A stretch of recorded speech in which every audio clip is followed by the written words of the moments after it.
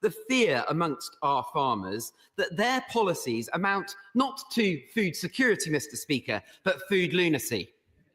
Minister. Well, this is something, there's a lot of sound and fury, but this is something that they were working on in opposition. It's shades of the DRS, which was essentially his legislation and where the front bench was absent without leave when it came to the vote. On the land use framework, we have published a consultation. It has been welcomed by the National Farmers Union and welcomed by farmers in giving certainty and security, something that was sadly lacking from the previous government. Durham Buffet. Question 2, please, Mr. Speaker. Secretary of State. Can I thank my honourable friend, first of all, for his service on the Water Special Measures Bill Committee. He will know that that bill creates new powers for the regulator, including banning the payment of unjustified bonuses for water bosses whose companies fail environmental standards, and ensuring that imprisonment is a sentencing option where environmental regulators are obstructed, holding water companies and their executives to account.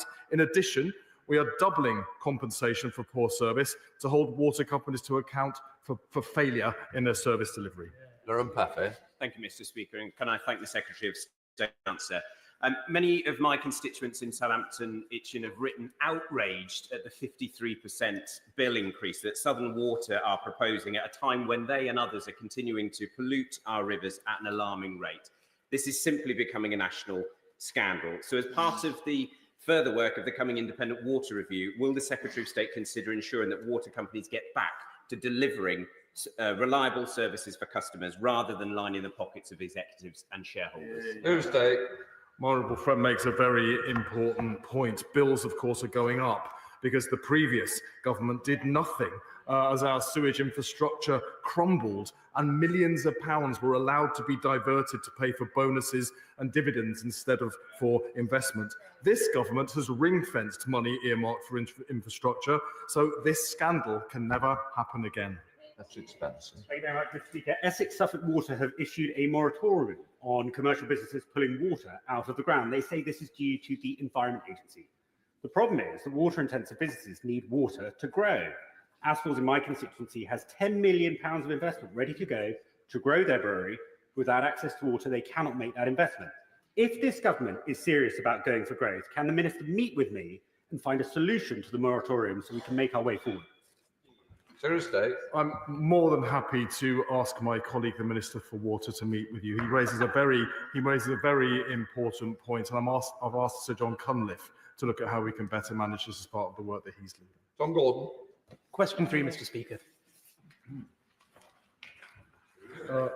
With permission, Mr. Speaker, I'd like to group questions 3 and 5 together. The previous government, of course, did nothing as water companies discharged record levels of sewage into our waterways.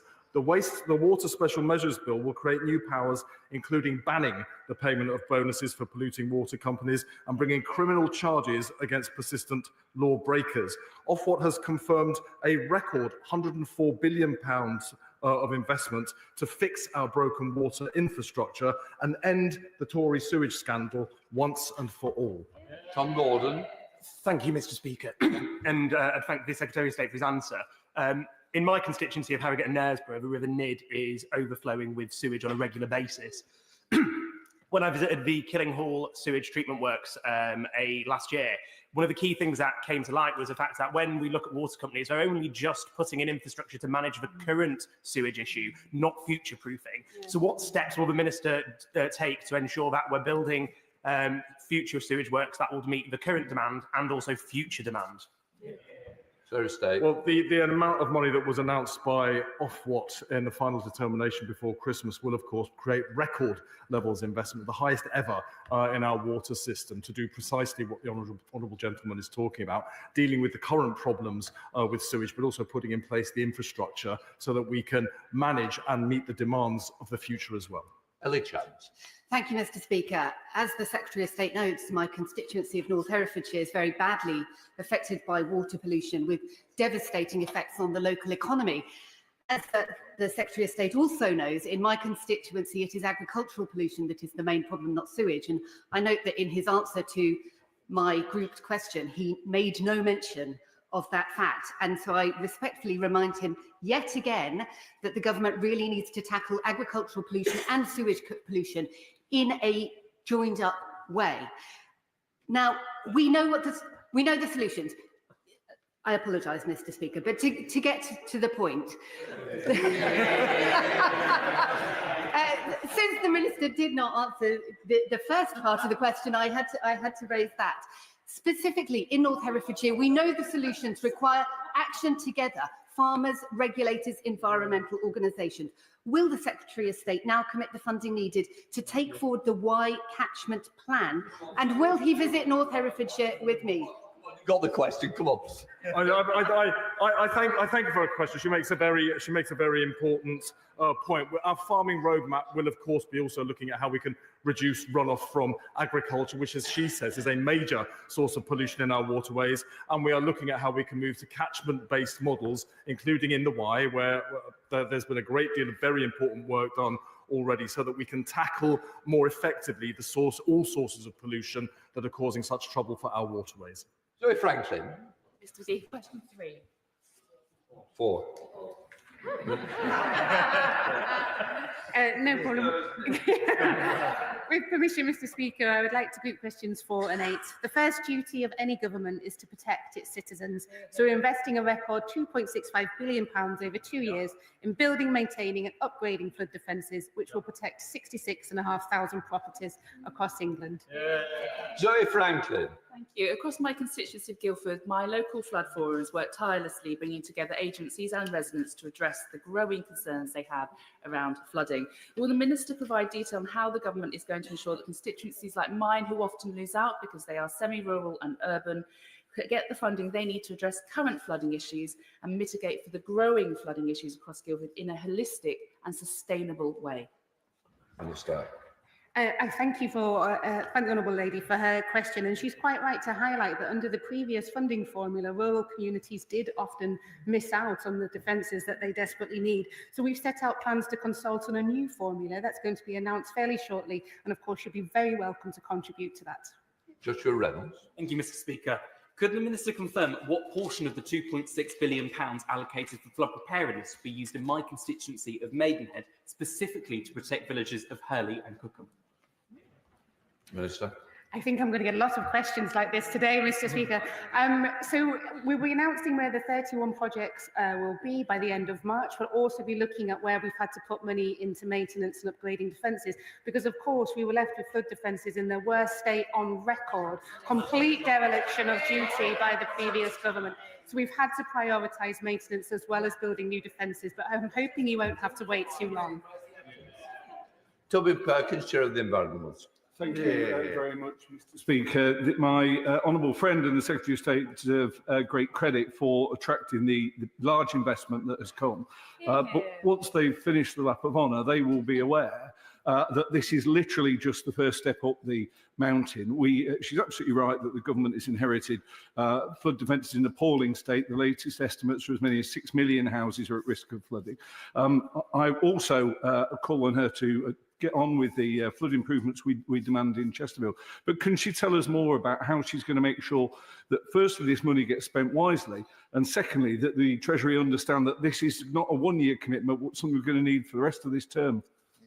Minister. I thank my honourable friend, and can I also say, Mr. Speaker, congratulate my honourable friend on his recent engagement.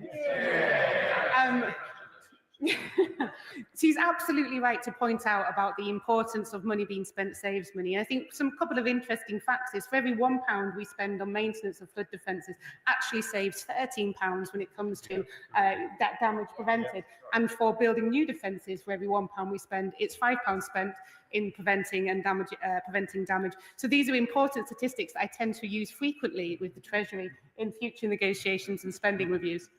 Julie Mims.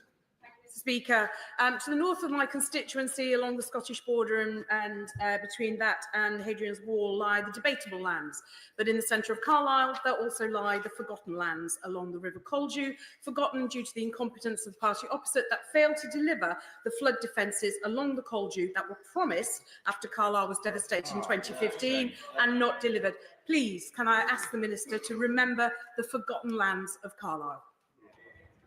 I thank my honourable friend, and she makes a persuasive case, Mr. Speaker. In fact, in every orals that we've had so far, my honourable friend makes a persuasive case. And she's right to highlight the fact that not only did the previous government leave our defences in the worst state on record, but they actually failed to spend some of the money allocated as well, something that this government is having to deal with, along with the many other issues we're cleaning up. Liberal Democrat spokesperson Surrogate. Thank you, Mr. Speaker. Yet another wet winter across Somerset highlights the need for the government to urgently deliver solutions to mitigate the impact of flooding on farmland and protect domestic food production.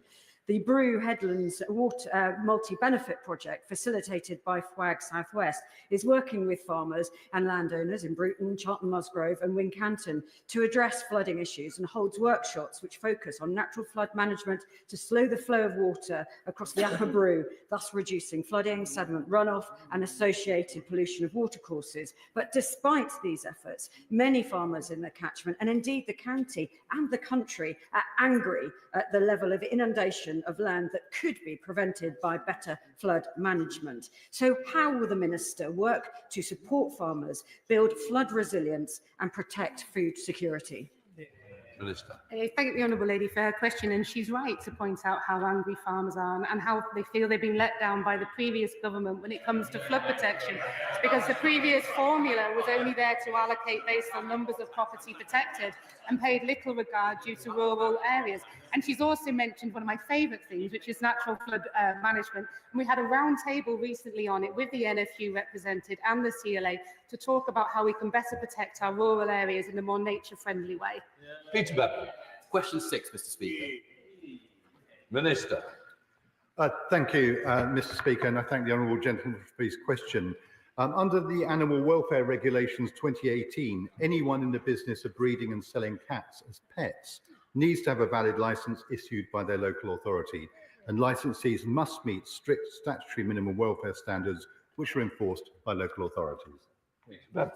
Mr. Speaker, as a proud cat dad to 2 cats, one of which was beaten to the title of Per Minister by Attlee, the Speaker's cat,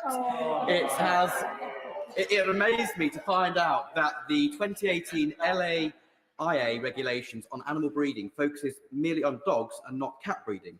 Could the Minister therefore assure me that he will look at updating these regulations to include cats? I thank him, and I thank him for his references. I can tell him that the Animal Welfare Committee has provided its opinion on the welfare implications of current and emergent feline breeding practices, and we will be looking at those and coming back with measures in future. But could I also say in passing, pay tribute to organisations like Cats Protection who do such wonderful work, and I'm told have recently pointed my honourable friend on the front bench to her new kittens, Lily and Megatron. Bill Rabiradi. Thank you, Mr. Speaker. There are 12.5 million cat owners in the UK, and hundreds of thousands of cats are killed on the roads every year. The last government agreed that it would be right to include cats in the Road Traffic Safety Act, but they just simply didn't do it. And this means that cats are regularly hit and just scoot to the side of the road, and there's no legal duty to report that. Does the Minister agree that this is something that we should do to bring cats in parity with dogs in terms of their safety on the road? Yeah, Minister. I thank my honourable friend for a question, and this is an issue that has been widely discussed. The advice we have is that it would be difficult to actually enforce in practice, but I fully recognise the distress and concern that it causes. Edward Morell. Number 7, please, Mr. Speaker. Thank you, Mr. Speaker. And again, I thank the honourable gentleman for his question. And I can tell him that the Secretary of State set out our vision to boost farmers' profitability and sustainability in our plan for change when he spoke to the 2025 Oxford Farming Conference.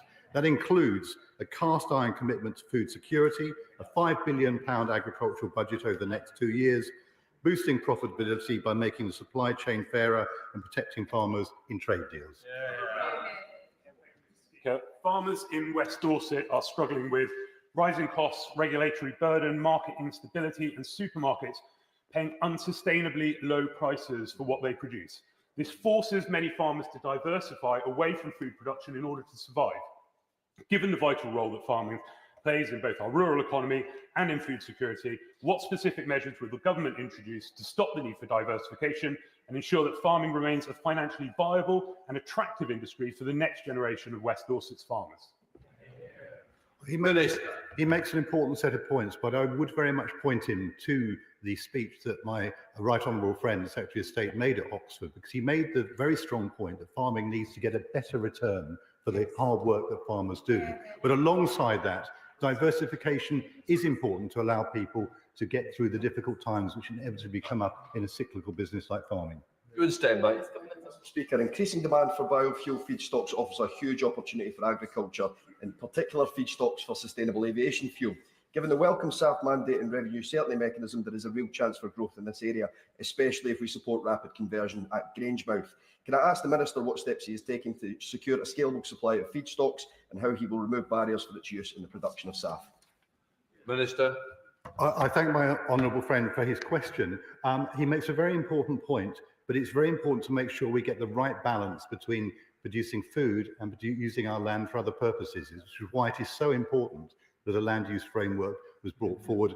We have a consultation going on for the next 12 weeks, and I'm sure he and others will make contributions to it. Shadow Minister Dr. Neil Hudson. Thank you, Mr. Speaker. To have growth in agriculture, we need healthy animals, and for that, farms need biosecurity.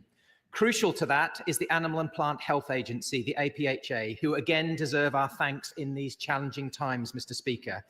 With the alarming recent foot and mouth outbreak in Germany, avian influenza again surging, blue tongue still with us, and African swine fever at our doorstep, we must act urgently.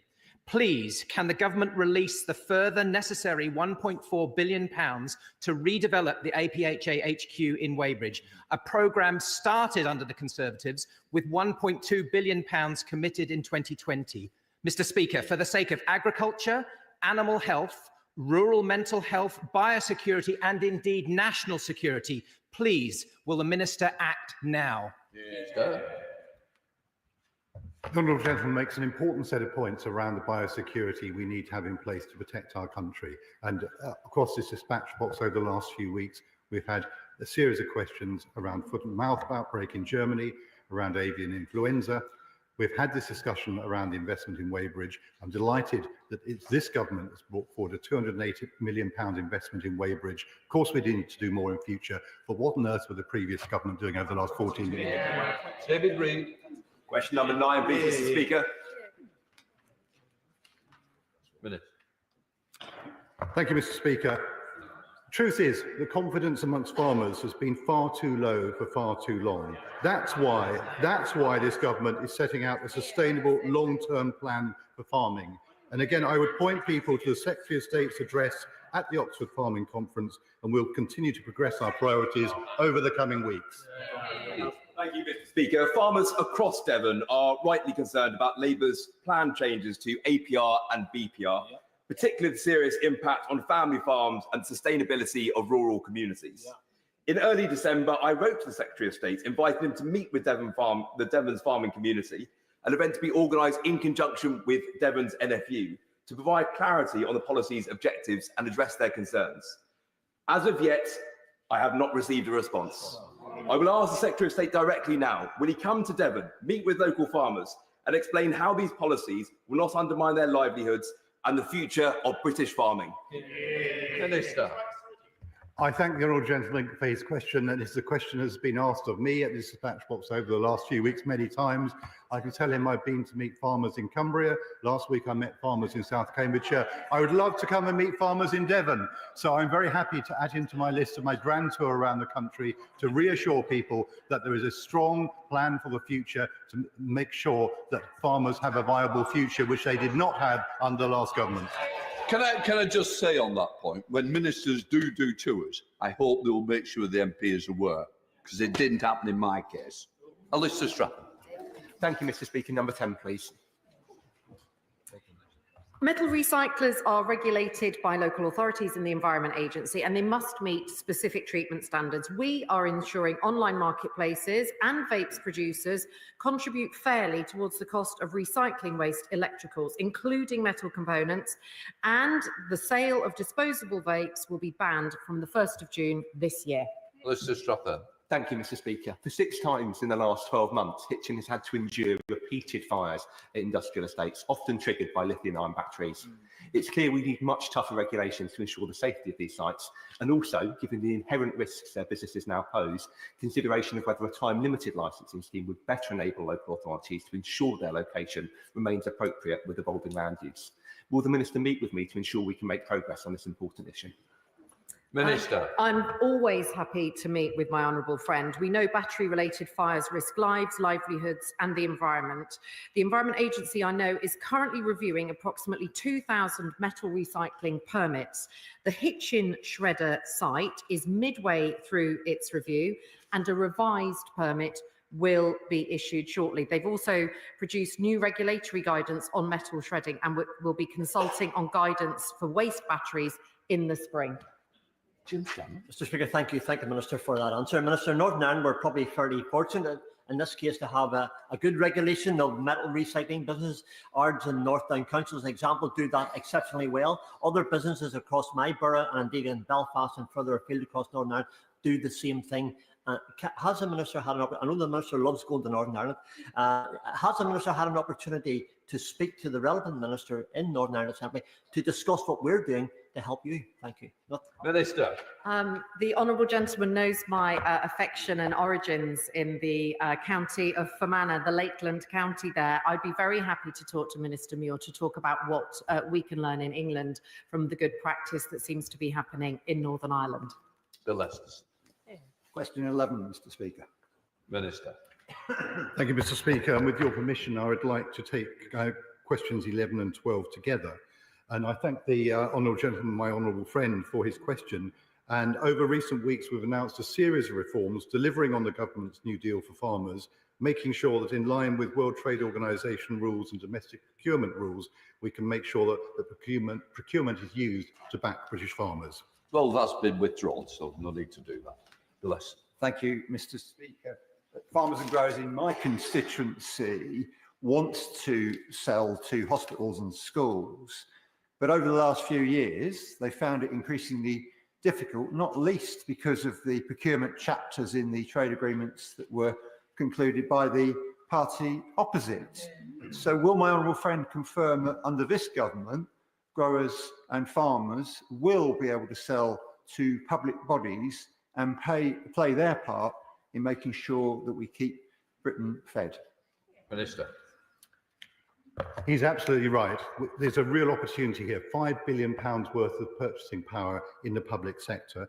So we are looking at ways of making sure that's happening. But what was a real surprise to us was to find the previous government hadn't even measured the amount that was being bought. So that's the starting point. We'll start to make that happen, and we will get that huge opportunity for British farmers. I welcome the government's focus in this area. One of the barriers that my small agricultural businesses face in supplying the public sector is the complexity of the contracting process. The Crown Commercial Service made significant improvements to their portal last year, but can I urge the ministerial team to build on that progress to make it easy, particularly small companies, to provide public sector food, which is what ultimately we all want to see more of. Minister. Well, I'm very grateful, not just for the right honourable gentleman's question, but also for his interest and attendance at DEFRA questions. We're honoured to have him here, and I'm very happy to look at what he's suggested and work to make sure these proposals work. We know it's complicated within World Trade Organization rules, but I think there's a real prize to be had here. Right, we come to topicals. Durham Paffett. Number 1, Mr. Speaker. Mr. Speaker, the first role of any government is to protect its citizens. Yesterday, we announced that we are committing a record £2.65 billion to build and maintain around 1,000 flood defences to protect lives, homes and businesses. That is a 26% uplift per annum on what the previous government was spending. We are immediately using £140 million to unblock over 30 projects that are ready for delivery but stalled under the previous government. We are launching a consultation to update the funding formula so we can speed up new schemes and ensure rural and coastal communities are properly included. The previous government left our flood defences in the worst condition ever recorded. This government will put them right. Thank you, Mr. Speaker. Levels of E. coli and faecal matter in the River Itchen remain disgustingly high, and I want to commend the work of the Friends of the Itchen Estuary Group on highlighting this issue. Like me, they want to see designated bathing water status to protect the river. So can the Secretary of State please update us on when that application process will open again and what changes we can expect?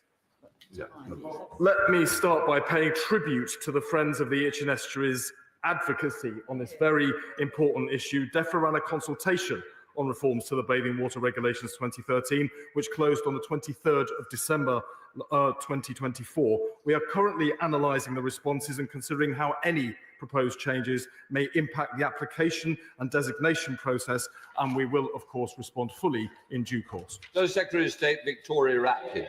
Thank you, Mr. Speaker. The head of Port Health at Dover warned the Select Committee this week that if funding is not secured within 7 weeks, then food security checks at the border will be stopped. This will mean unchecked and potentially dangerous meat appearing on supermarket shelves and in restaurants at a time when foot and mouth disease is in Germany.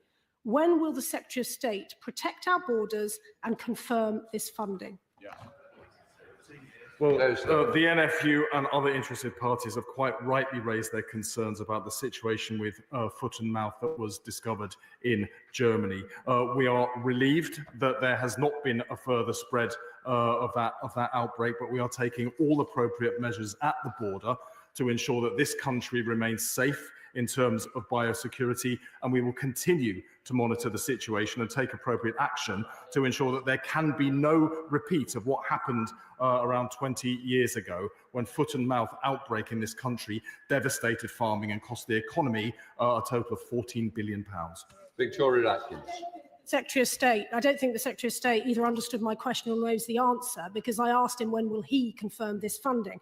Compare this relaxed approach with the Prime Minister's seeming desperation to pay more than the entire DEFRA budget to surrender the Chagos Islands.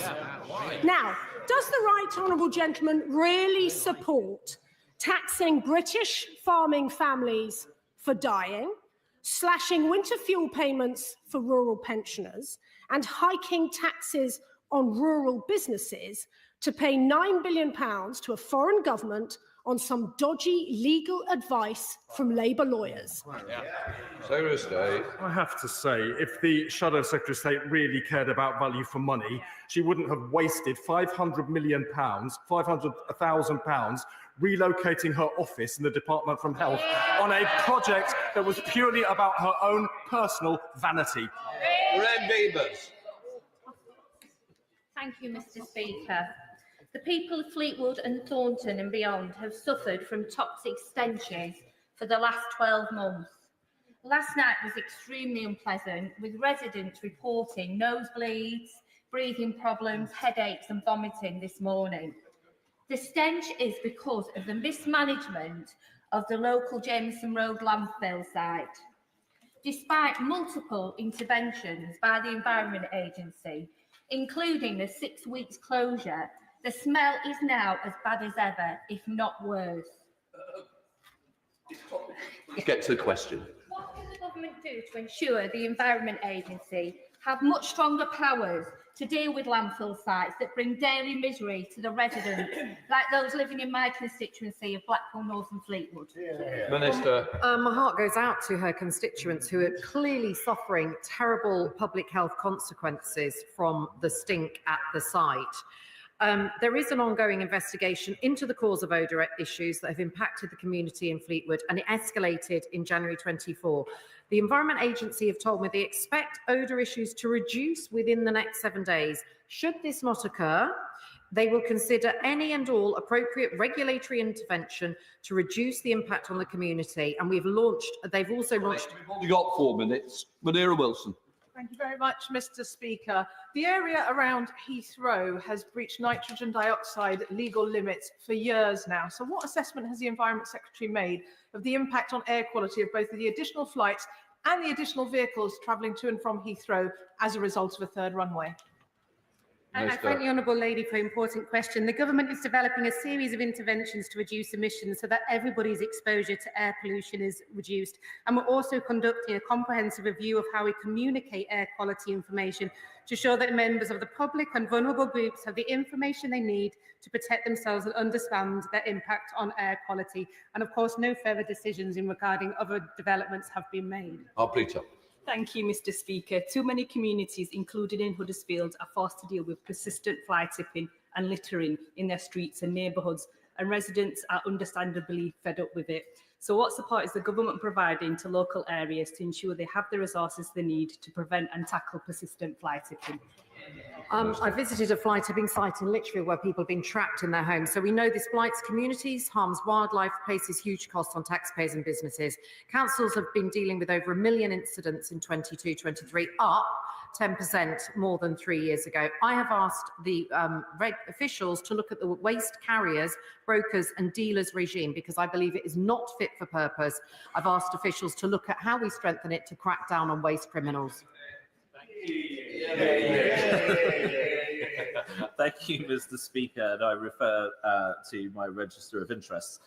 Thoroughbred horses are high health, high welfare animals that should be treated as such to allow cross-border travel without physical border checks. Can the Minister commit today to recognising high health status, put welfare first and reduce this barrier to trade? Minister. Thank you, Mr. Speaker. My near neighbour raises an important point. This is a very high-value sector. A commitment was made to designating thoroughbred horses as high health animals as part of the border target operating model, and we will provide an update on the timeline for implementation by the end of the summer. Muraz Mithendale, Mr. Speaker. Many of my constituents in Hale have become increasingly concerned about the dredging of sand around Hale Harbour and the potential environmental damage. We desperately need a solution that works for the residents, the environment and maintains our vitally important harbour. Would the Minister meet with me as a matter of urgency to discuss how the Government and the Environment Agency will support all local stakeholders to establish a long-term sand management and erosion plan in Hale? Minister. I thank my honourable friend for raising this important issue and for the work he's doing championing what is obviously a crucial issue for his residents. And of course, I'd be happy to meet with him. Thank you, Mr. Speaker.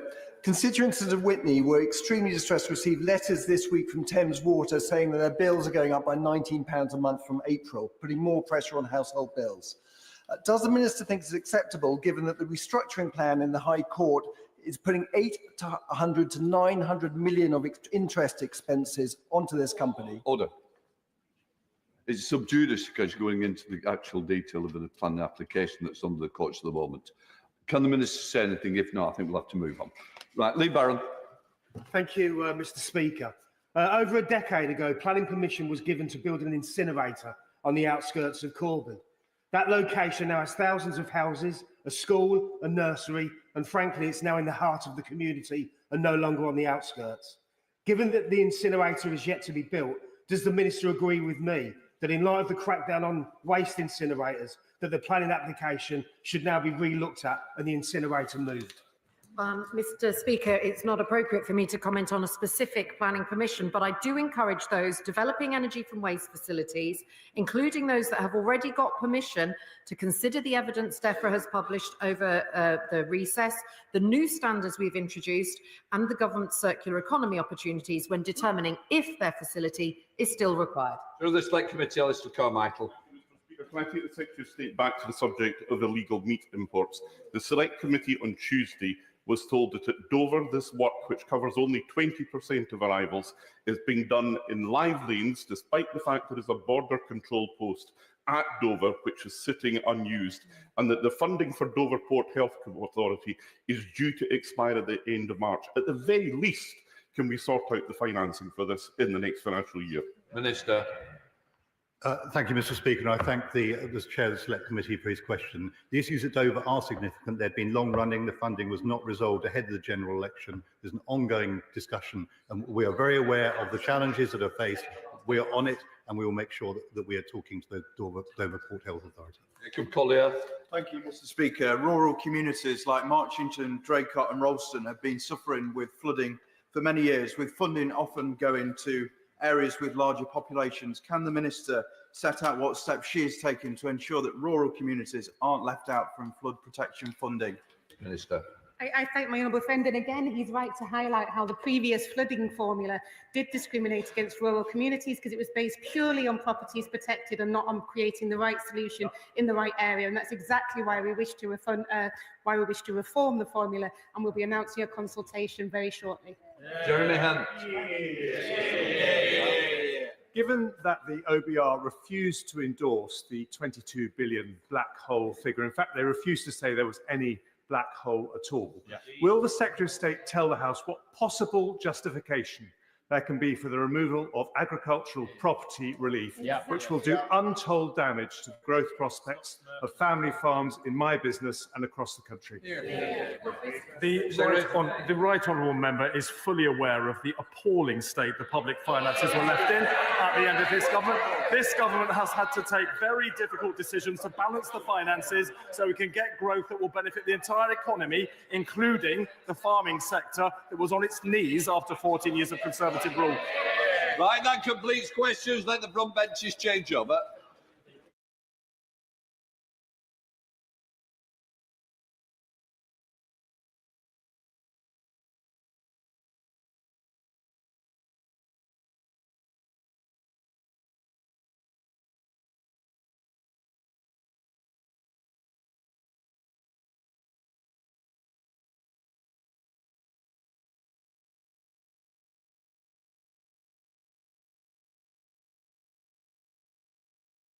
Right, we now come to questions to Solicitor General Douglas McAllister.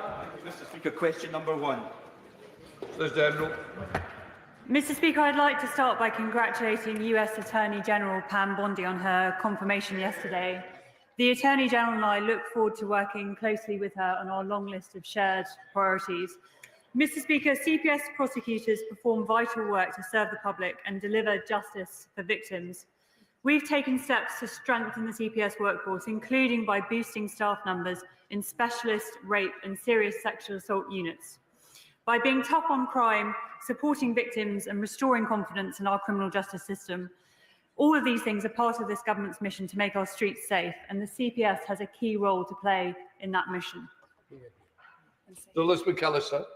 Mr. Speaker, will the Solicitor General join me in welcoming this government's increased funding to the Crown Prosecution Service for specialist sexual offence prosecution units? Does she agree with me that we must continue to tackle violence against women and girls across our nation, and join me in paying tribute to the dedication of our prosecutors and police at the front line confronting these crimes? Absolutely. I'm delighted to join my honourable friend in paying tribute not only to police and prosecutors in his constituency, but right across the United Kingdom. He's right to welcome the increased funding that we've secured for the CPS. Our recently agreed settlement will ensure the CPS can recruit more specialist prosecutors, delivering this vital work and putting those who commit these abhorrent crimes behind bars. Mr. Speaker, given the backlog in the Crown Court in terms of appearances and the increasing tide of knife crime as well as criminal activity against women and girls, what steps are being taken by the Department to ensure that the Crown Prosecution Service is adequately provided for to ensure justice is seen to be done by the wider community? Mr. Speaker, my honourable friend, the honourable member, I should say, makes a very important point, and it's something that this government is working very hard to do. The settlement for the CPS, Mr. Speaker, that I referred to was an extra £49 million, and some of that the CPS is spending on increasing the number of prosecutors who are able to do the very important work to which he refers. Question 2, please, Mr. Speaker. Solicitor.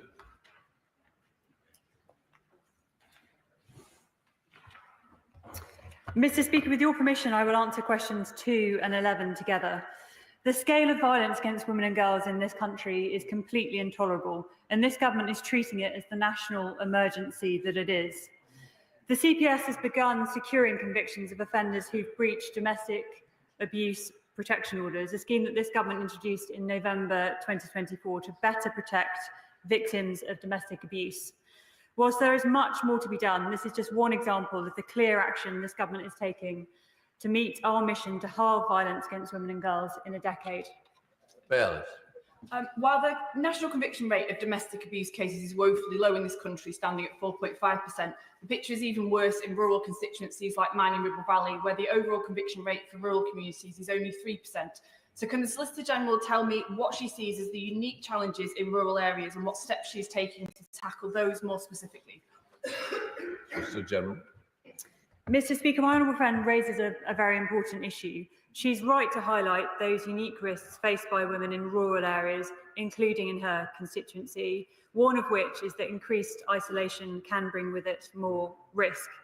To tackle violence against women, we know we need to address the overall number of prosecutions, which is still, unfortunately, far too low. And that's why, working with the CPS and the police, we've brought in the Domestic Abuse Joint Justice Plan, which I'm pleased to say is already leading to a modest increase in referrals of domestic abuse cases to improve the investigation, prosecution and handling of domestic abuse cases. Liam. Thank you, Mr. Speaker. In June 2024, 60% of rape investigations were closed because the victim dropped out. On top of that, I've heard harrowing stories from my own constituents who went to court over their sexual assault and they felt humiliated and have been further traumatised by that process. Could the Solicitor General tell me what work is being done to ensure that victims of sexual violence are treated with empathy and respect during the court process? Mr. Speaker, my honourable friend asked a very pertinent question. I'm sure the whole House will be sorry to hear of the examples that she raises. She's absolutely right that all victims ought to be treated with empathy and with respect. And victims' loss of confidence in the criminal justice system is something, of course, that undermines the entire process of justice itself. I'm working with the CPS to ensure better support for victims in rape and serious sexual offence cases, including with the hire of victim liaison officers into teams prosecuting these cases. I had the pleasure of meeting some of these victim liaison officers, Mr. Speaker, whilst visiting the CPS in Cardiff, and I was able to hear firsthand of the vital work that they're doing to support victims. A bit more. Thank you, Mr. Speaker. My constituency is blighted by the shocking crime of child sexual exploitation, and rebuilding trust amongst victims in our crime and justice system is vital if we are to see victims come forward. Recently, Mr. Speaker, 8 men from my constituency were sentenced for the horrendous gang rape of 2 children and received shockingly short sentences, with one just as low as 3 years. I've written to the Attorney General on this issue, but will the Solicitor General agree with me today that these weak sentences are hugely damaging to trust in our justice system, and will she commit via the Attorney General to review them? Solicitor General. Mr. Speaker, the example that he refers to is indeed a heinous one. The conduct of those that have been involved in such crimes has rightly shocked and appalled people right across the country. The honourable member refers to a referral to the Attorney General's office, and it's therefore not appropriate for me to comment on that specific case further. Sarah Dyke. Thank you, Mr. Speaker. I've had many victims of domestic abuse write to me following lengthy periods of inaction from the police, CPS and other organisations, leaving victims at risk and feeling horribly anxious. How will the Minister ensure prosecution rates improve and that victims have confidence in the criminal justice system? Solicitor General.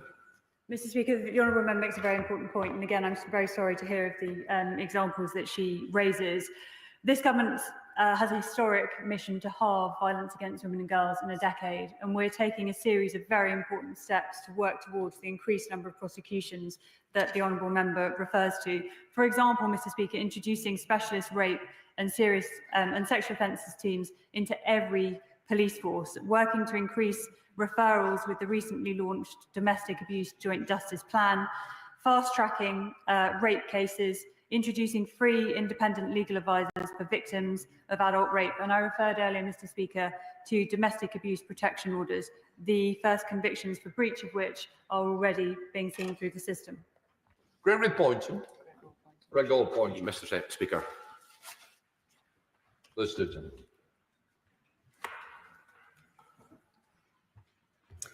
Mr. Speaker, the SFO does crucial work to tackle complex fraud, bribery and corruption. I've met with senior SFO staff on multiple occasions in the last 2 months, and I recently visited SFO HQ to understand more about the ways they're putting the latest technology to use in tackling economic crime and returning stolen funds to victims.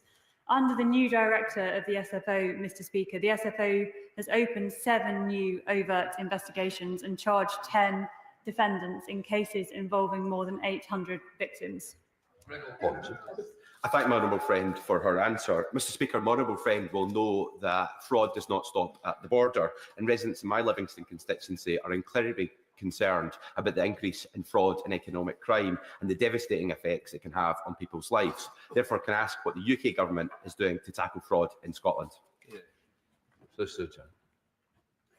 Mr. Speaker, my honourable friend is absolutely right. Fraud doesn't acknowledge borders, particularly when it comes to the increasing harms associated with online fraud. And that's why it's so important that the SFO works closely with the Scottish law enforcement authorities. In this respect, Mr. Speaker, and indeed in others, this government is fully committed to strengthening the union. Jim. Thank you, Mr. Speaker. Thank the Attorney General very much for that reply. When it comes to economic crime, of course, we in Northern Ireland understand that economic crime is used by paramilitaries to fund their organisations and criminal groups as well. So can I ask the Attorney General this question? If we look at America, where Al Capone was put in jail not for the crimes that he committed, but for tax evasion and financial issues, could the Attorney General target those paramilitary groups for their efforts to raise money illegally under economic aspirations? Solicitor General. Mr. Speaker, the honourable member makes an important point, and economic crime is something that this government takes incredibly seriously, including when it links to the serious type of activity to which the honourable member refers. Jack Rankin. Question number 4, Mr. Speaker. Mr. General. Mr. Speaker, with your permission, I will answer questions 4, 6 and 10 together. The Attorney General's Office has a rigorous process for identifying and dealing with conflicts and potential conflicts which arise from the law officer's former practice. As part of that process, the AGO adopts a cautious and beyond reproach threshold to any conflicts or potential conflicts. These arrangements are long-standing and part of a standard practice that is applied across successive administrations. Jack Rankin. Thank you, Mr. Speaker. I thank the Solicitor General for her answer, but 3 former law officers have criticised the Attorney General for not declaring his earnings, labelling it as, quote, irregular and a break with, quote, normal practice. Who is in the wrong here, Solicitor General? The 3 former law officers or the Attorney General? Solicitor General. Mr. Speaker, the honourable member will know that the Attorney ceased all private practice following his appointment as Attorney General. He refers to fee agreements. Well, he'll know that there are different arrangements and requirements for declarations for members of the House of Lords and for members of the House of Commons. And it doesn't matter which type of fee agreement is in place between a lawyer and their client, because the entirety of those fee agreements, whether it's a CFA, a DBA, a fully paid basis or acting pro bono, they're always going to be caught by the conflicts process.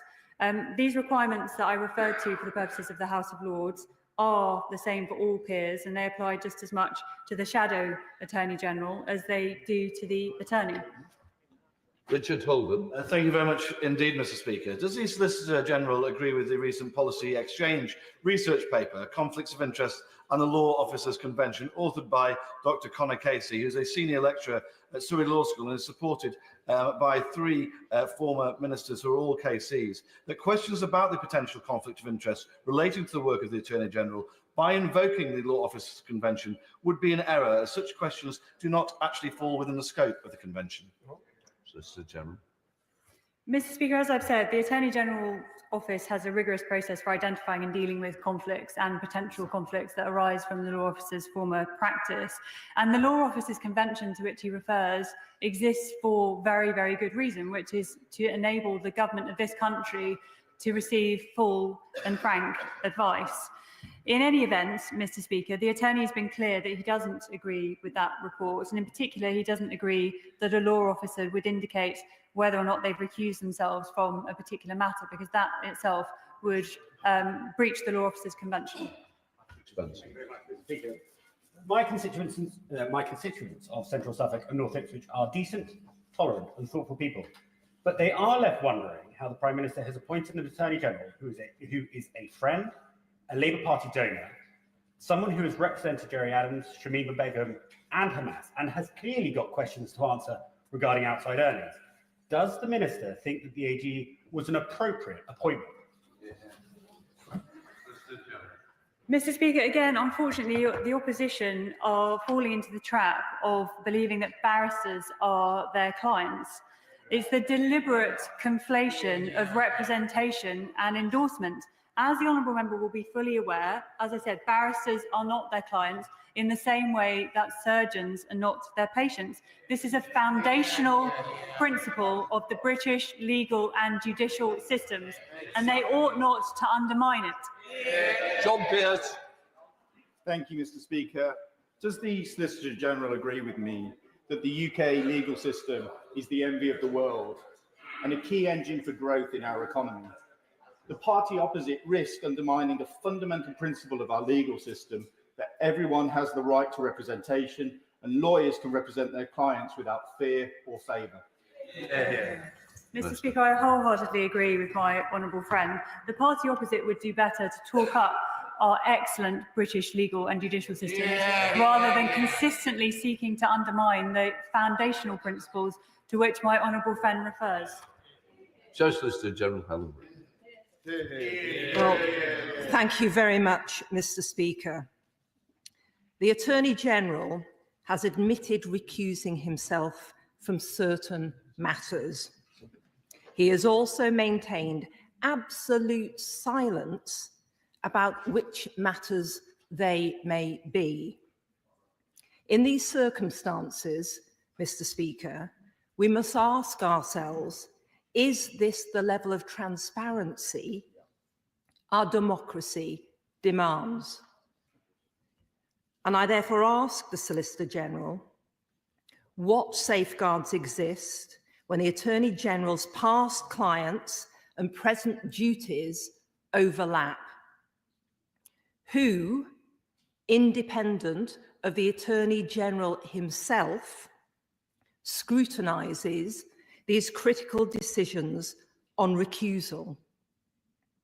Or do we face the concerning spectacle of the government's chief legal advisor marking his own homework? Mr. Speaker, as I've outlined, the Attorney General's office has rigorous and long-standing processes in place. Upon appointment, the AGO compiles a list of matters in which the law officer has previously been involved, and this is done by searching cases, cross-referencing with information obtained by the law officer's chambers or firm, and working through the list with the law officers themselves. The office works with the Government Legal Department, the FCDO, the Crown Prosecution Service and the Serious Fraud Office to obtain additional information and compile the final list of conflicts and actions associated with each. But as the Shadow Solicitor General knows, the attorney cannot publish a list of his former clients due to client confidentiality. The attorney has already, they've grown, Mr. Speaker. Client confidentiality is a fundamental principle. It's just absolutely ridiculous. The attorney, Mr. Speaker, the Shadow Solicitor General also mentioned recusal. The attorney has already indicated in the other place that he has recused himself from matters, and the Law Officers Convention prohibits me from listing which matters these are. But Mr. Speaker, no other law officer has ever published a list of the cases that they're recused from.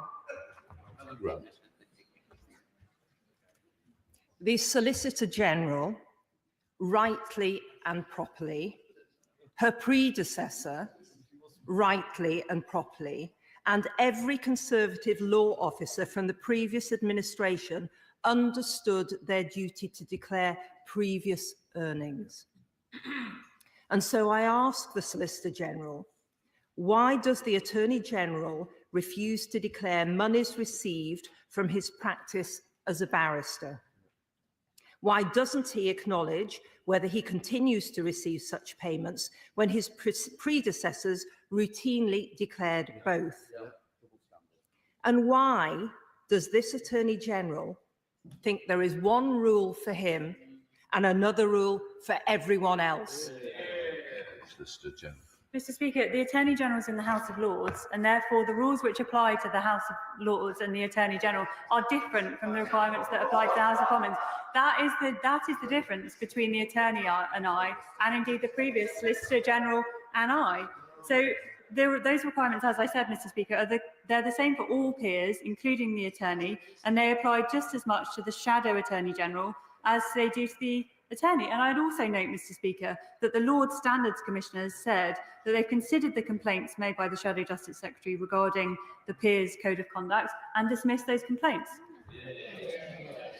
Can I just say, we've gone past half-past, we do need to see if we can get through some questions. John.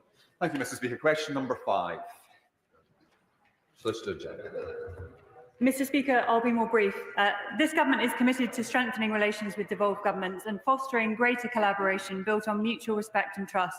As you'd expect, the law officers very regularly meet with our counterparts to discuss our shared priorities.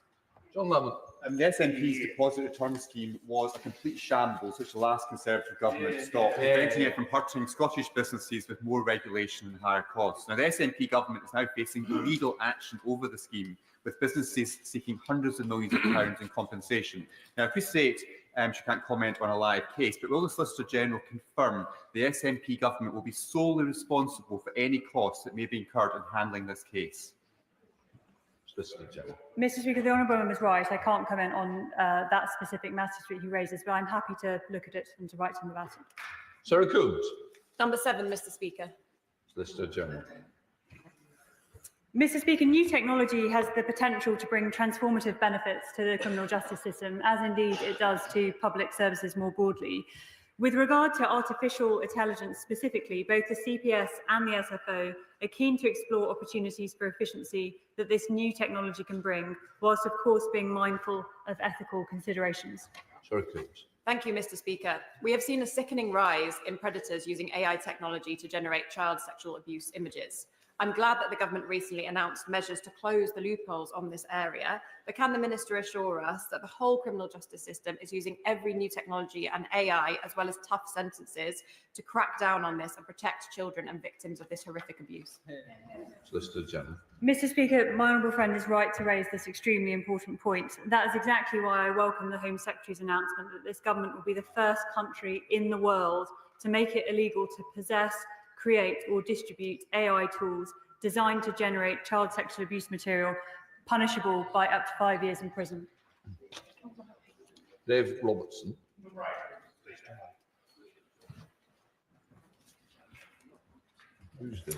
Mr. Speaker, this government is committed to keeping everyone in this country safe, whether you live in a town, a city or in a rural area.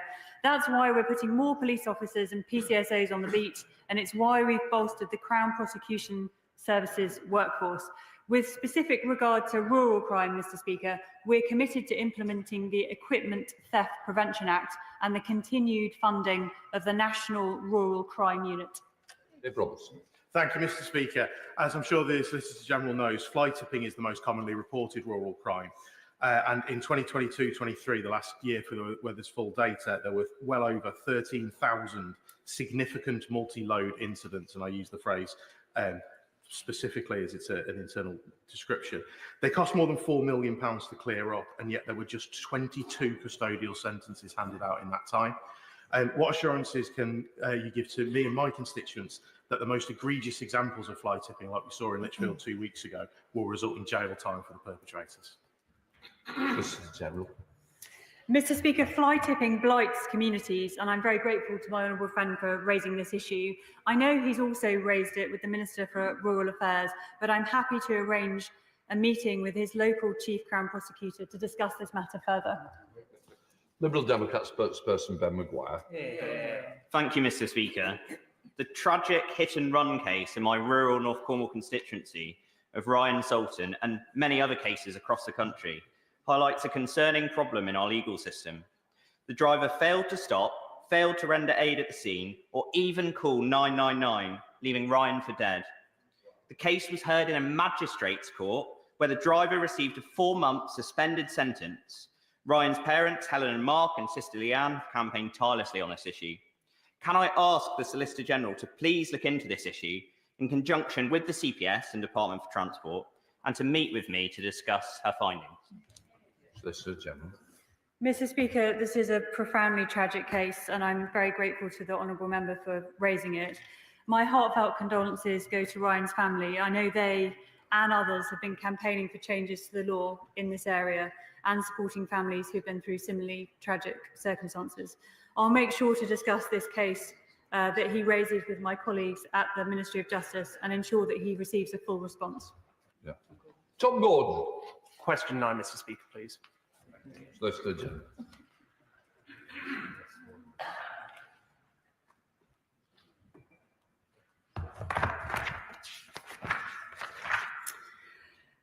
Mr. Speaker, whether online or in person, stirring up hatred or inciting violence will not be tolerated.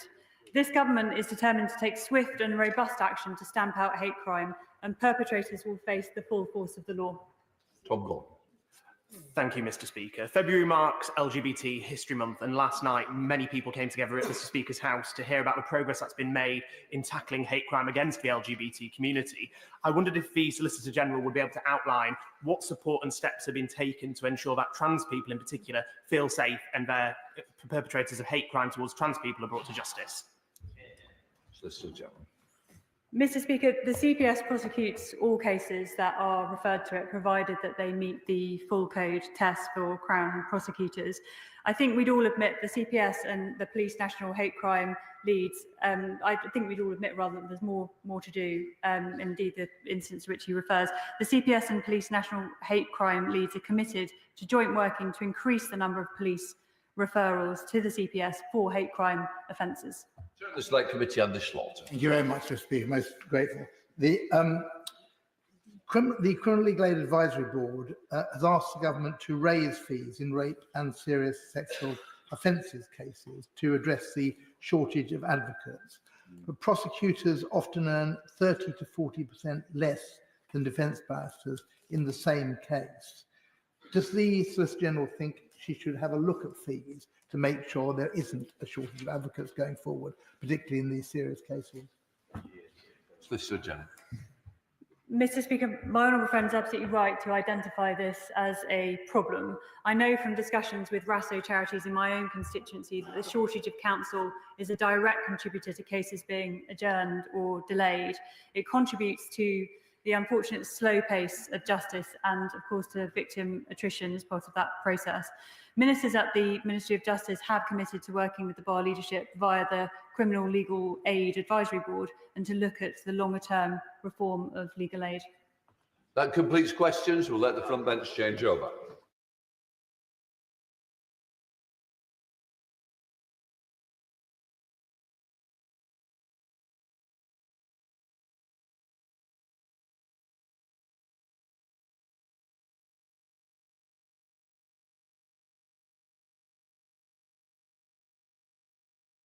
We now come to the urgent question. Andy MacDonald. Speaker, to ask the Foreign Secretary if he'll make a statement on the situation in Israel and the occupied Palestinian territories. Thank you, Mr. Speaker. I'm very grateful to my honourable friend for raising this important question and indeed for this being granted. I know the whole House will be well aware that for the people of Gaza, so many of whom have lost lives, homes or loved ones, the last 14 months of conflict have been a living nightmare. The UK is clear that we must see a negotiated two-state solution with a sovereign Palestinian state, which includes the West Bank and Gaza, alongside a safe and secure Israel with Jerusalem as the shared capital. That has been the framework for peace for decades, Mr. Speaker. Our priority remains ensuring the fragile ceasefire continues, that all the hostages are released, that much-needed aid gets into Gaza, and that we can indeed rebuild that pathway to sustainable peace. Palestinians must determine the future of Gaza with support from regional states and the wider international community. We would oppose, Mr. Speaker, any effort to move Palestinians in Gaza to neighbouring Arab states against their will. There must be no forced displacement of Palestinians, nor any reduction in the territory of the Gaza Strip. Palestinian civilians should be able to return to and rebuild their homes and their lives. That is a right guaranteed under international law. Gaza is home to 2 million Palestinians and remains an integral part of what must become a future Palestinian state, with Palestinians living next to Israelis in peace and security. The US have played a critical role in negotiating the ceasefire agreement between Israel and Hamas, alongside Qatar and Egypt. As members may know, the Prime Minister reiterated this in his call with President Trump. We must now work together to ensure the ceasefire is implemented in full and becomes permanent. The UK is investing in the ceasefire by doing all we can to support the surge in aid that's needed. Alongside our existing support on the 28th of January, I announced a further £17 million in funding to ensure healthcare, food and shelter reaches tens of thousands of civilians and to support vital infrastructure across the occupied Palestinian territories and neighbouring countries. We're also concerned, Mr. Speaker, at the expansion of the Government of Israel's war aims and operations in the West Bank. Stability is essential at this crucial time. We recognise Israel's right to defend itself and the continuing threat posed by armed groups, but it must show restraint and ensure the scale and conduct of its operations are commensurate to the threat posed. Civilians must be protected and the destruction of civilian infrastructure minimised. The UK remains opposed to illegal settlements, their expansion and settler violence. In conclusion, Mr. Speaker, our attention must now turn to how we secure a permanently better future for the Israeli and Palestinian peoples, grounded, to reiterate the point a final time, in a two-state solution. Andy MacDonald. Thank you, Mr. Speaker, and I thank my honourable friend for her statement. The context in which we approach this question is following 16 months of bloodshed and deaths of almost 50,000 Palestinians and a welcome temporary ceasefire. So the remarks of the US President in conference with the Israeli PM that the US will take over the Gaza Strip to create a Riviera of the Middle East and 1.8 million Palestinians living in Gaza should live in other countries are reckless and dangerous. This has emboldened the Israeli Defence Minister Katz overnight to further propose the displacement of Palestinians from Gaza. These remarks are creating and generating fear and tension in the Palestinian population and across the Middle East, as evidenced by the statements of Egypt, Jordan, Saudi Arabia and others, and will cause concern and more determined demonstrations in the UK. The US President has also restored arms shipments, ended funding to UNRWA and withdrawn from the UN Human Rights Council. Netanyahu says Israel will redraw the map, and the IDF has detonated whole streets in the Jenin refugee camp in the West Bank.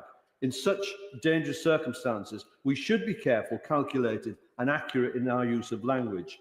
Forced displacement of the type advocated, and which has already occurred within the Gaza Strip, is a breach of international humanitarian rights and is a war crime.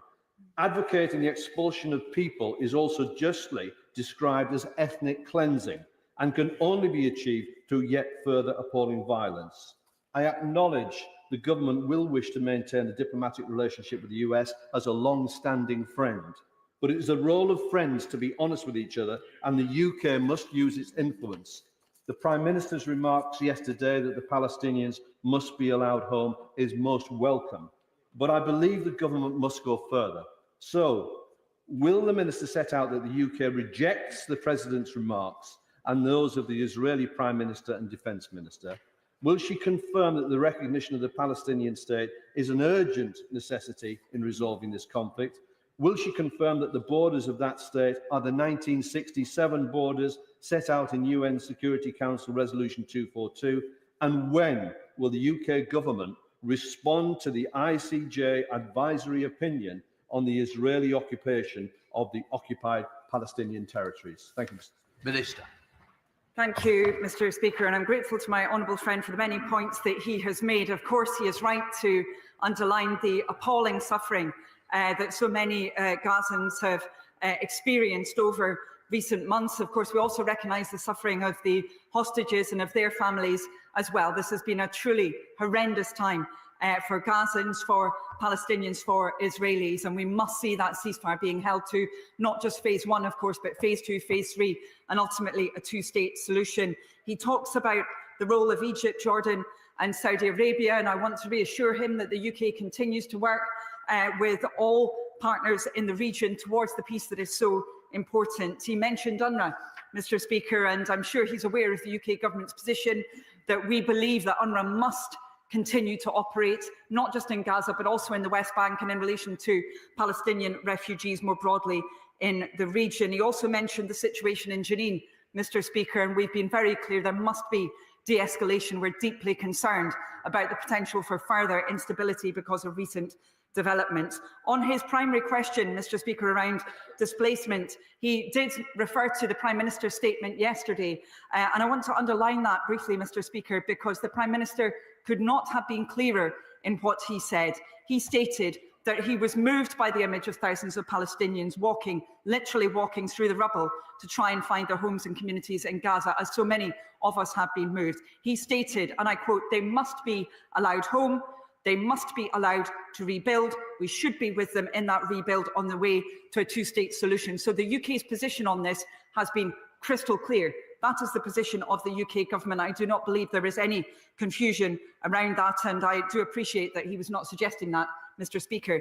He asked about the UK's position on recognition. He will be aware again that we have stated that position a number of times in the House, including the Foreign Secretary at length when we had his statement on the ceasefire deal when that was agreed. We are very clear that the Palestinians have the right to their own sovereign state where they can live in security, just as with Israelis, and we are determined to ensure that there is recognition at a time that is most conducive to achieving that two-state solution that is the right of both of those peoples. And finally, on the subject, Mr. Speaker, of the ICJ, he will be well aware that that determination by the ICJ is a very detailed judgment. It's one that took many months to come to. As behoves such a detailed judgment, it's important the government considers it in detail. That is exactly what we are doing. And of course, we will update colleagues as soon as we have come to a determination in relation to that. Thank you. Shannon, Minister Wennible. Thank you, Mr. Speaker. The ceasefire remains fragile. There continues to be a long road ahead, and we do want this agreement to hold. That means each and every single hostage must be released, both in accordance with the terms of Phase 1 of this agreement and subsequently. The videos we have all watched of the released hostages being reunited with their families are immensely moving. We cannot even begin to think or imagine the pain they have suffered since October the 7th, 2023. We also hold firmly in our thoughts the hostages who remain in such cruel captivity at the hands of Hamas, and the families who continue to anxiously await news of their loved ones.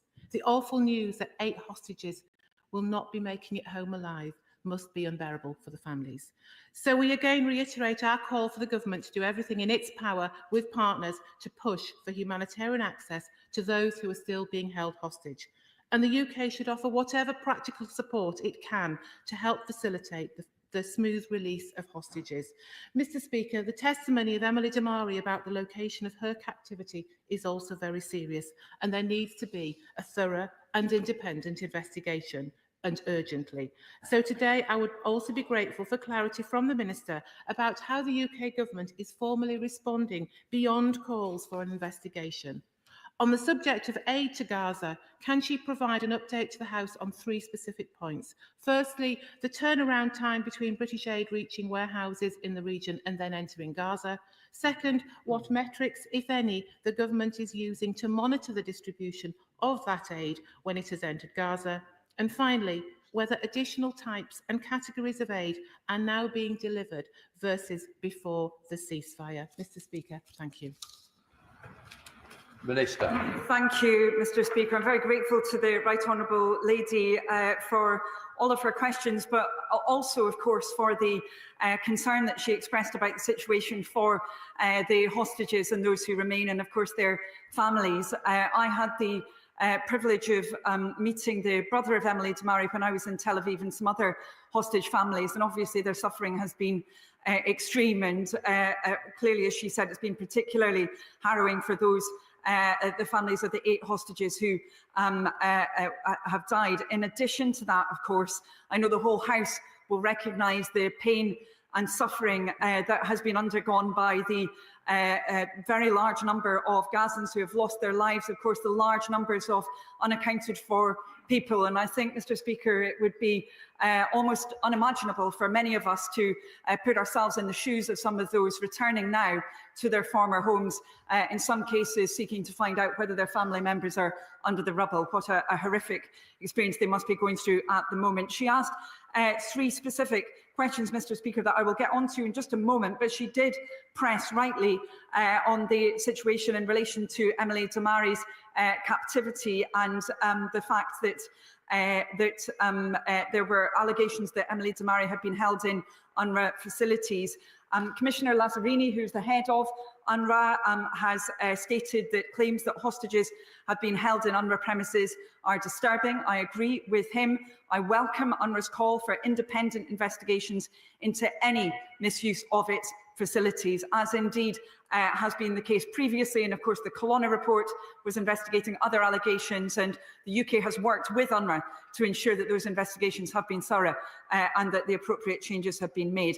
On her specific questions, Mr. Speaker, she asked about the turnaround times for UK aid getting into Gaza. Certainly, we have seen a far speedier throughput of aid getting into Gaza, Mr. Speaker.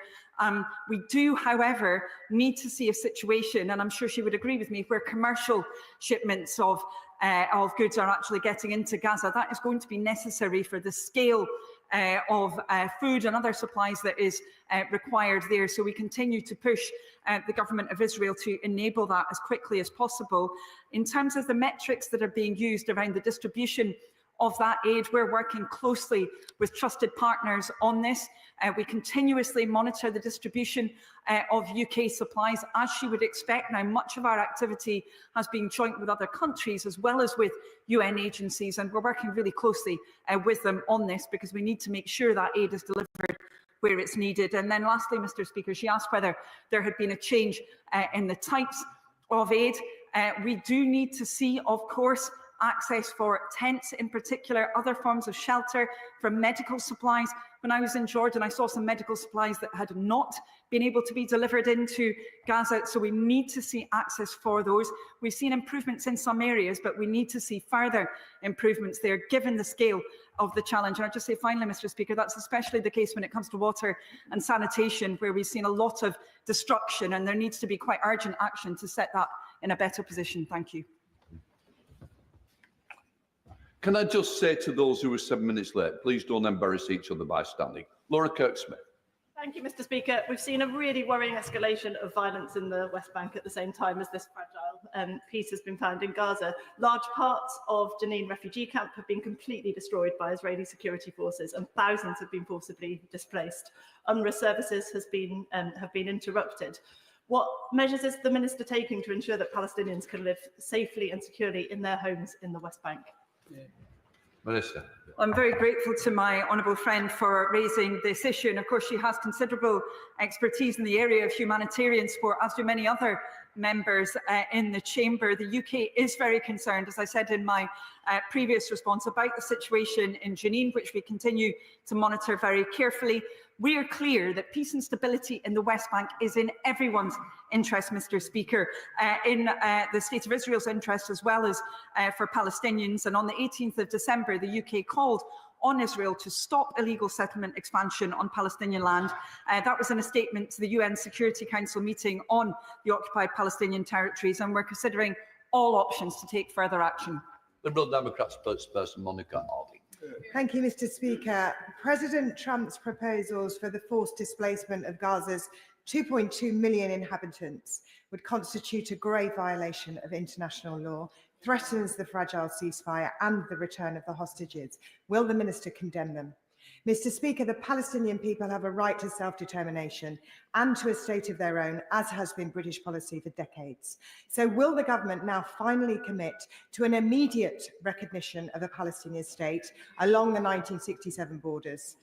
The welcome ceasefire has given us the opportunity to flood Gaza with aid, but the freeze to US aid funding is reportedly impacting the humanitarian response as NGOs are forced to lay off aid workers. So will the Minister share what the impact has been on the humanitarian response in Gaza, including British funded programmes, and what conversations is the government having with our American partners to persuade them that abolishing US aid would be a dire mistake? Minister. Thank you, Mr. Speaker, and I'm grateful to the Honourable Lady for the important points that she has raised. Mr. Speaker, the UK's position on the right to return could not be clearer. I quoted previously the Prime Minister's remarks on this, which were most definitely in strong relief that Palestinians who are going back to their homes and communities in Gaza must be allowed home, they must be allowed to rebuild, and of course that is in line with international law, Mr. Speaker. So there's no doubt about the UK's position on this whatsoever. She asked about the position on recognition, Mr. Speaker. I responded to that when it came to the words of my honourable friend who raised this urgent question. The UK has been clear around this, that we believe that it is important that both Palestinians and Israelis are able to have sovereignty that is required for them, able to have security that is necessary in order to live in peace. And we will ensure that the UK's decision around this on recognition is a contribution to the process towards a two-state solution that we desperately need to see. And finally, Mr. Speaker, she asked about US aid, and I was very grateful to her and other members in the room for coming to a briefing that we undertook yesterday with the Minister for the Middle East, where we covered this matter as well. So we obviously, as the UK, note the US decision to pause foreign aid funding for 3 months pending a review. Of course, there has been a lot of commentary around this. This is a fast-moving situation, but it's one that we are monitoring very closely indeed, as she would expect. Of course, this is a matter for the United States. We are very clear as the UK, Mr. Speaker, that we must continue to do what we can to support people in Gaza, that we must provide that life-sustaining support, that we must work with a whole range of partners on this, and we will continue to do so. Thank you. Phil Britton. Mr. Speaker, vast swathes of infrastructure in Gaza have been destroyed. So what work is the government undertaking to support the Palestinian people rebuild their homes and their communities, as is their right under international law? Minister. Thank you, Mr. Speaker. Well, this is a critical issue. Of course, we need to see the ceasefire being held to. We have to move, as I said before, through phase 1 to phase 2 and 3, but we do also need to ensure that there is day after next phase planning in Gaza, so that we can see that building up of Gaza's governance and security institutions, and of course infrastructure, as well as my honourable friend rightly stated. We're clear that Gaza's recovery and reconstruction must be Palestinian-led.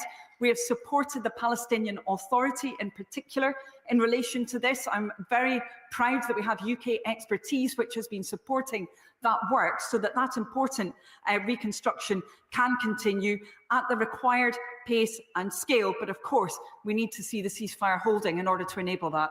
David Mundell.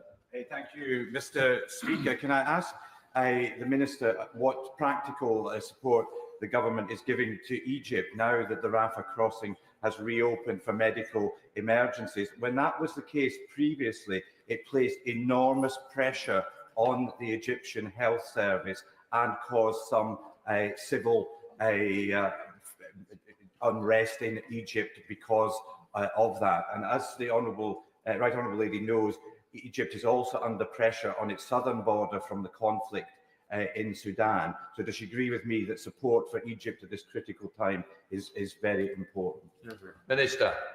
Thank you, Mr. Speaker. I'm very grateful to the Right Honourable Gentleman for underlining the role of Egypt in relation to this incredibly difficult humanitarian situation, and particularly in relation to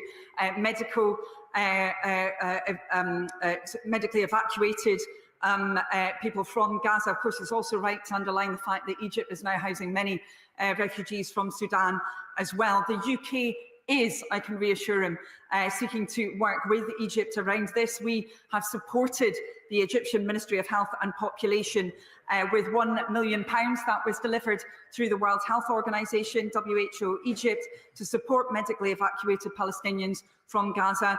We're exploring further support to the Egyptian system because they are, of course, as he knows, gearing up to receive large numbers of medical evacuees at the moment. Thank you. Hussein. Mr. Speaker, the world is watching, and let us be clear in this House that how the UK reacts to this brazen attempt to further rip up international law today will echo for generations. 61,000 Palestinians killed, a ceasefire hanging on a thread, and a blueprint now to ravage Gaza, ethnically cleanse Palestinians, and resettle the land. So can the Minister tell this House where exactly has diplomacy and refusing to sanction Israel led us when Palestinians are now facing mass expulsion, reoccupation and resettlement, all whilst the international rules-based order has been ripped to shreds? Minister. Thank you, Mr. Speaker. I'm grateful to my honourable friend for his question. I believe it has been incredibly important for the UK to engage diplomatically in relation to this conflict. I think it's absolutely right that we have sought to work with partners on these issues, that we have supported, for example, statements within the UN Security Council, that we have worked with partners in the region, that we have sought to achieve change, that we've sought to ensure that that ceasefire which was agreed was achieved. The release of hostages, we need to see more release, that surge of aid into Gaza, and ultimately that we work with other countries towards the two-state solution that is so necessary. I believe that has been important, Mr. Speaker, and I believe that members in this House would not have forgiven the UK government if we had not engaged in those actions determinedly. He asked about the UK's position and referred to the situation in relation to right to return particularly. We again have stated this very clearly, indeed at the highest level, with the Prime Minister's statement on this yesterday, when he said that those who are literally walking through the rubble to try and get back to their homes and communities in Gaza must be allowed home. And of course, in saying that, he is restating international law, Mr. Speaker. Malthouse. But, Mr. Speaker, does the Minister not accept that how we got here is after 16 months of weakness and vacillation by this government and the one previously, as we contemplate, as she said, hundreds of thousands of people returning to their homes to dig their relatives out from under the rubble, the welcome return of hostages, the 40,000 odd orphans and even more amputees, does she not recognise that the hot air that we've heard from both governments, frankly, has got us to a situation where the Israelis are demolishing buildings in Jenin with people still inside them, and the President of the United States openly contemplating the forcible transfer of the Palestinians? And if she accepts that vacillation, could she, just for the avoidance of doubt, confirm a couple of things? First of all, are Arabs, and particularly Palestinians, entitled to the same protections under international law as everybody else? And secondly, do we still affirm our support for UN Security Council Resolution 3236, which guarantees the Palestinians safety, security and sovereignty in their own land? And if that's the case, when is she going to stop just talking about it and actually take steps and action to enforce these matters in law? Minister.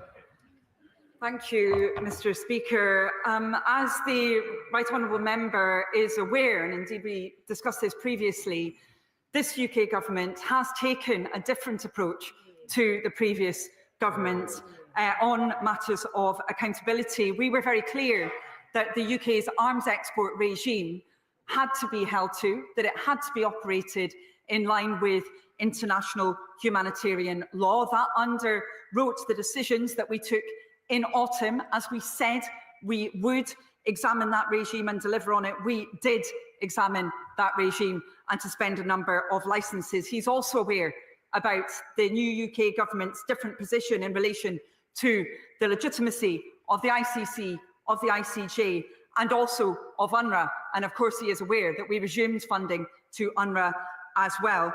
I believe it's important, as I said before, and I don't want to labour the point because there's so many members who want to get in. I believe it's important the UK has engaged in diplomacy around this, that we have sought to work with our partners. And I believe members would expect the UK government to do that, to engage with the UN on these matters rather than to walk away, Mr. Speaker. Of course, I would underline that international law is universal. It must be. That is its founding principle. It operates regardless of circumstance, regardless of which population and which individuals we are talking about. And we have been very clear on his last point about that right to return. Thank you. Mr. Speaker, the TV footage of many thousands of Palestinian men, women and children walking back to northern Gaza was a powerful reminder not just of the forcible displacement they've already suffered, but also of the extraordinary resilience of that people. And so that's why there's real anger amongst Palestinians today, that yet again the very existence of their homeland is being subject to the whims of another colonial power. I'm pleased that the Minister has confirmed that the UK has an unshakable policy on the right of return of those Palestinians to rebuild their homes and their lives. But will she agree with the UN Secretary General, who says today that staying true to international law is essential to avoid any form of ethnic cleansing? Minister. Thank you, Mr. Speaker, and I'm grateful to my honourable friend for again raising those images that so many of us have seen on our television screens of Palestinians returning to their homes in Gaza, as the Prime Minister explained, having to walk, in many cases, of course, having no other choice because of the destruction of roads and other infrastructure, seeking to walk back to their homes, of course, so many of those homes having been destroyed. And of course, he is right that that experience of displacement is one that has been felt by very significant numbers of Gazans, up to 90% of Gazans having been displaced at least once, and some up to 9 times, Mr. Speaker. The UK's commitment to international law, Mr. Speaker, to underline yet another time, is very clear. The Prime Minister has restated that, the Foreign Secretary has restated that, and I restate it again today. Thank you. Wendy Chamberlain. Thank you, Mr. Speaker. I'm very grateful to the Minister for a response to my honourable friend in relation to US aid, and to know that the impact assessment of the US government's decision in relation to US aid is ongoing, particularly in relation to the humanitarian situation in Gaza. But can I ask the Minister, when we are looking at overseas development assistance, surely as part of that assessment, should the government not be considering a return to 0.7 of overseas development assistance? Because if the US is no longer a reliable partner, a global partner, surely the UK should be. Minister. Thank you, Mr. Speaker. I'm grateful to the honourable lady. First of all, when it comes to the UK's position on the return to 0.7% of GNI being spent on overseas development, she will be aware of my party's position, the position of the government, that we are determined to return to that level of spending as fiscal circumstances allow. We are very clear that we must play our part on these humanitarian questions, and indeed more broadly on development. We must seek to work in partnership with other countries on these matters, and we are doing that. Indeed, we have made sure that's fed into our decisions for the next year for the spending review that's 1 year long, Mr. Speaker, but it will also be the case for the longer term spending review as well. Thank you. Thank you, Mr. Speaker. The Prime Minister from that dispatch box was quite clear. The right of Gazans to return and remain on their land is absolute. As they return, of course, there are many hundreds of thousands of psychologically and physically damaged children, which is unprecedented in recent memory. What can we do, Minister, to help them as a British state? Minister. Thank you, Mr. Speaker. And I know this is an issue that my honourable friend will be concerned about, also given his considerable medical expertise as well. The UK has been acting to ensure that we are doing our part to support children within Gaza. We will continue to do that. We're having urgent discussions now, Mr. Speaker, with our partners around this, and that does extend to those really concerning issues around psychosocial trauma that has been experienced by children, and ensuring that those vulnerable children do receive the support that they need in the future. Thank you. Thank you, Mr. Speaker. It's welcome news that some hostages have been released, but the shocking scenes we've seen of brave young women surrounded by terrorists demonstrates that Hamas is still in charge in Gaza. So the question now turns to how we can ensure that the Palestinian people can return to safe and secure homes, that the terror tunnels are destroyed, and that Hamas play no part in the governance of Gaza. Given that they're in charge, and now President Trump has made an announcement about how this could be done, what is the British government going to do to come up with a counter proposal that is both reasonable and achievable? Minister. Thank you, Mr. Speaker, and I share his concern around those scenes, and I'm sure that other members within the House will have done so as well. The UK government has been very clear: Hamas must not play a part in those future governance arrangements, and we have practically been seeking to work, as I mentioned previously, Mr. Speaker, with the Palestinian Authority, especially making sure that they have the expertise that they need for their reform programme and working towards the reconstruction and recovery that's so important in Gaza. Thank you. The Minister is right to say that the last 14 months in Gaza have been a living nightmare, and that what we need to do now is see a safe and secure Palestine alongside a safe and secure Israel. I agree absolutely that there must be no forced displacement of Gazans. So can the Minister say more about how we are focusing on the key issues here, which is how the UK is supporting a ceasefire and the rebuilding of Gaza?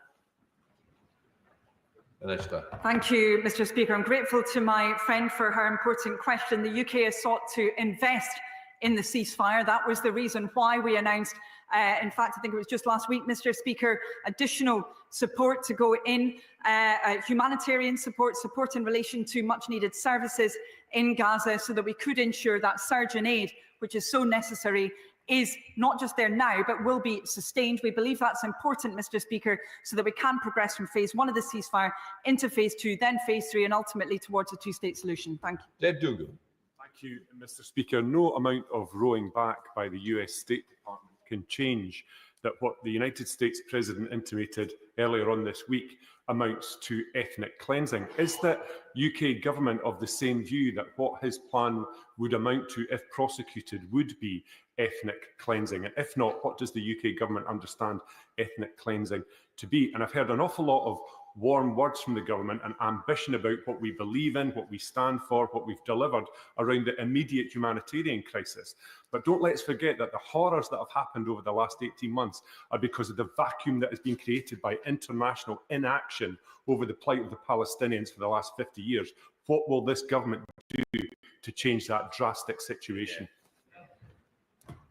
Minister. Thank you, Mr. Speaker. I did list the decisions that the UK government took, which were different from those of the previous government a few moments ago. We have been determined to ensure that when it comes to the ICC and the ICJ, for example, that we're very clear about their jurisdiction, that also we remove that ban on UNRWA funding as well, and that we've supported, for example, moves at the UN through the Security Council that have been specifically focused on trying to push forward the two-state solution that is so important. And Mr. Speaker, I'd refer to my previous remarks about the Prime Minister himself underlining the importance of that right to return. Thank you. Rachel Hopkins. Thank you, Mr. Speaker. Yesterday, we welcomed the Prime Minister's comments saying that Palestinians must be allowed home, they must be allowed to rebuild, and we should be with them in that rebuild on the way to a two-state solution. Yet settler violence continues to increase against Palestinians. So would the Minister confirm that this government has no intention of lifting the sanctions the UK has imposed on Israeli settlers and settler groups? And in fact, would it consider expanding those sanctions? Minister. Thank you, Mr. Speaker. My honourable friend, I'm sure, will be aware that the UK has imposed, I believe it's in autumn, sanctions against those who had engaged in and promoted violence as settlers. We condemn that activity. We believe that it reduces the prospect for a two-state solution. Of course, when it comes to future sanctions designations, for me to talk about them from the dispatch box, Mr. Speaker, would reduce their efficacy, and therefore I will not do that here. Thank you.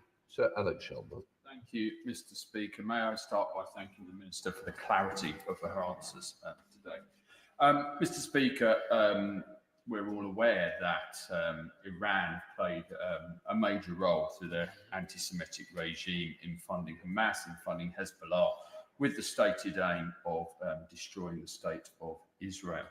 Therefore, may I ask the Minister, if there is to be faith in the reconstruction of Gaza, people who want to do that are going to have faith that there is a secure situation. The attitude of the White House towards Iran is different to the previous one. So may I ask the Minister what action the government is taking, how it is involved in making sure that Iran is not able to re-establish itself to fund and arm the groups that specifically want to destroy the state of Israel? Minister.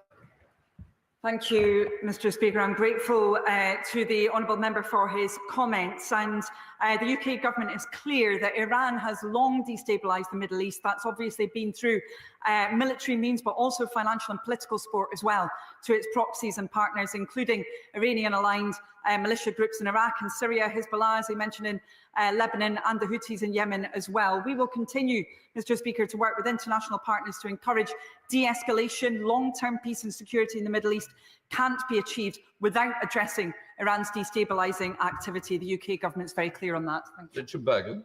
Thank you, Mr. Speaker.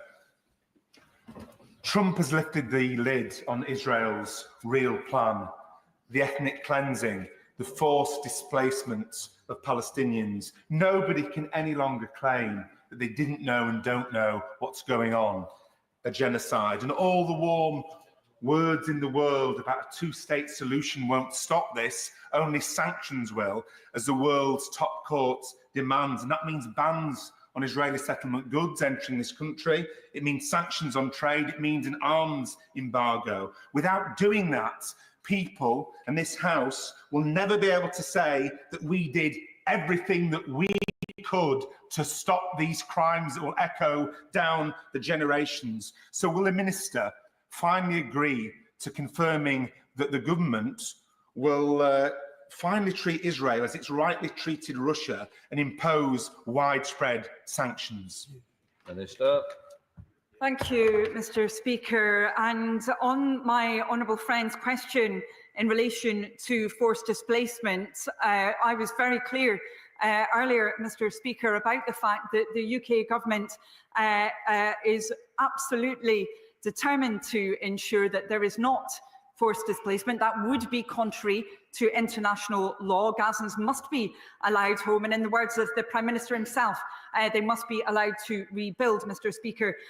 He asked about the situation in relation to arms exports. I know that my honourable friend will be aware that on the 2nd of September we suspended a number of export licences to Israel for use in military operations in Gaza, and I refer to my previous response in relation to sanctions designations, Mr. Speaker. Thank you. Ellie Charles.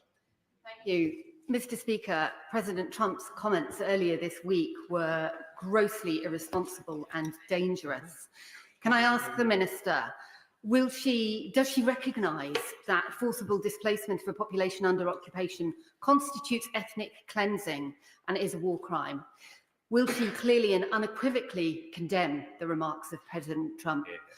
And will she recognise the state of Palestine as an essential step to the long-term sustainable peace she has articulated support for? Thank you. Minister.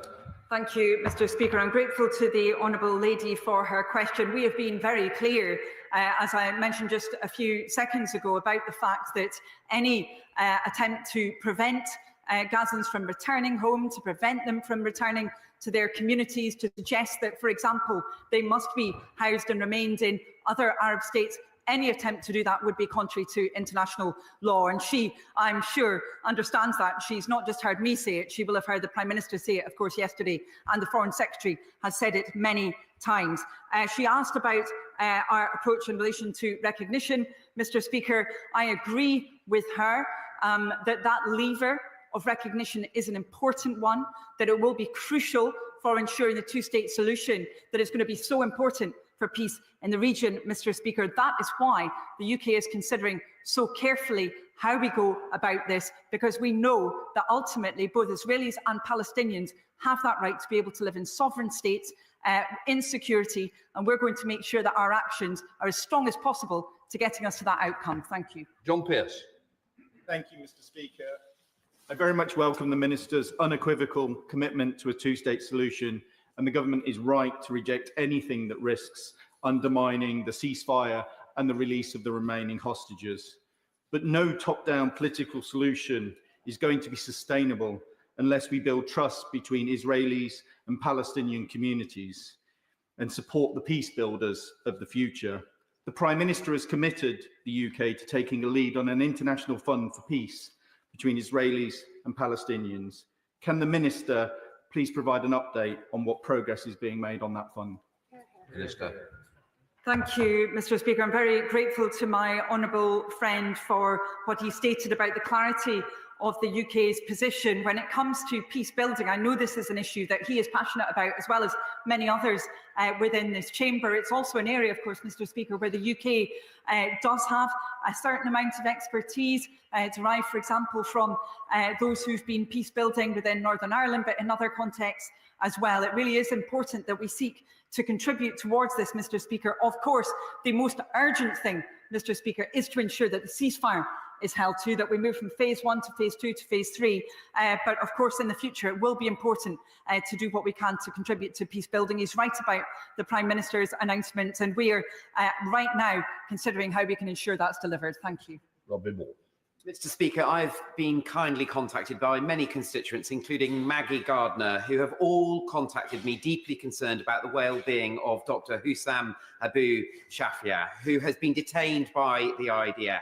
I've written to the Foreign Secretary on this, and I know that the government has raised this issue with the Israeli authorities. So can I ask the Minister, what explanation has been received in those meetings, and what further work is the Home Secretary undertaking to obtain more detail about this very important case? Minister. Thank you, Mr. Speaker. I'm grateful to his constituent for raising this important issue. As he says, it's one that many members are concerned about and the general public are concerned about. As he rightly states, this is an issue that the UK government has raised with Israeli counterparts. We are concerned about this situation. We believe that there needs to be clarity about why any individuals are being held. That includes medical staff. And it is also absolutely crucial that, of course, the Red Cross are able to visit those who have been detained. So we've made that point very forcefully. Thank you. Andy Slot. Thank you very much, Mr. Speaker. Since the ceasefire in Gaza, there's been open warfare against civilians in the West Bank, dehumanising of the whole Palestinian population, and the threat of ethnic cleansing of a second Nakba. Surely we can expect a proportionate response from the UK government, starting with the advisory opinion, with recognition, and with the banning of trade on settlements. Minister. Thank you, Mr. Speaker. I'm grateful to my honourable friend for raising the situation in the West Bank. We are deeply concerned by the intensity of IDF military operations in the West Bank and attacks from Palestinian militants as well. We do recognise Israel's need to defend itself against security threats, but we are deeply worried by the methods Israel's employed and by reports of civilian casualties, Mr. Speaker, and the destruction of civilian infrastructure. We're very clear. It's in no one's interest to see further conflict and instability. Thank you. Christine Jardine. Thank you very much, Mr. Speaker. I welcome the commitment and the given to the House today by the Minister and the determination over showing our opposition to this disgraceful approach by Trump. But I'm disappointed that she does not see this as the ideal moment in which to commit to recognising the state of Palestine. But also, can she tell us what is being done across government to reassure the communities in this country who've suffered outrageous abuse since October the 7th in 2023? Minister. Thank you, Mr. Speaker. I do want to underline to the honourable lady that we've been very clear. Palestinian statehood is the right of the Palestinian people. It's not in the gift of any neighbour. We're clear that it's essential to the long-term security of Israel as well. And the UK is working with partners to support a path to long-term peace and stability with a two-state solution. On the issue of abuse, Mr. Speaker, and it was quite right that she raised this. Of course, the UK government condemns any form of abuse. We've seen a disturbing rise, Mr. Speaker, in anti-Semitism, also in Islamophobia. All forms of hatred must be condemned and acted against. And of course, we're working hard against that, and particularly from the Ministry of Housing, Communities and Local Government, Mr. Speaker. Thank you. Ryan Lisham. Thank you very much, Mr. Speaker. How does the government address Amnesty International's concerns that economic activities with illegal Israeli settlements contribute to both their sustainability and growth, thus undermining Palestinians' rights, and that business enterprises involved with Israel's illegal settlements may be involved and complicit in international crimes? Minister. Well, Mr. Speaker, we're very clear. Israeli efforts to undermine a two-state solution through settlement building, settlement violence and punitive economic measures are unacceptable. We're aware that settlement expansion reached record levels in the past year. That was very disturbing, and that has been accompanied, of course, by an increase in settler violence. And our position on this has been clear. I will reiterate briefly, Mr. Speaker. We know that settlements are illegal under international law. They present an obstacle to peace, and they threaten the physical viability of a two-state solution. Matt Weston. Thank you, Mr. Speaker. The current ceasefire is clearly welcome, but fragile, given Israel seems determined to pursue a policy of expansionism.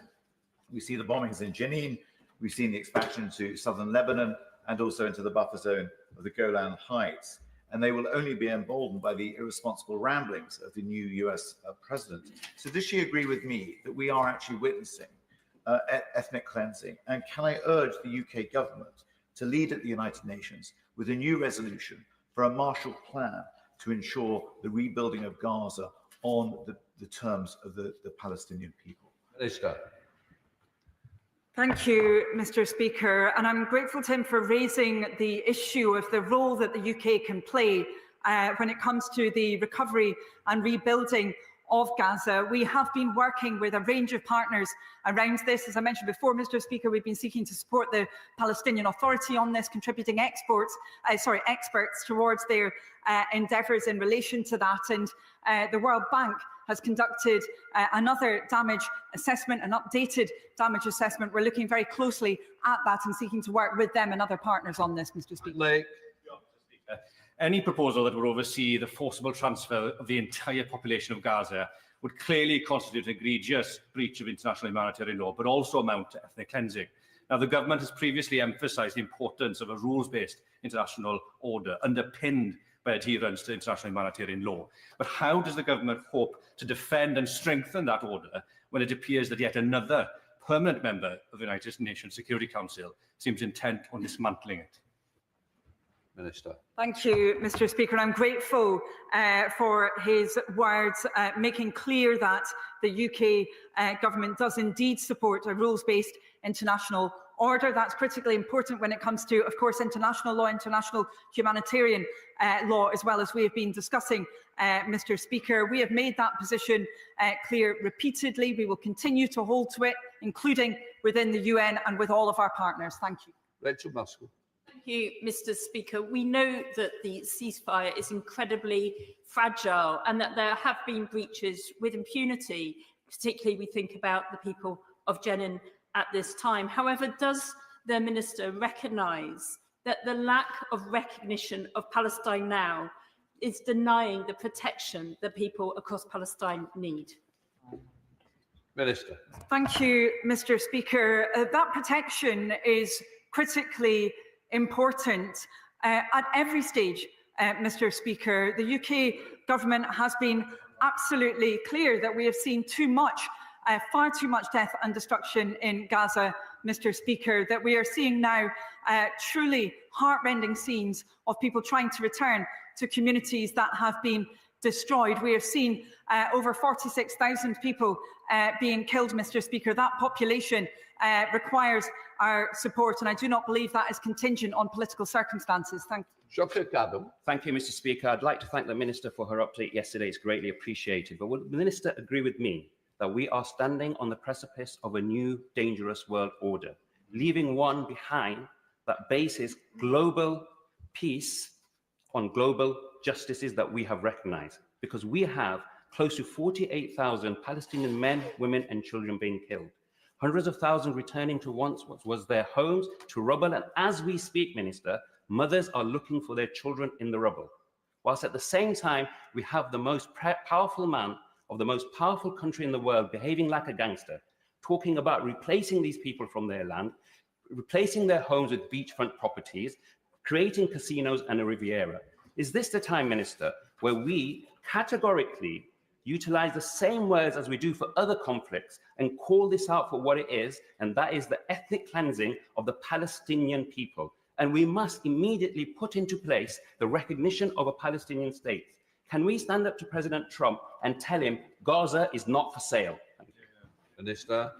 Thank you, Mr. Speaker. As I stated in response to the previous question, the UK has been and will continue to be an advocate for the international rules-based order. That's incredibly important. We need to see those rules being upheld by all, and of course we will continue to advocate for that at the UN and in relation to all countries, Mr. Speaker. We've been very clear about our position. It must be possible for people to return. I agree with him about the horrendous situation so many Gazans are facing. We've already talked about this in this urgent question, Mr. Speaker, and I would just underline again what the Prime Minister said yesterday very clearly. When it comes to Gazans returning to their homes and communities, they must be allowed home. Thank you. Jacob Collier. Thank you, Mr. Speaker. The comments made by the President of the United States about a Riviera of the Middle East undermine the hard work towards a two-state solution, which, as the Minister has said, is the only way for a lasting peace in the region. Can the Minister confirm that it will be for the Palestinian people to determine the destiny of their country? Minister. Thank you, Mr. Speaker. I'm grateful to my honourable friend for asking me to confirm that it will be for the Palestinian people to determine their future of Gaza. Absolutely, we've been crystal clear on that. And indeed, as I stated previously, we've been working with the Palestinian Authority in relation to this. Thank you. Jim Shannon. Thank you, Mr. Speaker. Can I thank the Minister for her answers to the UQ? Let me be clear in the first instance that, not having seen the full detail of Trump's plans for Gaza, I believe that I need to see more detail, and I think we should all look at that more astutely. But what I very much want, Mr. Speaker, is a future for Gaza that can see a barren wasteland of death and destruction to become something of value with jobs, economy and safety. Israel needs a secure border that safeguards Israeli citizens so that Hamas terrorists, murderers, rapists and child killers can't murder Israeli people. And remember that China and Iran has stood alongside Hamas. Will the Minister consent to keeping an open mind and dialogue to a fresh approach to help those in Israel and in the Gaza Strip? Thank you. Minister. Thank you, Mr. Speaker. I'm sure that members right across the House want to ensure that there is in the future within Gaza a situation that is economically viable. That's one of many reasons why commercial operations have to be allowed to resume. It's really important the government of Israel enables that. But we also, of course, need to see a situation for Gazans and for all Palestinians of security and of sovereignty, as I talked about before, as well as, of course, for Israelis. When he talks about economic empowerment, this is an issue that's been crucial for the UK government. I saw that for myself with Palestinians when I visited the West Bank, some of the support the UK has been engaged in there, and we will continue that work. Thank you. Ferguson. I thank my honourable friend for securing this important question today. Over the last 16 or so months, we have seen Palestinian people being displaced from their homes and communities on many occasions, on not just once, but perhaps twice or three times. So for the President of the United States to suggest a further forced displacement seems to me to be not just illegal, but also incredibly cruel. In diplomacy, we believe that timing is everything. So in order to give the Palestinian people some protection from outside actors who seem to wish to dictate what should happen to them, is it not now the time that the international community and our government should recognise Palestine as a state and give it all the international supports and strengths that that gives it? Minister. Thank you, Mr. Speaker. And my honourable friend was right to refer to the levels of displacement. As I said previously, Mr. Speaker, 90% of the population of Gaza have been displaced. As she says, some twice or three times, some up to 9 times having been displaced. And when we consider the impact on whole families having to move so many times, Mr. Speaker, I'm sure that we're all disturbed by that. She is right that timing is important. Of course it is. That is why the UK government is considering this so carefully. We must use the mechanisms we have available to us, Mr. Speaker, to ensure, above all, that we get to a two-state solution and the peace that is the right of Palestinians and Israelis. Thank you. Joe Powell. Mr. Speaker, the devastation in Gaza needs a strong international coalition focused on reconstruction, humanitarian aid, and a pathway to a negotiated two-state solution with a viable Palestinian state, not speculation about handing over territory and forced displacement. And on humanitarian aid, there are now 2 pieces of legislation that have come into effect that will ban UNRWA operations in areas under Israeli occupation. So can the Minister outline what actions this government is taking to prevent the largest humanitarian aid operation in Gaza collapsing and the devastating consequences that will have on Palestinians? Minister. My honourable friend is right, Mr. Speaker. Gaza's recovery needs are going to be vast.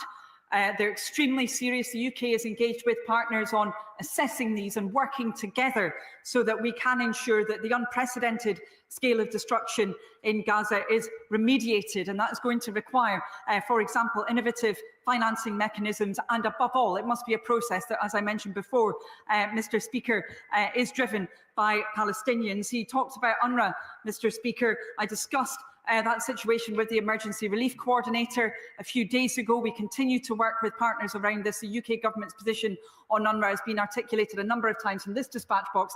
We believe they must be able to continue to operate. Thank you. Final question, Chris Murray. Thank you, Mr. Speaker. Let us be clear. Palestinian land belongs to the Palestinians, and any implication that they should be forced from it should be unequivocally condemned. But individual Palestinians are routinely forced from their land by illegal settlement building in the West Bank. Will the Minister join me in unequivocally condemning illegal settlement building in the West Bank? Minister. Yes, and having seen that activity from myself, Mr. Speaker, and the impact that it has had on Palestinians and their families, the violence that has often accompanied it, and the economic damage that it has done, I'm very well convinced of that, and indeed the UK government has been and has stated that many times. Thank you. Thank you. Let the front benches change over.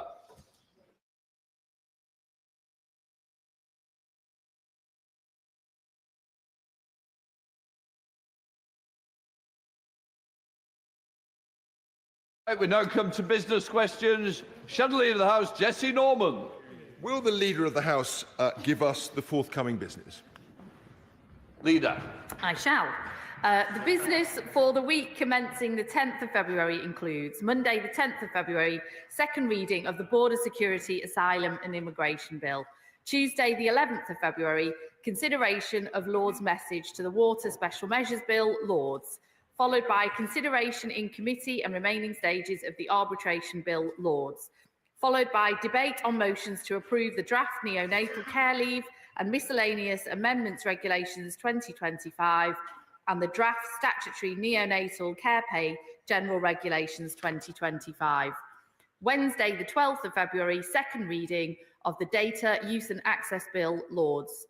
Thursday, the 13th of February, general debate on LGBT+ History Month. The House will rise for the February recess at the conclusion of business on Thursday, the 13th of February, and return on Monday, the 24th of February. The provisional business for the week commencing the 24th of February will include Monday, the 24th of February, remaining stages of the Crown Estates Bill, Lords. Colleagues may also wish to be aware that the business on Wednesday, the 5th of March, is expected to be the estimates day, first allotted day. Jesse. Thank you very much indeed, Mr. Speaker. This week we have seen a government that talks about growth, but has proved itself unwilling to support transformational investment at the AstraZeneca plant in Liverpool. At the same time, it appears keen to expand the sums being paid in relation to the Chagos Islands to a number some 250 times larger than that being considered for AstraZeneca. And I wonder how many people, I can see on the opposite bench the degree of shame and embarrassment about that, and the concern that they have that local investment in important cities in this country is being deprived as a result. In business questions, Mr. Speaker, on November the 28th, I raised the issue of the assisted dying bill and highlighted a host of procedural defects in the way in which it was being rushed through the House by the government. The bill was published barely 2 weeks before the vote at second reading, as the House will recall. No impact assessment or legal issues analysis had been published. The promoter of the bill had circulated a document purporting to answer questions which actually left a host of important questions entirely untouched. Those questions included the impact of the bill on the medical profession and the relationship between medical staff and patients, and on the provision and regulation of the different drugs and drug cocktails required. They included questions about the involvement of the judiciary in the process and the balance of probabilities test for coercion, which the bill proposed. It was not surprising that the bill was and is being opposed by the Health and Justice Secretaries, with the former saying, "I do not think that palliative care, end-of-life care in this country, is in a condition yet where we are giving people the freedom to choose without being coerced by the lack of support available." I'm sorry to say, Mr. Speaker, that the Leader of the House responded to my remarks in a very patronising way, suggesting that it was somehow inappropriate and political for me to raise these matters at all. Of course, that was nonsense.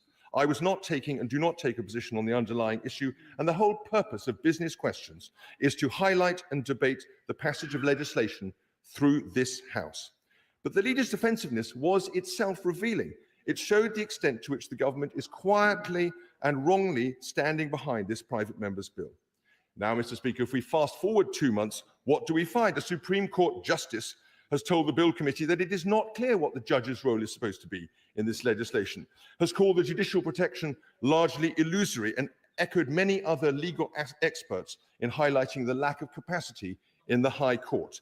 The government's own chief medical officer has specifically warned the Bill Committee that the NHS should not be rushed into becoming what would amount to a death service, and said that most doctors would not wish to take part in the final stages of an assisting dying process, and emphasised the medical vagueness of the idea of qualifying people as terminally ill. And we've heard about the serious potential misdiagnosis through the horrendous case of Peter Sefton Williams, who was incorrectly diagnosed with motor neuron disease and given as little as 6 months to live. Mr. Speaker, these are not my words. They are testimony on the bill from leading experts across a range of fields. But all this has been made much worse by the rushed and secretive way in which the Bill Committee itself has been handled. The membership is disproportionately weighted towards supporters of the bill. The schedule has been highly congested, with back-to-back sittings that do not allow MPs to prepare. Some of the sessions have been held in private. Attempts have been made to prevent key institutions such as the Royal College of Psychiatrists from appearing in front of the committee at all. The effect of all these measures is to impede and inhibit external and internal scrutiny. And we now hear that the impact assessment will now not be published before the report stage of the bill. All these things are shocking attempts to undermine and short-circuit the proper scrutiny of the legislation. The Leader of the House has said in terms that the government is not supporting the legislation. She should therefore have an undiluted interest in ensuring that such an important and controversial bill is properly handled. After all, she, more than any other, is supposed to be the custodian of proper parliamentary scrutiny of legislation. So will she now act to address these obvious failures, or will she stick to her position that everything is fine and there is nothing to see here? Leader of the House.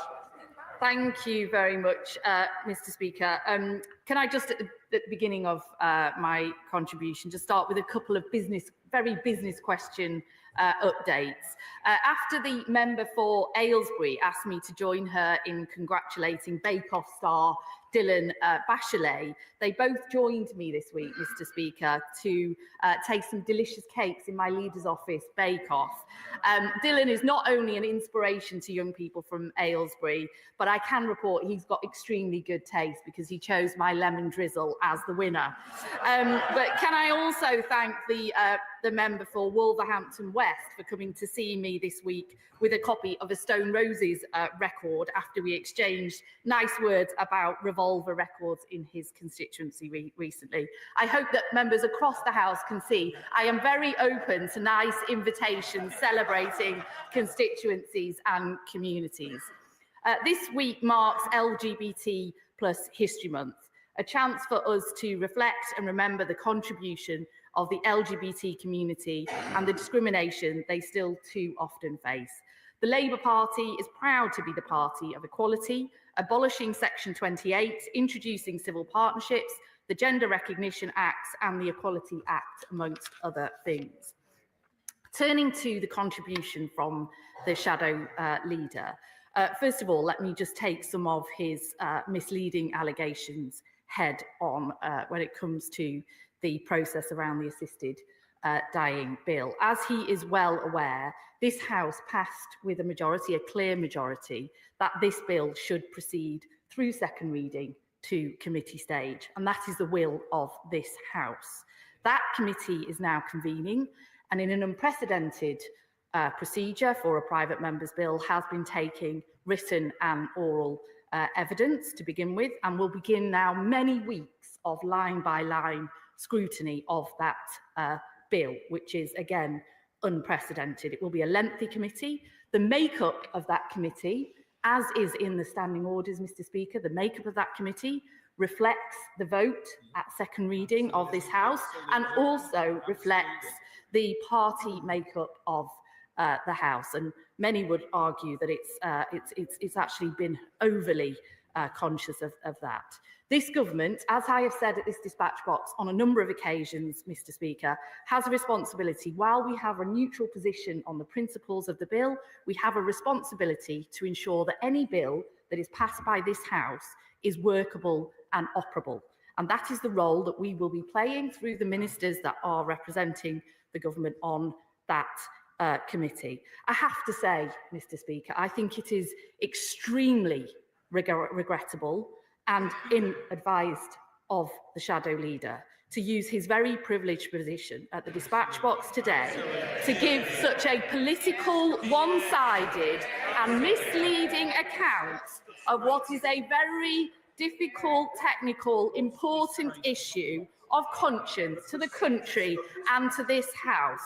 And that actually, that on the day of second reading and since, I think that every colleague, maybe apart from the Shadow Leader, across this House recognises that we and our procedures showed themselves at their very best in debating this important matter. But I do want to say to the honourable gentleman, maybe he could have chosen his moment at the dispatch box today to mark another important anniversary, Mr. Speaker, because it may have passed other people's notice, but next Monday actually will mark 100 days since the Leader of the Opposition took office as Leader of the Opposition. And I wondered how he thought that was actually going. I'm not sure why he's not here today celebrating all her brilliant achievements. But maybe it's because, like the rest of her leadership, they've gone completely unnoticed. Oh, no, sorry, Mr. Speaker, that we have learnt a few things about the Leader of the Opposition. We do now know what she's against. She's against maternity leave, the triple lock, abolishing hereditary peers, our children's bill that will protect young people from abusers, rights and security for workers, investment in the NHS, oh, and sandwiches for lunch, Mr. Speaker.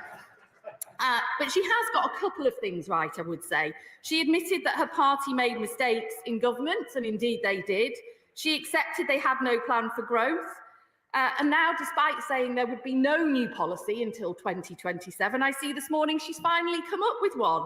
But perhaps I would gently advise the honourable gentleman that until they accept they got it badly wrong on immigration, and that all their rhetoric and targets in the last parliament were just hot air, I don't think anyone is going to take her ideas seriously.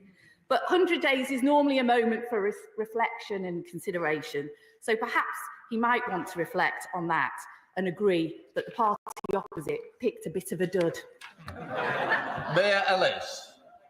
Thank you, Mr. Speaker. As the chair of the APPG for Babies, I've had the privilege of the last few months to meet leaders from across society who have incredible passion and energy for the role of babies from pregnancy to age 2 in how we, in all government policy. So would the leader consider a debate to consider the impact of all angles on government policy on babies from pregnancy to age 2, given the significant impact this time has on long-term health and wellbeing outcomes? Well, can I thank her for raising this important issue from all her campaigning on these matters. I know that she takes them incredibly seriously, and this government does take the early years really important, and we also, the issues around maternity, paternity leave, and making sure that parents can do both their jobs and their other jobs as parents, but the early years really are the most important in a child's life, and I look forward to working with her on that. Ray Goldman, Liberal Democrat spokesperson. Thank you, Mr. Speaker, and I'd like to draw the attention of the House to my register of interests. Mr. Speaker, yesterday, the Secretary of State for Housing, Communities and Local Government made a statement to this House in which she said that she had agreed to delay the local elections in some areas for 1 year. I have to confess that I'm a bit confused, Mr. Speaker, because my local council, Essex County Council, is one of those areas. And in the briefing papers for the extraordinary full council meeting of Essex County Council that took place on the 10th of January, it says, and I quote, "The leader is minded to support the proposal to postpone the elections in order to maximise capacity for the transition process, whilst noting that this would lead to a 2 or 3 year postponement. So rather longer than the 1 year the Secretary of State announced yesterday. Whilst noting that Essex County councillors are usually elected for a 4-year term and that a postponement, really a cancellation of elections for 3 years, would be extending their terms of office by 75%, would the Leader of the House grant a debate in government time on the principles of democracy in the United Kingdom? Leader. Well, can I first of all thank the Honourable Lady for what she raised with me last week in terms of the PCSOs in Essex, and I'm sure that she and many other colleagues across Essex will be pleased with the news subsequent to her raising this last week. I'm sure not unrelated, that in fact those PCSOs have now been saved from the axe, and that in fact the government has doubled the money available for neighbourhood policing last Friday as well. She raises the issues of elections and the elections that were not going to happen, now not going to happen in Essex. We set a very high bar for the postponement of any elections this year.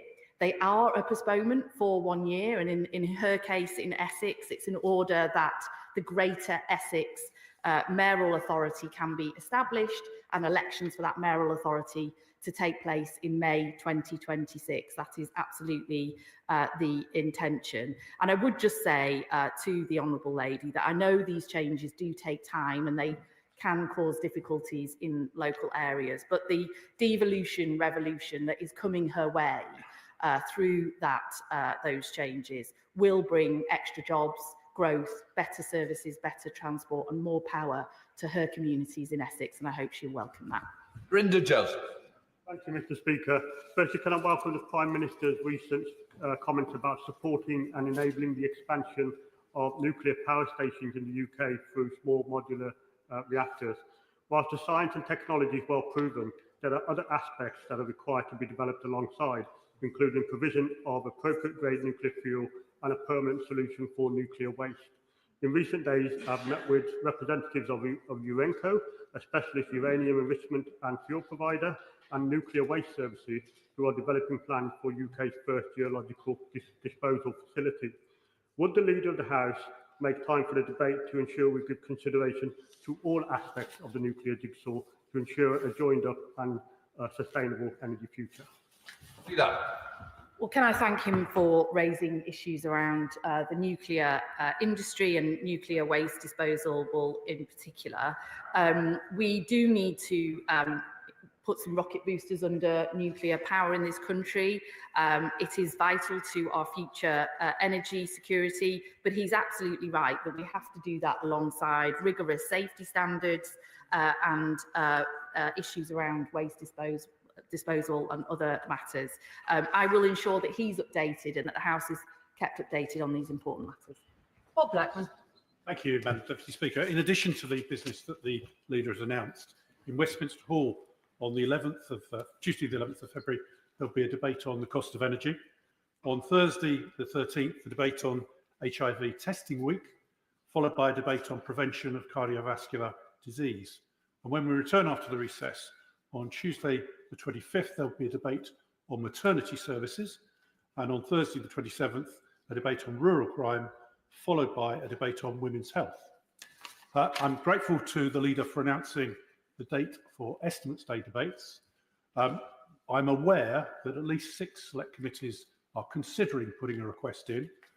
For new colleagues, this is an opportunity to debate the work spending of government departments It doesn't have to come via a select committee, but the Backbench Business Committee has put the application form on our website, and applications will close because of the recess on Friday the 25th of, Friday the 21st of February, and we'll consider the applications on Tuesday the 25th of February.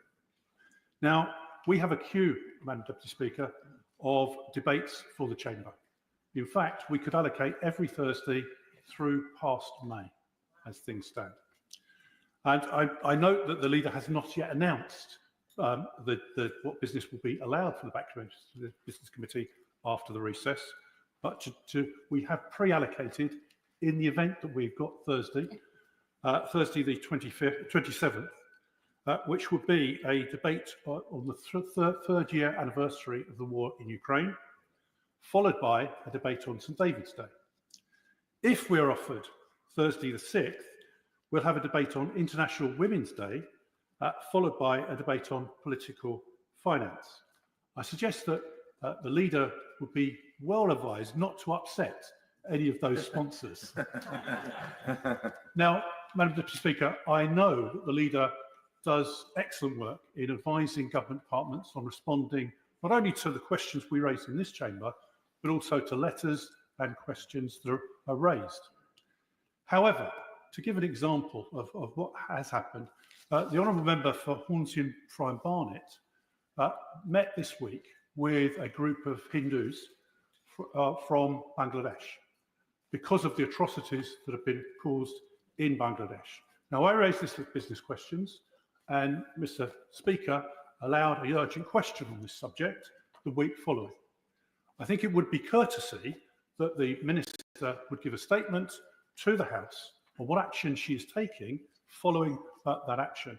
Equally, could I gently ask the leader to make sure that when we ask questions, and she diligently writes to the departments, we actually get answers to the questions that we're asking, because both the quality and length of time it takes to get a question answered seems very, very poor at the moment. House. Well, can I thank the chair of the Backbench Business Committee, as ever, for both advertising his forthcoming business, also advertising the how the Estimates Day works and how important that is, especially for new colleagues for whom this will be the first such occasion. And of course, I absolutely hear his lobbying about the allocation of days, which of course I will take very seriously, as I always do, especially in relation to International Women's Day, because I don't want to upset the sisterhood by any means. So I will not do that. And he has raised and does continue to raise many issues relating to Hindu community, in this case in Bangladesh, and he was successful in getting some responses there. I will raise with the Foreign Office about whether there is further information that could be brought forward as a statement and that the House is kept updated. He is right to say I take extremely seriously the timely but also the proper response that I expect to see from ministers in relation to parliamentary questions and to correspondence. And I will always chase these. I do keep a track of the letters that I send in after business questions and also things that are raised with me. I do track these and I do take them up robustly. What I would just gently say to him and to other colleagues is we've seen an over 50% increase in the number of parliamentary written questions that have gone in since the election, and a huge increase in correspondence as well. So there is a bit of time that's needed to do that. But if anybody wants to raise with me, I will chase those letters. And I have got quite a good track record myself of getting responses when they're not otherwise forthcoming. Graham Morris. Thank you, Madam Deputy Speaker.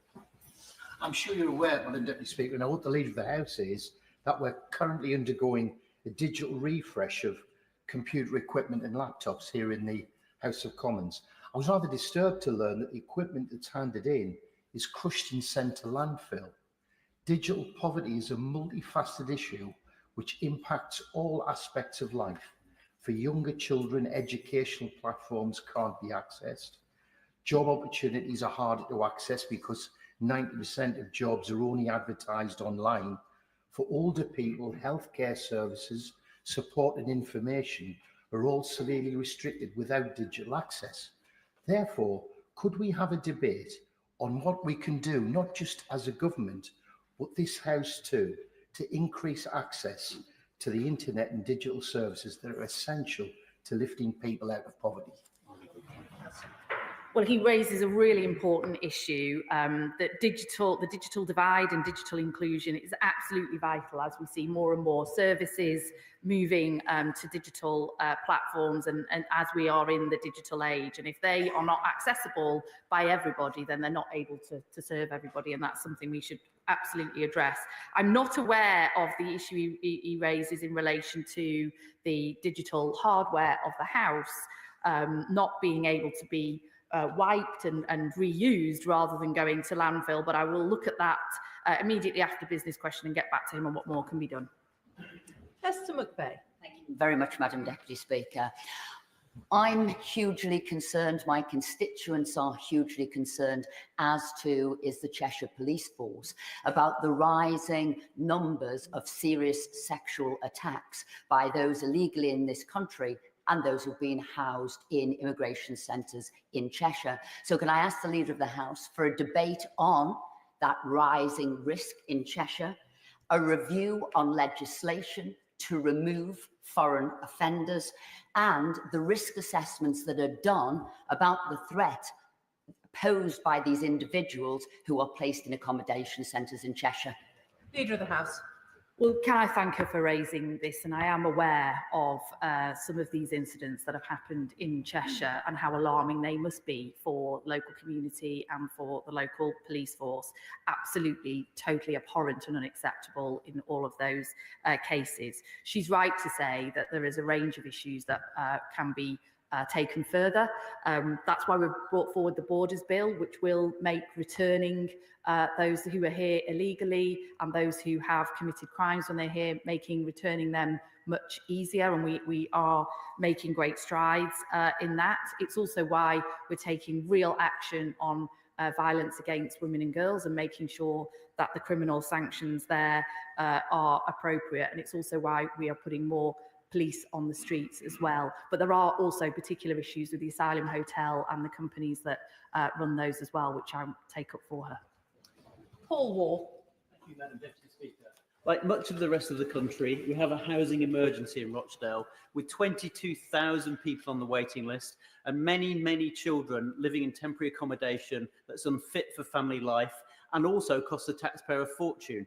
So will she agree with me that while the budget's £500 million of new funding for affordable and social housing was very welcome and long overdue, we need a debate in government time on the need to ensure the coming spending review can ensure more stable, secure homes like the council house I grew up in? Yeah. Well, he's absolutely right, and I hear the Secretary of State for Housing talking about this regularly, and she rightly makes the point that council housing used to be seen as the poor relation, and these days it's actually a luxury to get a council house. And that's why, as part of our target to build 1.5 million new homes, a huge boost in social and new council housing is absolutely at the heart of meeting that target, because as the Honourable Gentleman says, making sure people have a secure, affordable home is the bedrock to a successful life. Lee Dillon. Speaker. As the Leader of the House will be aware, community infrastructure levy is a requirement to make a contribution towards essential infrastructure. However, in West Berkshire, Waverley, Horsham and Bracknell Forest, there is evidence where exemptions should have been given, but they weren't, resulting in residents being charged incorrectly and then chased by debt collectors for recovery of those fines. So will the Leader of the House allow debate in government time to discuss this important issue, and also congratulate Councillor Jeff Brooks, the Leader of West Berkshire Council, who has so far refunded £200,000 back to residents who were incorrectly charged? Leader of the House. Well, I'm really sorry to hear of his constituents who've been incorrectly charged and then chased down for those debts as well. But I'm pleased to hear that some of that is now being put right. I know that there is a debate in Westminster Hall on the regulation of the bailiff sector, which he may want to raise some of those issues at that. But I will happily raise what he's raised with me today with ministers and make sure he gets a full reply. Lee Ingham. Very much, Madam Deputy Speaker. Like most MPs, one of my favourite things to do is visit schools in my constituency. And recently I was at Sir Graham Balfour School in Stafford, and one of the students there spoke to me very passionately about the importance of sports and PE education in schools, because it benefits not only physical health but mental health. So, inspired by his campaigning, would the leader agree to a debate on improving access to PE and sports in schools? Leader of the House. Well, can I thank her for raising the issues that were raised with her on her recent schools visit? She's absolutely right to say that PE and physical education plays a vital role, not just in ensuring that our young people have access to a broad curriculum that can help them better succeed in education, but it's also critical to mental health, physical health, and the preventative sort of work that we are doing. And that's why this government is committed to it. I thought it would make a very good debate were she to apply for one. Sir Bernard Jenkins. Thank you, Madam Deputy Speaker.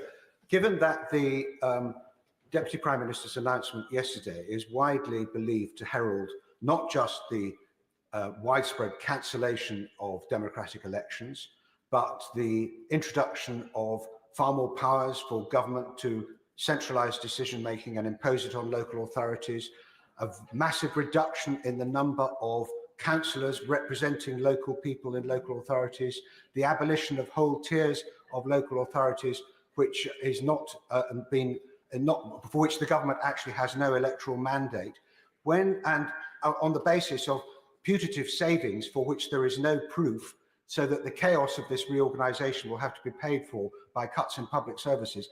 When is the government going to provide a full day's debate on these proposals for devolution and local government reorganisation across the country on a scale which we haven't seen for some 50 years, and certainly merits a full day's debate and a vote at the end of that debate? House. Well, I'm sorry the honourable gentleman doesn't welcome our real commitment to devolution, ensuring that local communities have more power over the things that affect them, their local services, transport, economic development, and really joining that up in a way that provides sort of strategic benefit to those areas. I respect the honourable gentleman, but I would gently say to him that under the government that he supported, local government was absolutely hollowed out after years and years of austerity, with local council after local council going bankrupt month after month. We've given a record settlement, a long-term settlement to local government, and alongside that, we are unashamedly pushing power out to communities. We've had several statements to the House already. There will be a bill forthcoming that enacts many of these measures. There will be ample time for debate, but I will ensure the House is kept fully up to date. Sharon Hodgson. Thank you very much, Madam Deputy Speaker. Tomorrow is the one-year anniversary of the Hughes Report, the publication of the Hughes Report, which found that the children left disabled by valproate and women injured by pelvic mesh implants for life should be given urgent financial compensation. 1 year on, Madam Deputy Speaker, we are yet to see an official government response to that report. The Leader of the House will know how important it is that women are listened to by healthcare professionals, and surely she agrees that when they are dismissed and left physically damaged by those who are supposed to have protected them, then financial redress is deserved. So will she grant a debate in government time to allow MPs from across this House, we all have constituents who've raised this with us, to discuss the recommendations of the all-important Hughes Report to mark this significant occasion? Leader of the House. Well, can I thank her for raising this and for her many, many years of really important campaigning and leadership on these issues, which I know has been a great comfort to the many women, not just women, but those affected by this scandal. And the Hughes Report, as she said, was a really important watermark and line in the sand. I will certainly now inquire as to where the government response is to that report and make sure that the House is updated at the earliest opportunity. Wendy Morton. Thank you, Madam Deputy Speaker. As we make the important shift to more renewable energy, which we know is needed, there are a number of concerns across the House regarding the siting and appropriateness of battery energy storage systems, including in my own constituency, where we've been left shocked by the decision of the planning inspector to green light an application against the democratic will of the council for a BESS on the green belt at Chapel Lane. Could we have a debate in government time to enable us all to air our views and concerns around battery energy storage systems? Leader of the House.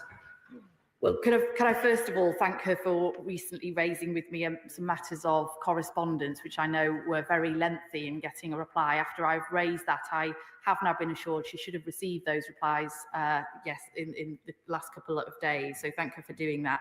I know she's been raising this issue of the battery storage application in her constituency. She will, I'm sure, recognise that I can't comment on a specific application because the inspectorate has listened to the appeal and their findings are available on their portal. But this government makes no apology that we need to get the infrastructure that we need into our communities as well as the housing, and that's why we're taking the action that we are in reclassifying some suitable green belt as grey belt, but we do have some really strict criteria. I will ensure, as we have done so far, but I will continue to ensure there is ample time to debate these important matters to the House. Josh Dean. Thank you, Madam Deputy Speaker. I hear regularly from parents in Hertford and Stortford whose children are struggling to access the mental health support that they deserve, in some cases waiting months or even years for their first appointment with CAMHS. I know they will be encouraged by this Labour government's commitment to cut waiting times, to put mental health support in schools, and to open a network of young futures hubs. So as we mark Children's Mental Health Week this week, can I ask if the Leader of the House will allow time for a statement on the government's progress to improve mental health support for children and young people? Thank you. Leader of the House.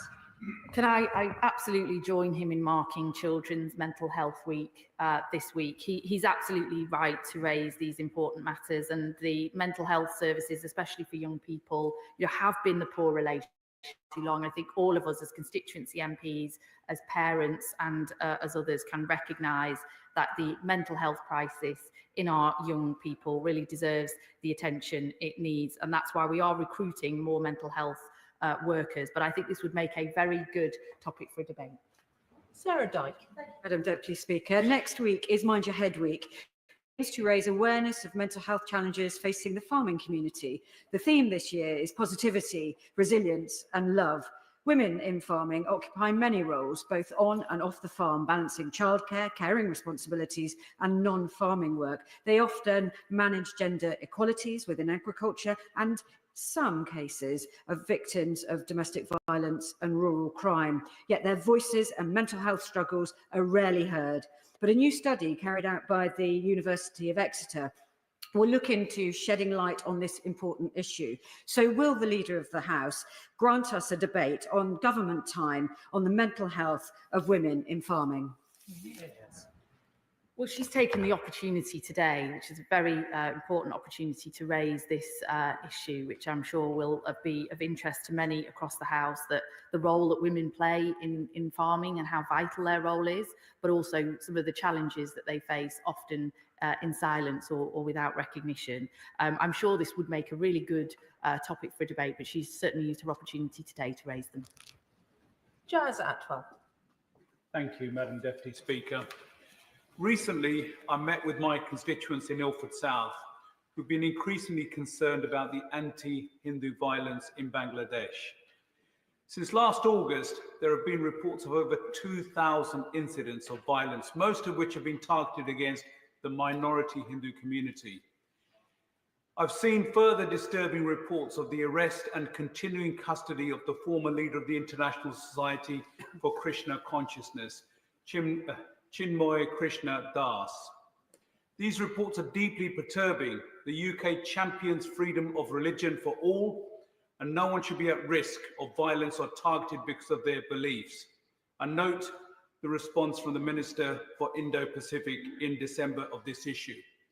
Would the leader update the House or ask the Foreign Secretary to make a statement on the assessment he has made and the action his department has taken to engage with the new government in Bangladesh so that they can support the right of people from all religions to live freely? Thank you. Well, this government takes extremely seriously the issues that he raised, and that the minister was recently in Bangladesh, where he she made absolutely clear that the Bangladesh government should take greater steps in the protection of religious minorities. The anti-Hindu violence that he describes in Bangladesh has now been raised already twice in this session and gets raised with me many times. So I will ensure that the relevant minister does update the House at the earliest opportunity about these matters. David Mundell. Thank you, Madam Deputy Speaker. And can I echo the call from the Honourable Lady for Washington and Gateshead South for the government to bring forward a response to the Hughes report on sodium valproate and its use. My constituent, Charlie Bethune, has not only been an incredible carer to his daughter, Autumn, but he's been a doughty campaigner on this issue. And today, Madam Deputy Speaker, he's in the Scottish Parliament raising this very issue. But his concern is that given that sodium valproate was diagnosed across the United Kingdom, that there should be a United Kingdom response to those who have suffered, and he is concerned that there may be a differential response in Scotland. So when the Secretary of State for Health makes a statement, can he also seek to coordinate with the devolved administration so that we have a unified response? Well, can I take this opportunity to also thank him for all his tireless campaigning on these matters as well, working with his constituent and others over many years. I will absolutely ensure that we do have an update to the House in response to the Hughes report and issues around sodium valproate. And when we do that, make sure that they cover UK-wide and that there is coordination, and I'll get back to him on that. Rosie Writing. Deputy Speaker. In the 1950s, Kettering had 5 cinemas, but after Odeon closed its doors last week, we now have none. Our swimming pool was built in 1984 and is in desperate need of investment. And Kettering's art gallery and museum are both currently closed and have been for some time. Constituencies like Kettering have been hard hit by the Conservatives' cultural vandalism, and my constituents are missing out as a result. So would the Leader of the House grant time for a debate on the huge importance of access to local culture and sports? The House.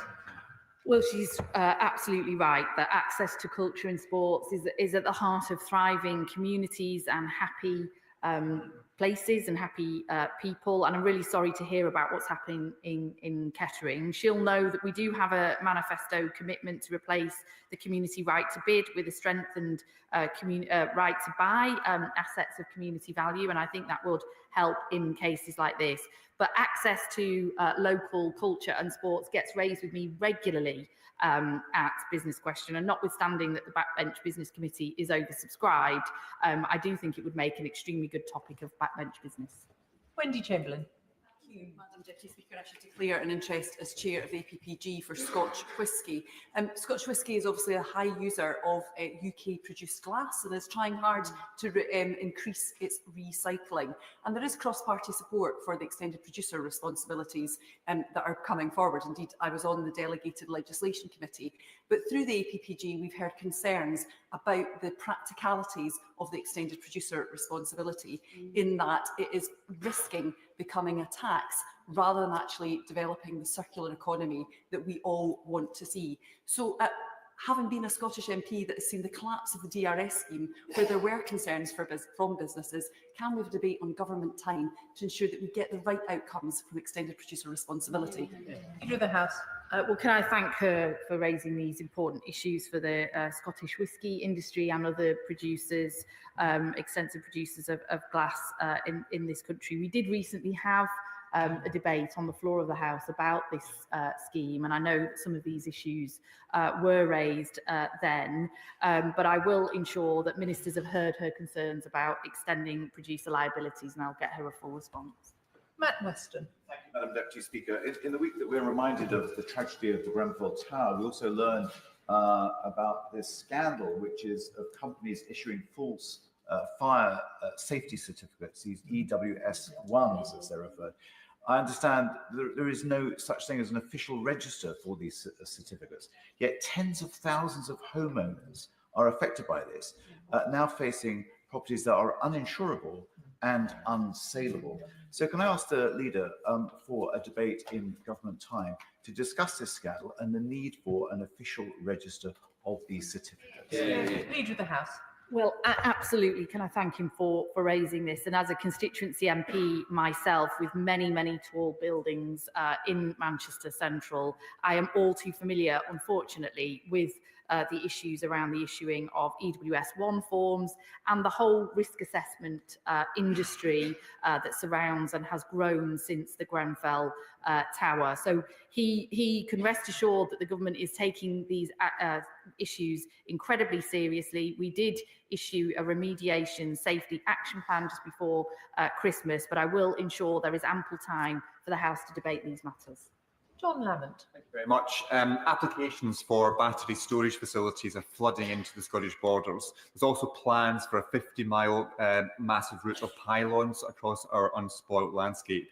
Local residents are concerned about the impact on their communities and also on the natural environment. They feel that the Labour and SNP governments will not protect them.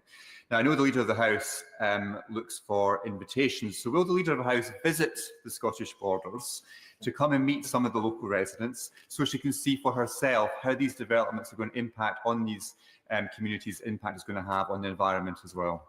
Leader of the House. Well, can I thank him for that? I think one of his previous invitations was to Centre Park, so I might take him up on that one. But he does regularly invite me to his constituency. But look, he raises a very serious matter to his constituents, and I think we all have to recognise there is a difficult balance to strike here. There are difficult issues when we need to get the infrastructure that we need to get us to a clean energy superpower, which will lower bills, it will give us job security and, crucially, energy security. But that is going to mean some difficult decisions around the grid, around pylons and so on, and we have to balance those, which is why we are exploring where communities need the infrastructure in their locality, that they benefit from the lower bills that would bring. David Williams. Thank you, Madam Deputy Speaker. Back in 2021, residents in Kidsgrove were promised a portfolio of projects as part of the Kidsgrove Town deal. To date, residents have experienced delay and confusion. They rightly want more openness and transparency from Newcastle Underlyne Borough Council. Would the Leader of the House make time for a debate on the delivery of town deals so that local people can see real delivery and not more delays? Leader of the House. Well, I'm really sorry to hear about the challenges with the Kidsgrove town deal that he raises. I think what we've seen with these types of town deal models is a kind of bidding war, a competitive dog-eat-dog kind of situation that is not working and not delivering for communities. And that's why we're putting record levels of investment into communities through local government funding and moving towards core long-term stable funding so that local communities like his in Kidsgrove can have that long-term certainty of funding. Cooper. Thank you, Madam Deputy Speaker. The government's expressed political support for Heathrow Airport expansion has sparked concerns that the government may be getting ready to expand Luton Airport too, despite the fact that the government's own climate advisors say that no net expansion should go ahead, no net expansion of airports should go ahead until there is a climate emissions framework in place. So could I ask the Leader of the House, in terms of the business of the House, whether any ministers have indicated that they intend to publish a climate emissions framework, and if so, when? And in due course, may I ask the Leader of the House to use every lever in her power to ensure that this House can have a debate on that emissions framework before any new airport expansions are given the green light? Leader of the House. Well, can I thank you for raising that? And she'll be aware that the application, like the one from Luton Airport, are to be considered in a sort of quasi-judicial capacity by the Secretary of State for Transport. So it wouldn't be appropriate for me to comment directly on that. But I can assure her that any decisions around airport expansion would be taken in the context of our legally binding emissions targets. They will be taken into a whole range of criteria that she will be aware of, but I will absolutely ensure that any such decisions are brought to this House first for her scrutiny and others. Douglas McAllister. Thank you, Madam Deputy Speaker. On Sunday, my West Dunbartonshire constituent Jagtar Singh Johal will celebrate his 38th birthday. This will be his 8th birthday held in solitary confinement, arbitrarily detained in an Indian prison. Can the Leader of the House raise his case with her Cabinet colleagues and ensure that our government continues to raise Jagtar's case at the highest levels of the Indian government and help accelerate my constituent's return home to his family in West Dunbartonshire? Leader of the House. Well, can I thank him for raising the difficult and tragic case of Jagtar Singh Johal, as he says, who's now been in prison in India. We have raised this issue with the Prime Minister Modi on a number of occasions, and we do also, on every occasion, underline the need for an urgent resolution. I will ensure that the Honourable Gentleman has a full update from ministers, and if that's necessary, bringing that to the floor of the House. Andrew Rossendale. Thank you, Madam Deputy Speaker. I would like the Leader of the House to know that a number of my constituents in Romford have contacted me regarding both the prescribing of antidepressant medicine in the UK and iatrogenic harm caused to patients from antidepressant medication. Many are now diagnosed and suffering with conditions including post-withdrawal syndrome and post-SSRA human dysfunction. My right honourable friend, the member for Tatton, held a Westminster Hall debate on this very issue only last year. However, given the severity of the concerns raised, will she consider a full debate in government time on this very important matter? For the House. Well, I think every MP in the House would recognise constituents being in touch with us about the use of antidepressants and how they're prescribed and some of the effects and whether they're fully understood by those that they are given to. I think this is a really important issue, which I'll make sure he's got a full response for, but I do think it would make a very good topic for a debate. Emma Lewell-Buck. Thank you very much, Madam Deputy Speaker. My right honourable friend knows how much I value and indeed enjoy our hospitality industry in South Shields. As a major employer and contributing over £80 million to our local economy, we must keep them in business. But she will know that many of them are worried about upcoming tax changes. I know that this government is committed to supporting businesses. So can we have an urgent debate on how we can mitigate any of these impacts and changes on the hospitality industry? Leader of the House. Well, can I join her in supporting the hospitality industry, which I also fully support, and I recognise the unease and the worry that many in the industry have about how difficult their businesses are at the moment, as we've seen sort of demand fall over recent years and costs go up as inflation went through the roof under the previous government. The steps we've taken in the budget, which were difficult steps we had to take in order to fix the foundations of the economy and make sure we had the investment going into our public services, which is much needed. We have tried to mitigate those as much as possible for small businesses, and in fact 50% of the 50% of businesses, the 50% smallest businesses won't pay any additional national insurance and contributions. In fact, many will see cuts, and I hope to work with her and others to continue to reassure hospitality sector. Tom Gordon. Thank you, Madam Deputy Speaker. Last week, I met with the Harrogate branch of the National Autistic Society. I heard first-hand stories about issues with getting diagnoses, trying to get help and support into employment, and other issues that people with autism are facing, including stigma. So will the Leader of the House bring forward a debate in government time to talk about the challenges that autistic people face and how we can do more to support them? Leader of the House. Well, can I welcome his meeting with the Harrogate Autistic Society, and the issues around autism and other SEND issues get raised in these sessions very, very regularly.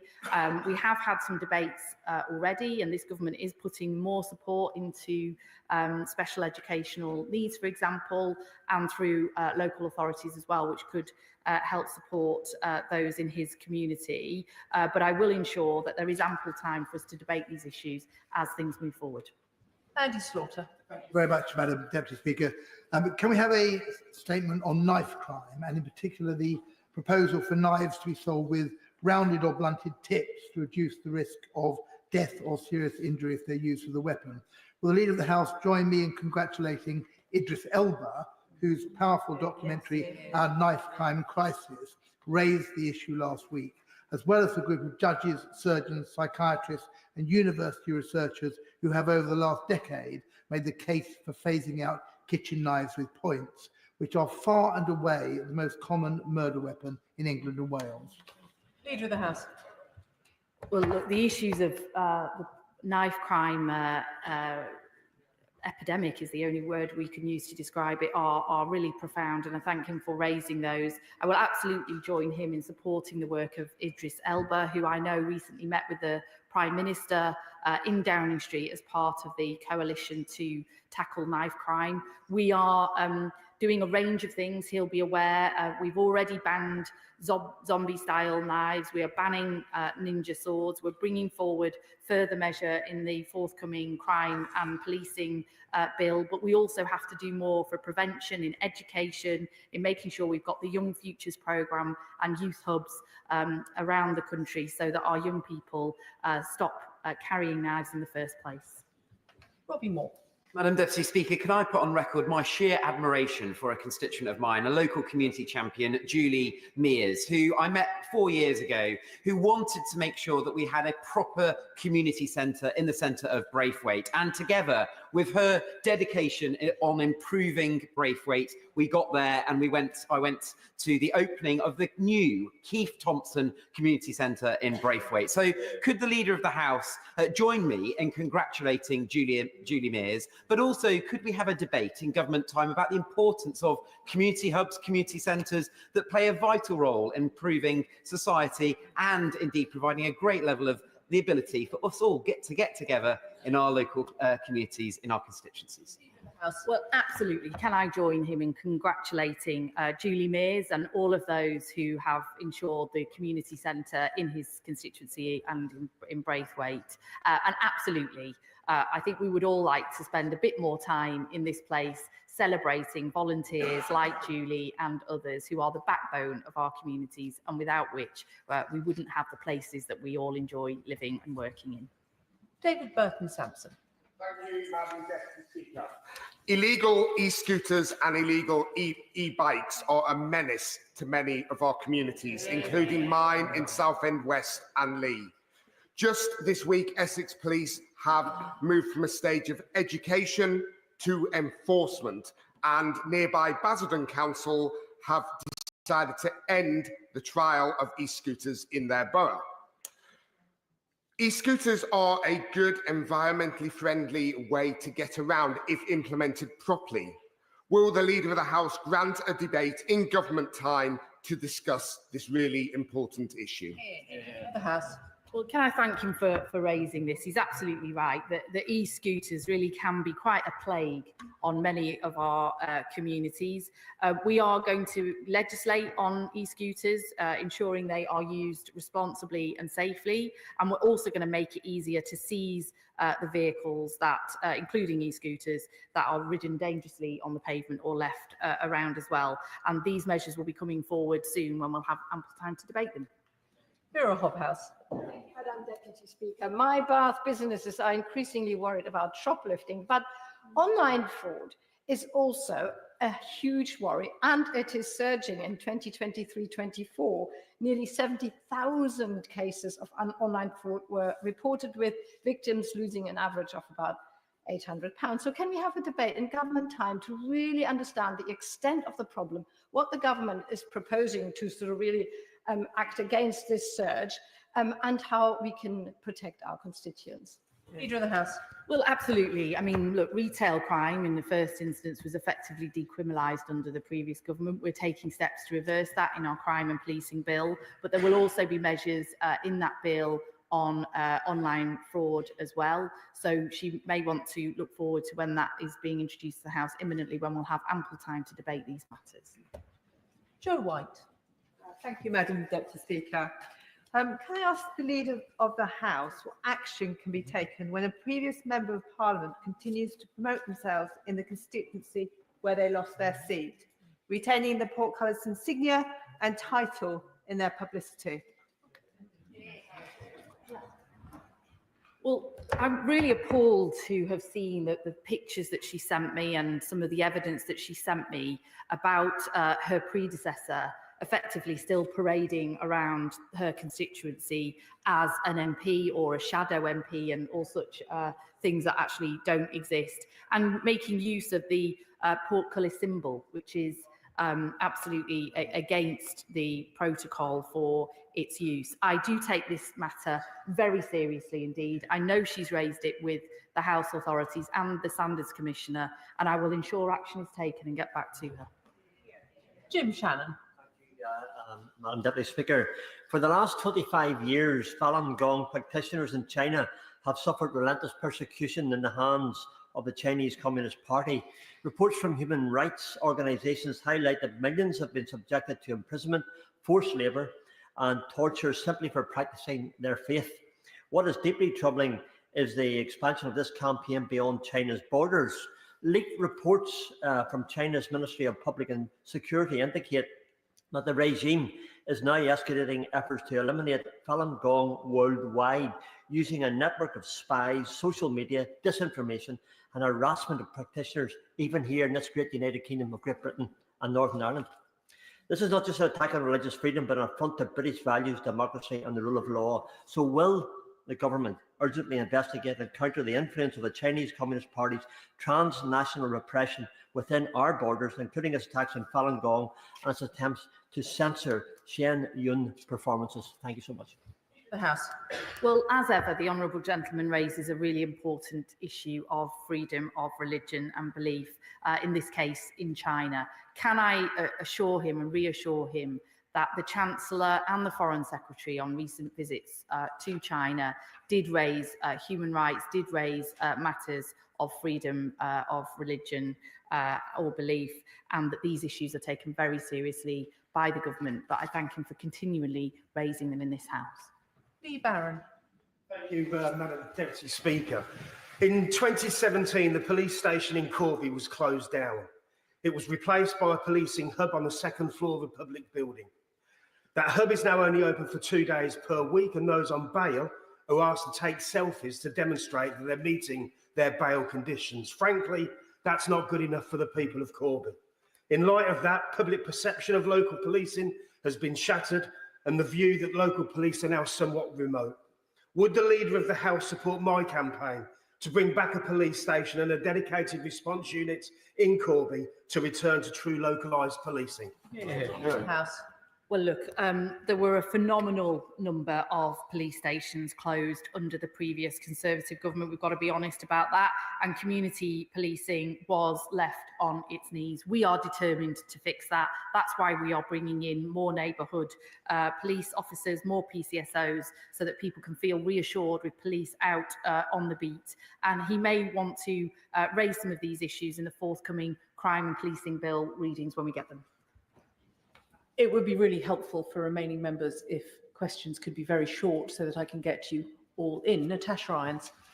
Thank you, Madam Deputy Speaker. Croydon's Youth Engagement Team is a council-run service which provides critical support for young people across Croydon. This includes keeping kids away from being groomed into gangs and supporting the Youth Assembly, which gives kids a civic voice, and the Youth Hub in New Addington in my constituency. These services are now under threat because Croydon Council deem them as non-statutory and are needing to make savings. So will she allow time for a debate about the long-term funding settlements for youth services and how we can ensure that they are given the statutory protections that they need? Leader of the House. Well, after years of cuts and austerity, we've seen the decimation of youth services and youth hubs in many of our communities, and it's not therefore surprising that issues like knife crime and other things have also increased as a consequence. She'll know that this government is absolutely committed to prevention, education, and to bringing about youth hubs in every community. Phil Brickell. Madam Deputy Speaker, I'd like to draw the Leader's attention to the experiences of a constituent of mine who is a victim of domestic violence. The perpetrator, who went to prison for his violent crimes, is on the joint tenancy with my constituent with the local housing association. Yet my constituent has been told there's no way to remove him from the tenancy without his permission, which he is refusing to provide. Will the Leader set aside government time for a debate to discuss this extremely concerning matter so that victims of domestic violence, such as my constituent, will not be put through further trauma? Leader of the House. Well, I'm really sorry to hear about this case, but I do want to assure him and his constituent and other survivors of domestic abuse that we do and we will be strengthening the rights and protections available for women in cohabiting couples, and this will include the issues around joint tenancies to remain in their home, and I look forward to letting you know when that's coming forward. Rachel Blake. Thank you, Madam Deputy Speaker. Cultural and community institutions in the heart of central London face an uncertain future. The Jubilee Hall Gym, the YMCA Central and the Prince Charles Cinema all have uncertain futures because of the complex property ownership structures in which they exist. The YMCA Central faces closure tomorrow. Can the Leader of the House support me with my call to meet the landlords so we can come together for a sustainable long-term future for this institution? Yes. Well, she's absolutely right, and we need to put more powers, back in the hands of local communities and local government to ensure the long-term future of community assets like the one she describes. John Pearce. Thank you, Madam Deputy Speaker. Will the Leader of the House join me in congratulating Sam Elliott, a 16-year-old from Buxton in my High Peak constituency, who has run a marathon across the month of January to raise important money for Prostate Cancer UK. Prostate cancer is the most common cancer in men. Will the Leader of the House join me in encouraging all men to check their risk on the Prostate Cancer UK website? It will take 30 seconds, but it could save their lives. And will she support me in considering a debate on tackling this most important risk to men's health?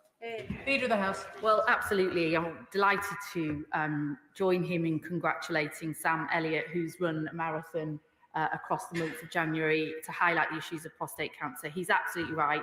Early diagnosis, early screening could save many, many lives, and it's vital, as this government intends to do, that we do get more early diagnosis of this important cancer. Catherine Fuchs. Madam Deputy Speaker. Inglis Bridge in Monmouth is closed and it has been since September. It's a 1-mile detour for the children going to school at the Church in Wales Osbaston School. And as the Leader of the House will know, it's really difficult getting ready for school and getting kids, prams, bikes out the door and going 1 mile along narrow pavements around Monmouth. It's also really difficult for those in wheelchairs to access green space from Osbaston onto Vauxhall Fields whilst this bridge is closed.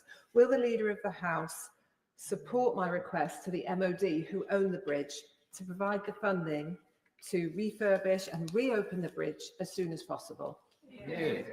Well, she rightly highlights how important this bridge is to her community, because when it's closed, it's causing huge disruption to many of her constituency.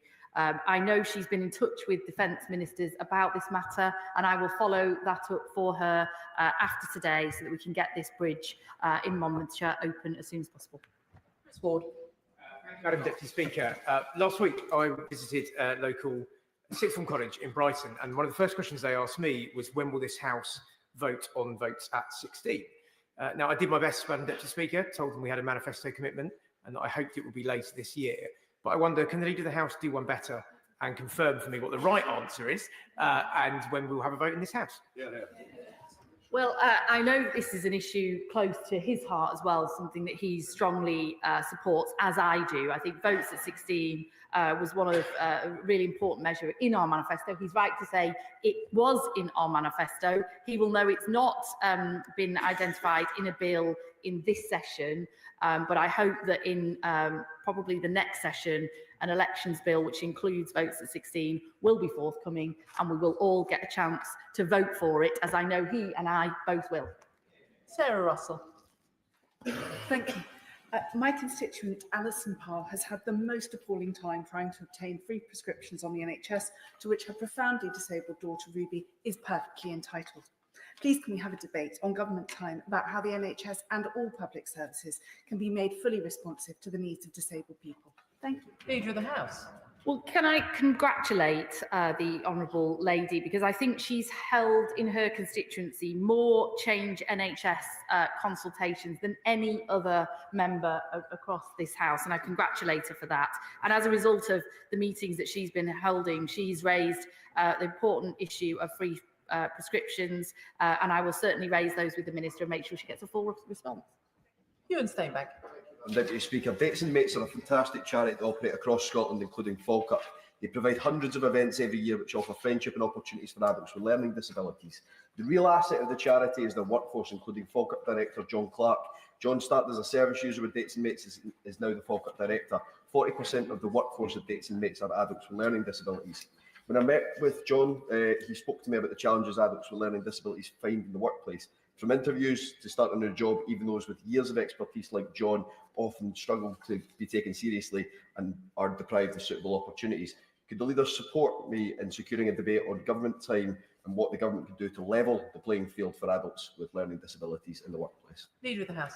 Well, can I join him in thanking John Clark for all the work he's done over the years in raising awareness of these issues through Dates and Mates, which I think is a great name for an organisation. He will know that we are actively encouraging employers to create disability inclusive workplaces, and I will ensure that he and the rest of the House are kept up to date with these matters. Jo Platt. Madam Deputy Speaker, Lee and Atherton, though part of Greater Manchester, are also close neighbours to Warrington and St Helens. The road network designed around our factories and mills now struggle with the increasing traffic and congestion. So will the Leader of the House commit to hold a debate alongside our Cheshire and Merseyside neighbours to improve public transport and connectivity in these areas? Leader of the House. Well, as a close neighbour of hers as well, and my husband works in Warrington, so does use these roads regularly, you know, I will share her frustration that the road networks in the northwest and around our region and across many parts of the north of England as well are in a poor state and are not sufficient for the capacity that they now need. So I will ensure that the Minister has heard her plea today, and I think this would make a very good topic for debate. Tom Rutland. Deputy Speaker, my constituents in East Worthing and Shoreham and all of those served by Southern Water are facing a 47% increase to their bills after years of mismanagement by both the company and previous government. Can the Leader of the House assure me that the government will ensure that the additional money that my constituents will be paying will be put into fixing our broken water system and not into the pockets of executives and shareholders? Well, water customers in his constituency and in many others have been left to pay the price of many years of Conservative failure, who allowed water companies to spend billions of pounds on bonuses and shareholder payouts instead of investing in our crumbling infrastructure. I can assure him that all the money raised from increased water bills will go to water infrastructure. Patricia Ferguson. Thank you, Madam Deputy Speaker. Yesterday's meeting of the Scottish Affairs Committee took some very interesting and informative evidence from representatives of the space industry in the UK. Launch of a first commercial space rocket in Saxavord in Shetland is likely to take place before the end of the year, and the industry has great commercial benefits potentially for the UK, and also is very important in terms of our integrity as a sovereign nation. One of the key asks of the representatives we spoke to was that there should be a Minister for Space, someone who could help them to navigate the various jurisdictions they have to speak to, cut through the number of local authorities and other authorities that they have to deal with, and simply be a champion for their industry. I wonder if this is something that my honourable friend might raise in government. Well, can I thank her for that? She's absolutely right. Space has transformed in strategic importance over the last decade. The Minister for Science, Research and Innovation has a responsibility for coordinating space policy right across government. And I know that he will be putting rocket boosters under this policy area in the future. Chris MacDonald. Thank you, Madam Deputy Speaker. Stockton is rightly famed for our high street, the widest in Britain, with amazing independent stores such as Chic and Crafty, Regency Records and the Book Dragon, supported by our Business Improvement District. Will my right honourable friend join me in commending Stockton Borough Council for their investment in a new park and health diagnostic centre in Stockton, road improvements in Norton and £20 million for Billingham Town Centre, all of which will benefit from this government's commitment to cracking down on retail crime and investing in Cleveland Police. And will she also find time in the government's time for a debate on high street renewal? Well, look, not to miss an opportunity for another pun, I know that Stockton High Streets is known far and wide, has a reputation for what it offers. But look, he's absolutely right to raise these issues, and I'm glad to hear that Stockton is getting the investment in its town centre that it so desperately needs. And I thank the Leader of the House for those responses. We now have a few moments for I think the front benches are ready and waiting. Come to a statement on UK-EU relations. Paymaster General. With permission, Madam Deputy Speaker, I would like to make a statement on the UK's relationship with the EU. On Monday in Brussels, the Prime Minister attended an informal retreat with the 27 EU leaders and Presidents von der Leyen and Costa. This marked a clear step forward for this government's reset of the UK's relationship with the EU, the first British Prime Minister to join a meeting of European Council members since the UK left the EU. The Prime Minister discussed the common threats that the UK and the EU face and the value that closer EU-UK cooperation on security and defence could bring. These were points he also discussed earlier in the day when he met with the Secretary-General of NATO. With EU 27 leaders, he outlined a number of steps to increase cooperation on shared threats, including cross-border crime and illegal migration, whilst delivering growth and security at home. He called on Europe to step up and project strength, to keep up the pressure on Putin, alongside sustained military support to Ukraine, to put them in the strongest possible position this year. He set out a strong case for European security and defence, an ambitious UK-EU security partnership, a deeper role for Europe within NATO, and the continued importance of small groups like the Joint Expeditionary Force, together with a continent-wide increase in defence investment. The Prime Minister was clear that the UK would play its full part in European defence and was ready to work together with the EU. On Tuesday, we announced that the UK will welcome the Presidents of the European Council and Commission to the UK for the first UK-EU Leaders Summit, which will take place on Monday the 19th of May. This first summit will provide an opportunity to further strengthen the relationship between the UK and the EU for the benefit of all our people.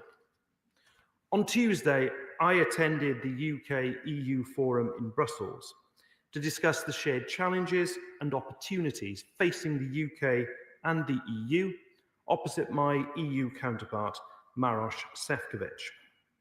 I made the case at the EU-UK Forum that this government will be guided by what I'm calling ruthless pragmatism, working in the UK's national interest to make people across the UK safer, more secure, and more prosperous.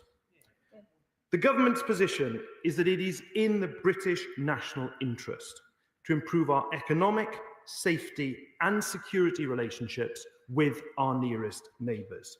We reject the ideological approach of the past and will make a hard-headed assessment of the British national interest.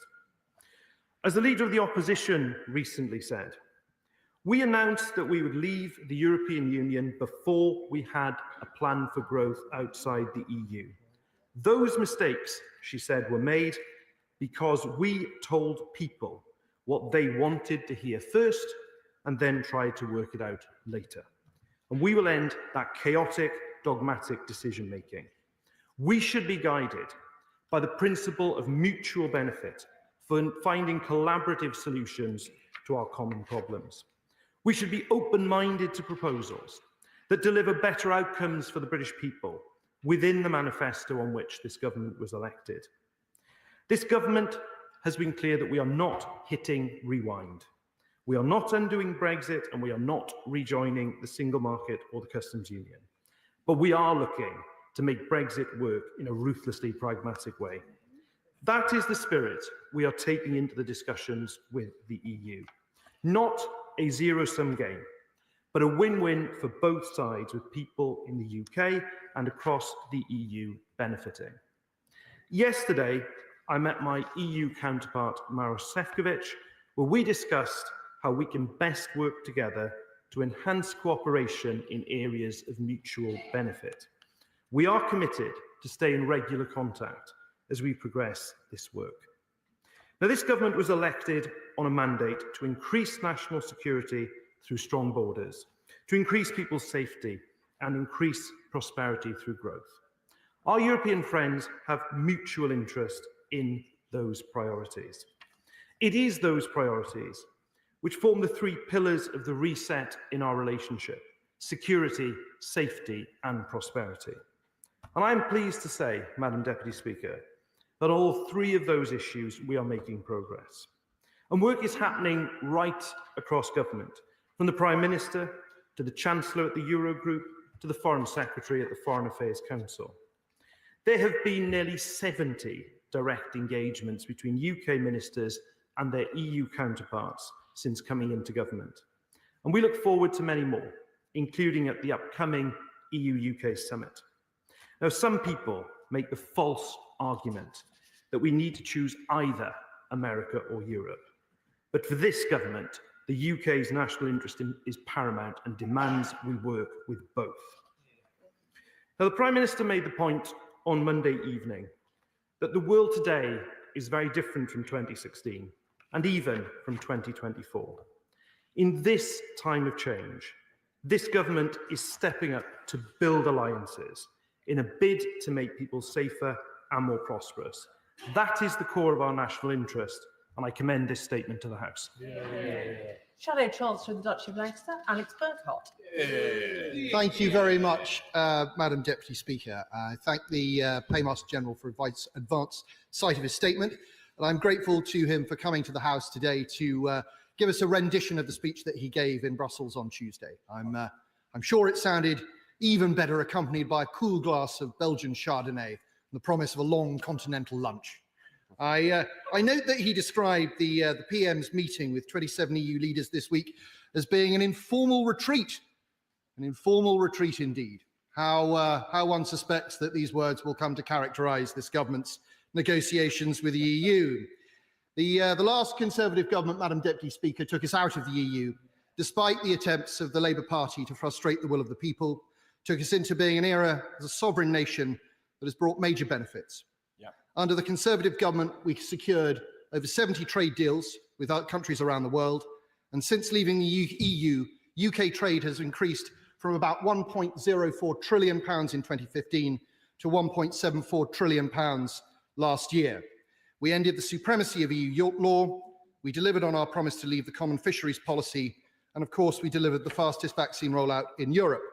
We turned a page, and it is vital that the Labour government do not turn it back.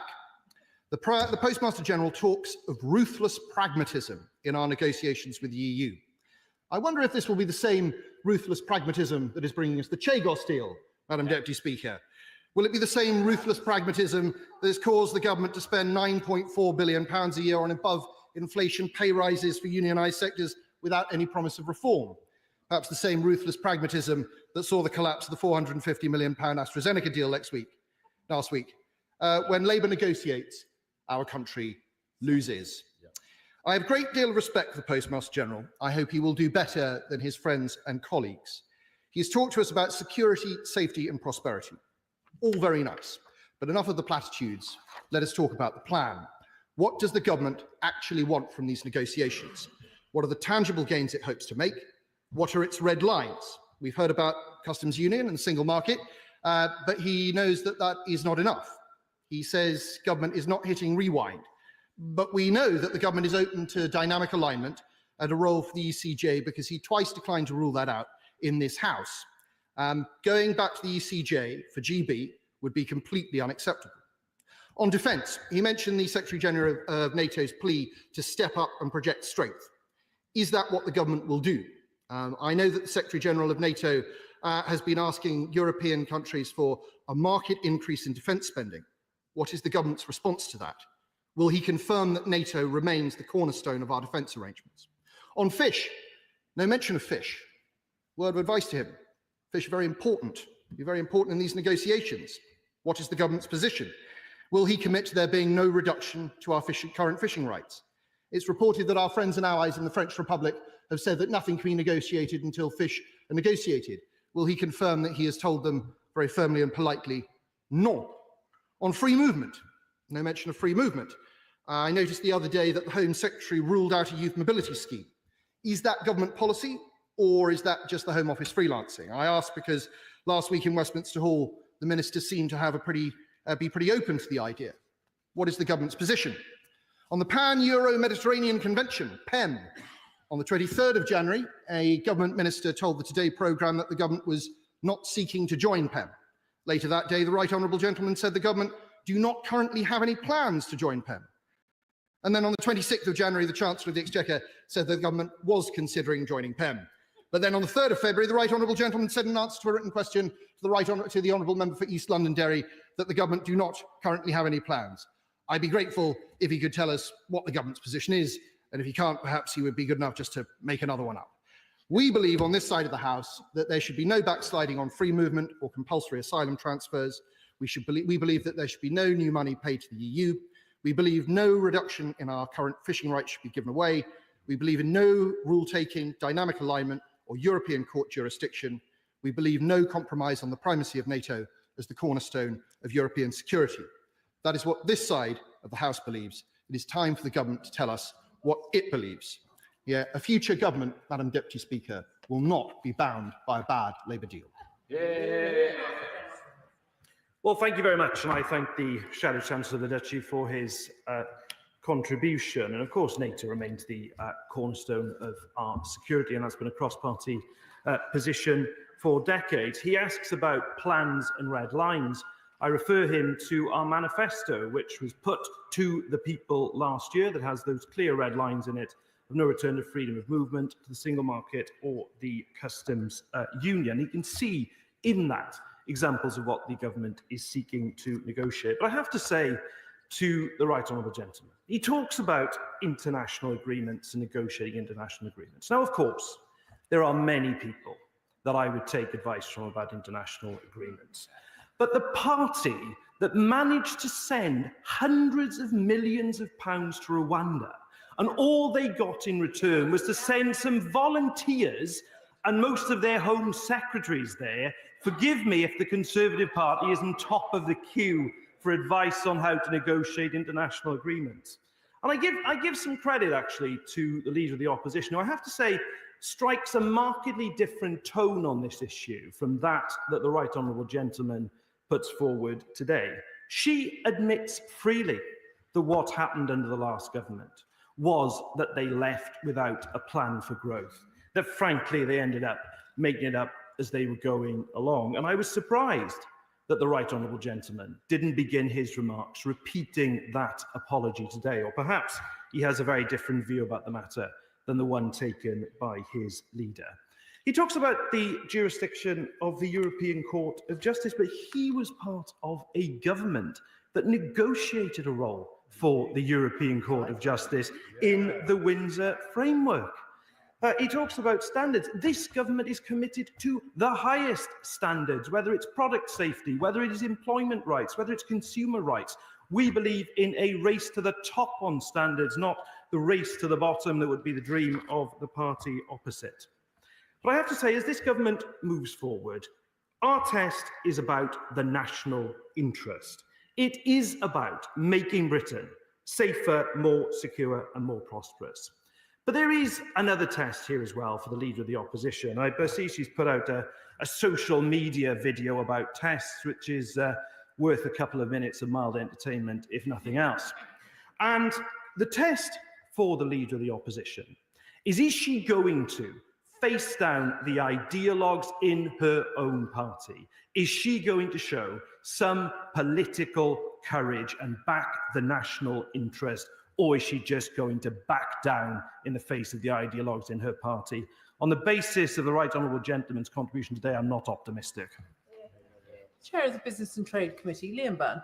Thank you very much, Deputy Speaker. Well, I very much welcome the statement from my right honourable friend. The reality is he's inherited a deal with the European Union that has knocked about 4 to 5% off our economic output each year. And certainly what the Business and Trade Committee heard in Brussels last week is a clear message from the business community that we need to be as specific and as ambitious as we can ahead of the Reset Summit with the President of the European Commission. So can I ask the Paymaster General what plans he has to bring together both the British business community and indeed the trade union community so that the Prime Minister can go into his summit with President von der Leyen very clear-minded about just how ambitious our wealth creators want him to be? The Right Honourable Gentleman, the Chair of the Select Committee, is entirely right about the involvement of civil society, trade unions and businesses. And I'm sure he will have seen the comments of the Managing Director of Food at Marks & Spencer's only today, who said, "We wholeheartedly support the government's plan to negotiate a veterinary agreement, the benefits of which would be significant. There is no discernible downside, and we will offer whatever help we can to aid the negotiations." There was a time when the Conservative Party was on the side of business, clearly no more. Liberal Democrat spokesperson Sarah Olby. Thank you, Madam Deputy Speaker. And I thank the Minister for advance sight of his statement. I welcome much of the statement's content that the government is serious in their commitment to resetting our broken relationship with the European Union. But what the Liberal Democrats want is action. The European Union is our closest neighbour, our largest trading partner. I sense the Minister knows that we have to get on with repairing that trading relationship that was so badly damaged under the former Conservative government. So please, let's get on and do it. The botched Brexit deal has been a complete disaster for our country, especially for small businesses who are held back by reams of red tape and new barriers to trade, costing our economy billions in lost exports. The Minister talks of pragmatic negotiation. Surely, what is pragmatic is to drop the government's red lines and agree a new UK-EU customs union. It would be the single biggest step that the government could take to unlock growth, and I cannot think of anything more pragmatic. Liberal Democrats will continue to call on the government to do the right thing. We are also disappointed by the Home Secretary's comments at the weekend on ruling out a youth mobility scheme. Does this represent the government's stance? Youth mobility deal would be good for our economy, especially our tourism and hospitality sectors, while providing young British people with the opportunity to work and study abroad. This would be a win-win. And not only that, it's what the British public want. New polling shows that 2/3 of the UK population are in favour of such a scheme. So does the Minister not agree with me that introducing a youth mobility scheme is exactly the kind of pragmatic negotiation that the government should be prioritising? Well, I'm grateful as always for the contribution of the Honourable Lady. We had a fine debate in Westminster Hall last week. All I would say to her, though, about speed is this. This government is acting on its manifesto. The red lines in its manifesto around single market, customs union, freedom of movement, on which we were elected and had this majority delivered last July. But I actually looked at the Liberal Democrat manifesto on its plans for the relationship with the European Union, and it contained 4 steps. Now, if we were choosing to do this in 4 different phases, we would be moving a lot more slowly than we currently are at the moment. So I hope the Honourable Lady will welcome the progress that we are making. I know there is a lot of speculation on the issue of youth mobility. Of course, we consider sensible proposals in accordance with our red lines, but our position remains the same. There are no plans for a youth mobility scheme. We've been clear there'll be no return to freedom of movement. Stella Creasy. Thank you, Madam Deputy Speaker. I guess I shouldn't be surprised to hear the Conservatives trying to defend an impossibly bad deal for British business, which is why I'm so relieved that it's grown-ups going to Europe, working out what is in the national interest. Can I press the Minister that there is something very clearly in the national interest to resolve with our European counterparts? National Grid estimate that it will cost UK Exchequer £5 to £8 billion over this Parliament to have a differential emissions trading scheme between ourselves and Europe. Pollution doesn't respect borders. We all want to tackle the climate crisis. So can he just confirm that resolving the issues around the carbon border adjustment mechanism will be on the agenda for the summit in May? I'm very grateful to my honourable friend. I know the campaigning that she does on this issue. Energy is very much a priority for the discussions, indeed specifically on the emissions trading scheme and looking at linkage. That is something that the existing trade and cooperation agreement commits the UK and the EU to looking at. Sir Alex Shelby.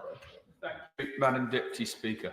The Minister quite rightly speaks about the importance of NATO being key to our defence strategy. But I have a real concern about the negotiations taking place on the defence strategy and working with the European Union. In my role in the NATO Parliamentary Assembly, we've often spoken about the role of PESCO and that good Lord, Madam Deputy Speaker, procurement, the procurement strategy that will take place in different countries procuring different aspects, that does run into some constitutional problems. Now, these are generations of procurement where that could be a problem, but it's important now that protocols are made, that how those two things interact. So can I ask the Minister that don't just sign up to European programmes without making sure that if we're going to be doing this, then we must make sure that we are also building the protocols that PESCO cannot undermine an Article 5 decision, because as it stands at this moment in time, the ideology of PESCO does stand in the way of an Article 5 decision. And if the Minister would like me to speak to him further, I'd be happy to meet with him. I'm more than happy to speak to the honourable gentleman, know his expertise in these matters. I think he's also referring to the issue of interoperability, which is hugely important. But I would say to the honourable gentleman, he will have seen that on Monday, the Prime Minister also met the Secretary-General of NATO, and that really does send out a signal that NATO remains absolutely fundamental. It's the foundation stone of post-war security and indeed our approach going forward. What we are seeking to do will be complementary to NATO. It will be to build our collective strength in these dangerous times.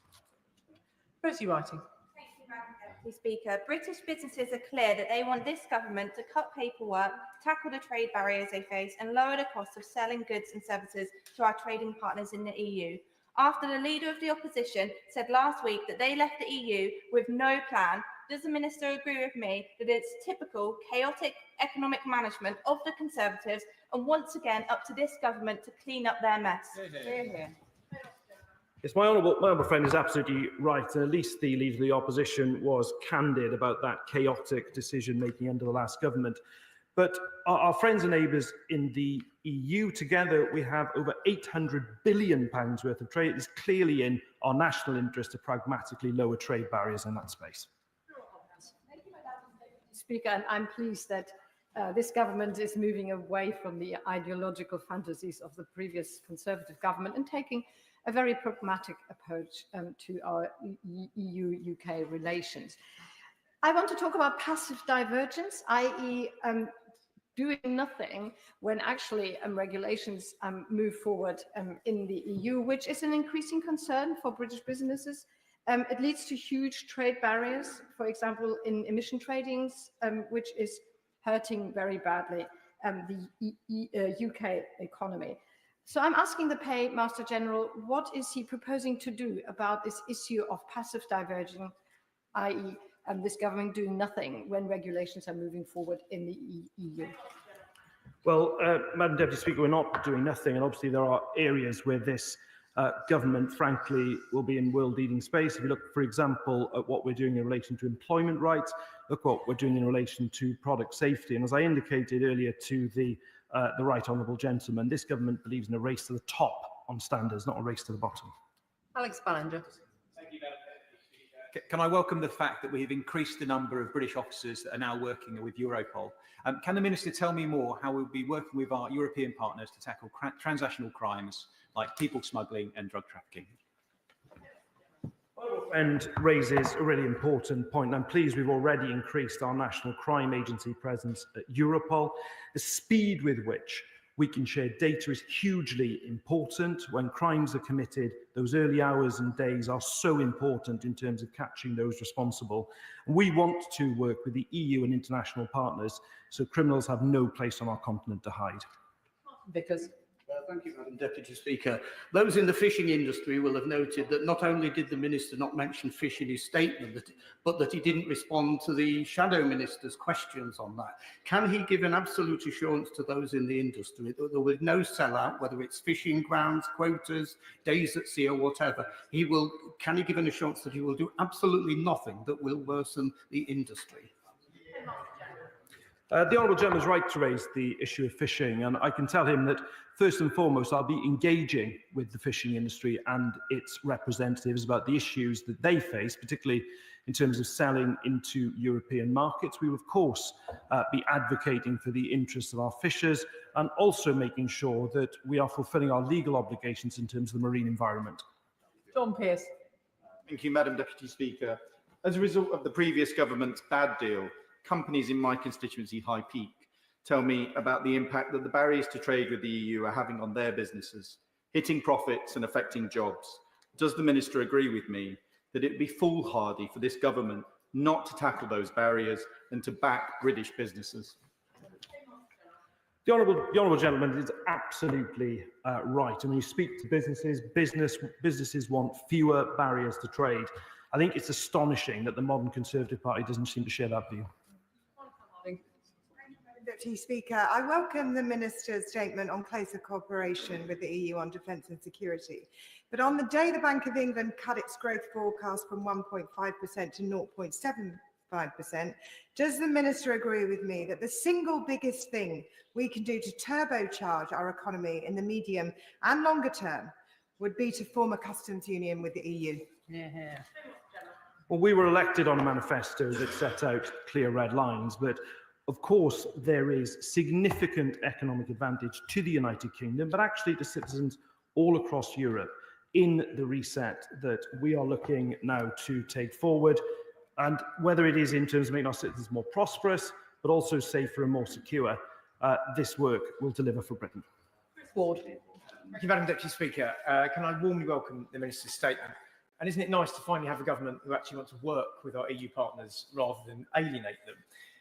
And in that spirit, does the Minister agree that there's a chasm between the thin last-minute deal the previous government negotiated, a deal the Leader of the Opposition now derides as a deal without a plan, and the red lines that he and this government have set out, and that it's that landing zone that this government now needs to get to, and hopefully we can as soon as possible? Yes, my honourable friend is absolutely right. The chaos of the last government did extraordinary damage to this country on the international stage and sullied, frankly, our international reputation. I'm pleased that the Leader of the Opposition does at least understand the chaos that they cause to our economy. And my honourable friend is absolutely right. This government takes a completely different approach, elected on a manifesto that we will now seek to deliver. Jim Shannon. Thank you, Madam Deputy Speaker. Can I thank the Minister for his answers and to all the questions we've posed to him? And he always says he reply in a positive fashion, and my question, the Minister probably knows what's coming in relation to it, but can I ask it anyway? The thorn in the side of any restoration of good faith with the EU lies in the abhorrent Northern Ireland Protocol and EU grip on Northern Ireland. This may well exclude Northern Ireland from any trade deals with the United States of America, with whom we already have multi-million-pound supply deals in place. Will the Paymaster General confirm that the top of the agenda for good relations is allowing Northern Ireland to have her place in the United Kingdom and an end to the game that is hurting the people of Northern Ireland, both financially and also constitutionally. Thank you. Just like to reassure the honourable gentleman that Northern Ireland is always at the forefront of my mind. I mean, since I came into office, I've twice visited Belfast. I chair the interministerial group that includes obviously the Minister and Deputy First Minister of Northern Ireland. The Windsor Framework Task Force is in the Cabinet Office, so I can assure the honourable gentleman that the interests of the people of Northern Ireland are fundamental to this government. I would say to him too that a successful negotiation of a sanitary and phytosanitary agreement would, I suggest, be of significant benefit to the people of Northern Ireland. Final question, Phil Brickell.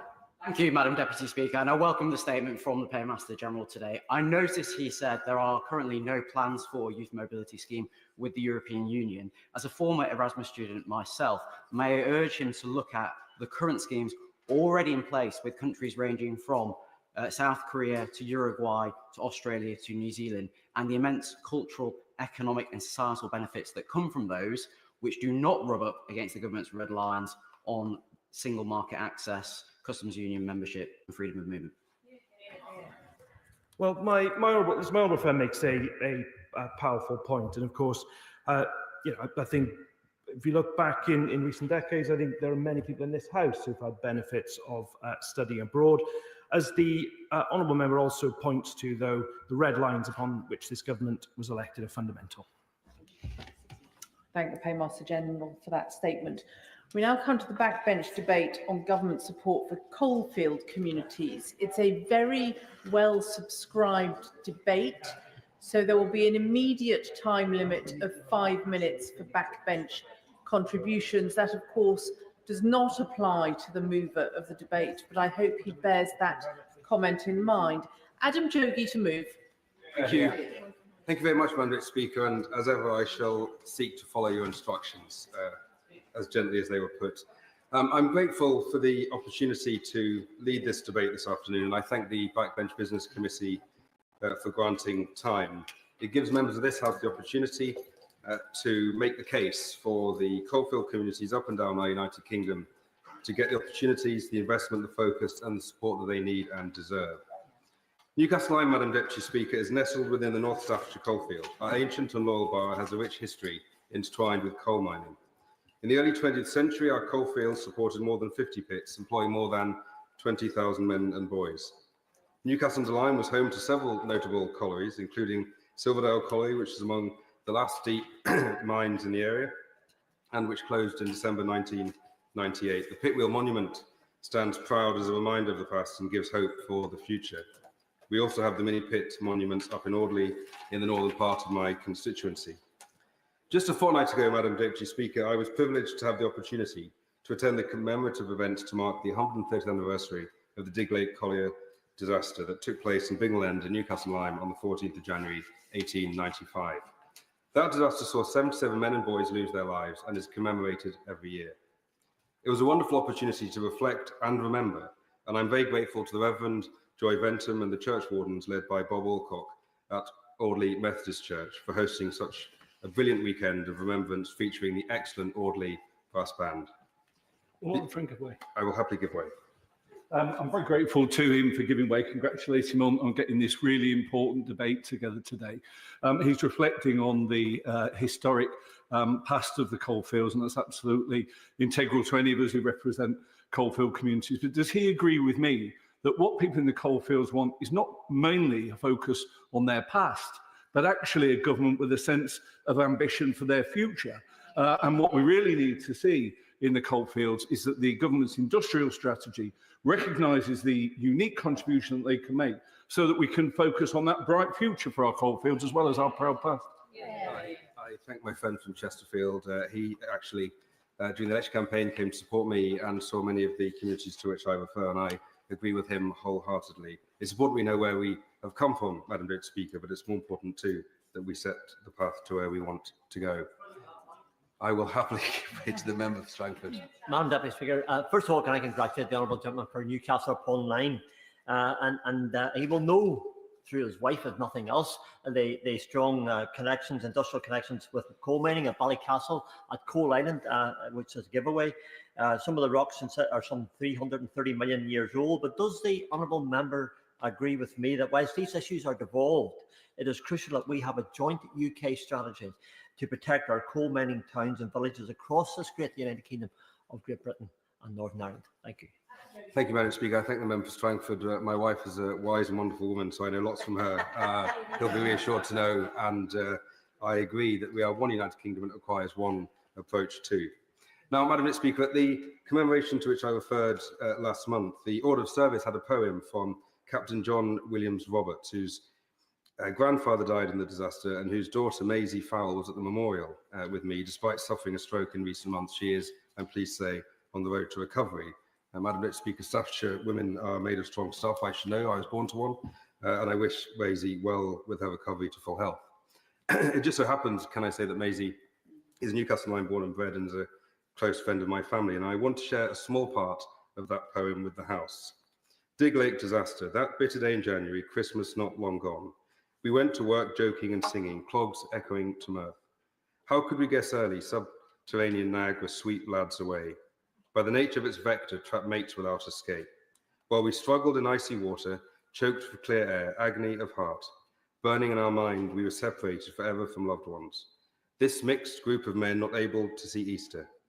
And it ends with, bequeath our generation acts they knew we could perform, advancing wisdom, better leaders, unselfish goals.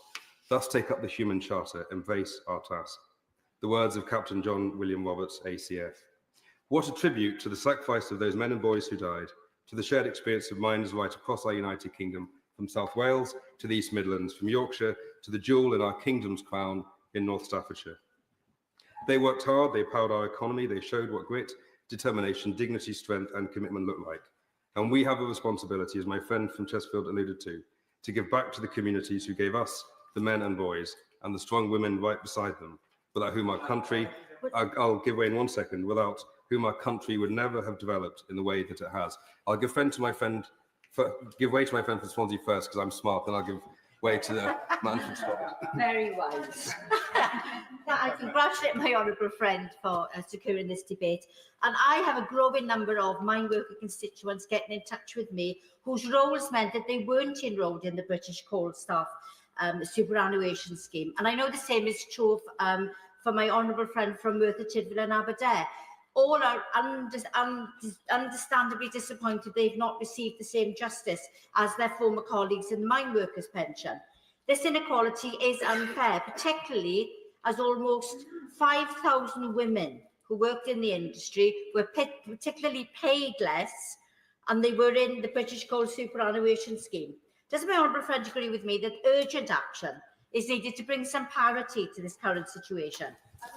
Thank you, Madam Speaker. I'm very grateful to my friend from Swansea. I couldn't agree more. I will touch on that gently, but the fact that she's made that point, I think, speaks to her commitment standing up for those most in need of a strong voice, and I thank her for that intervention. I'll happily give way to my friend from Scotland.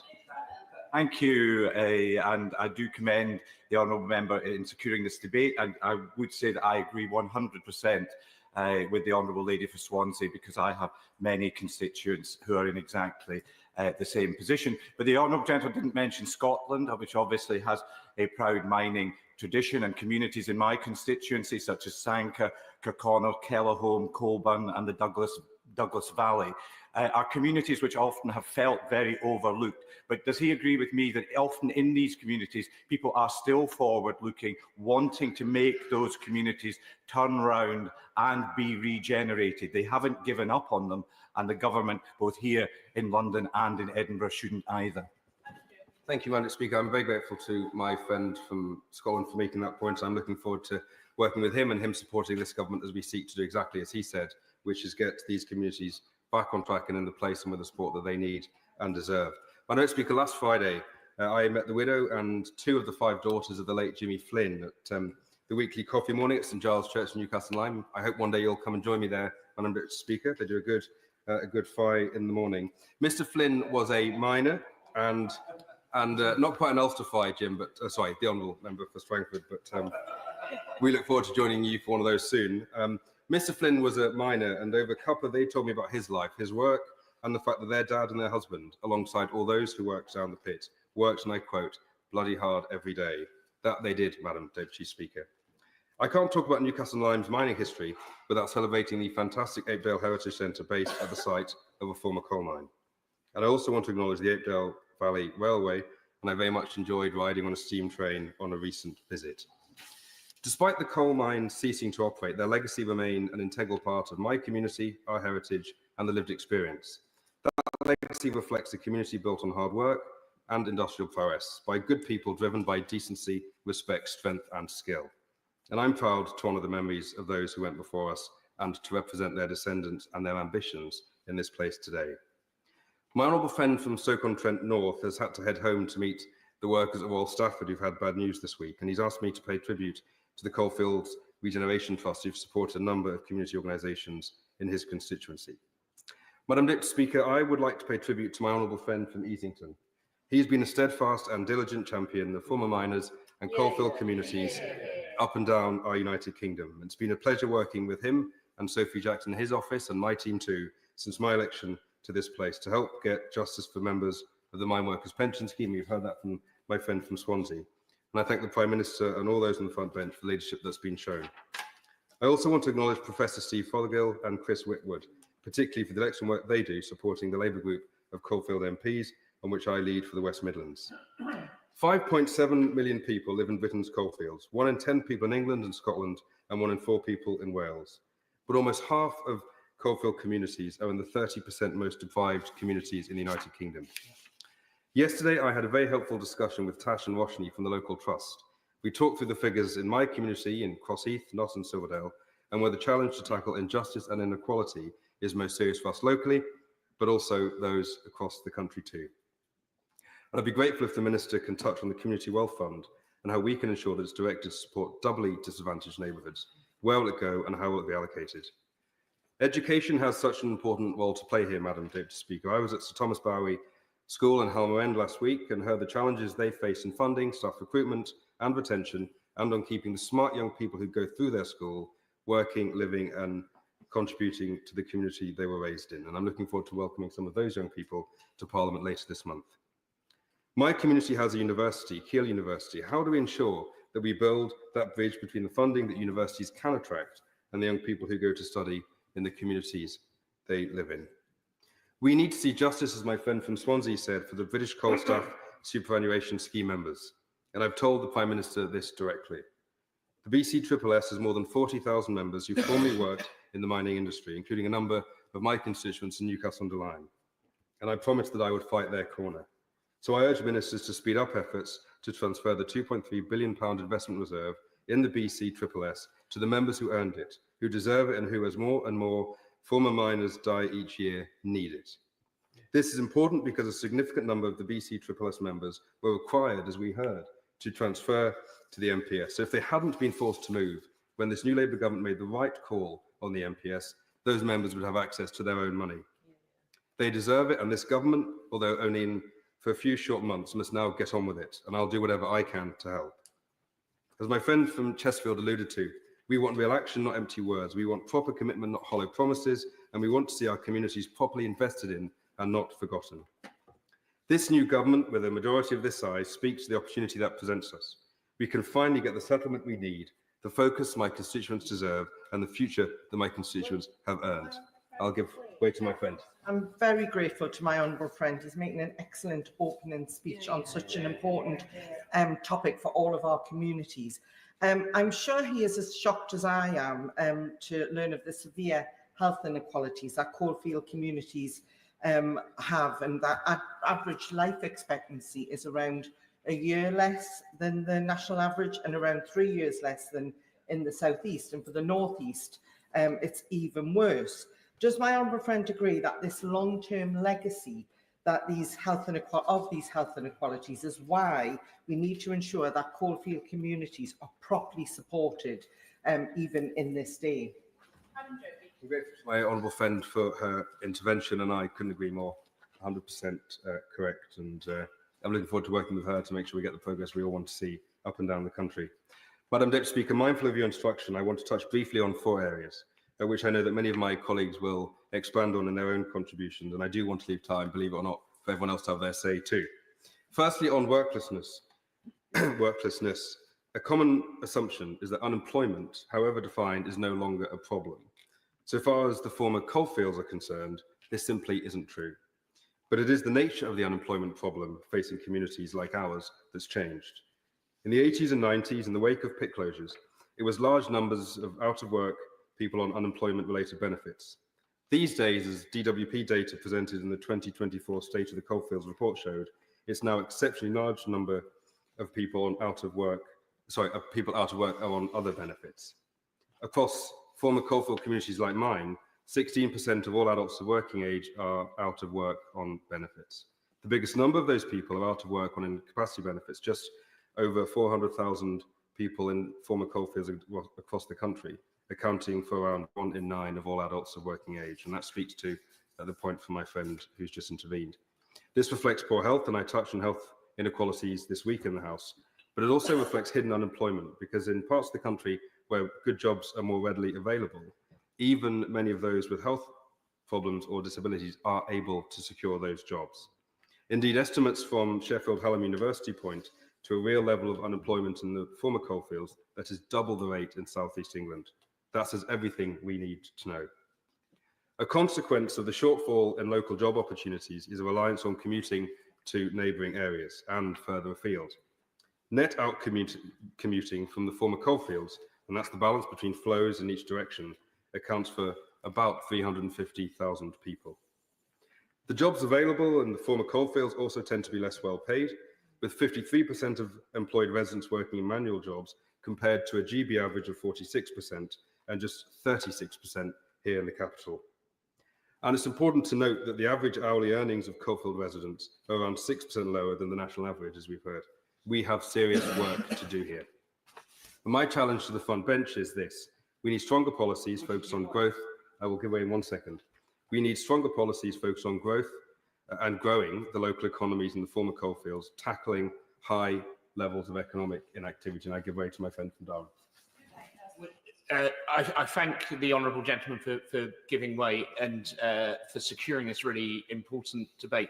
Would he agree that the example of Nissan, which is in my honourable neighbour's constituency, shows that where there are high quality manufacturing jobs put into former coalfield areas, in fact, those people from those areas are amongst the most widely respected workforces in the world. Global investors think that they are amongst the best workforce they can get. So the tragedy is that there are not more companies like Nissan situated in former coal mining areas.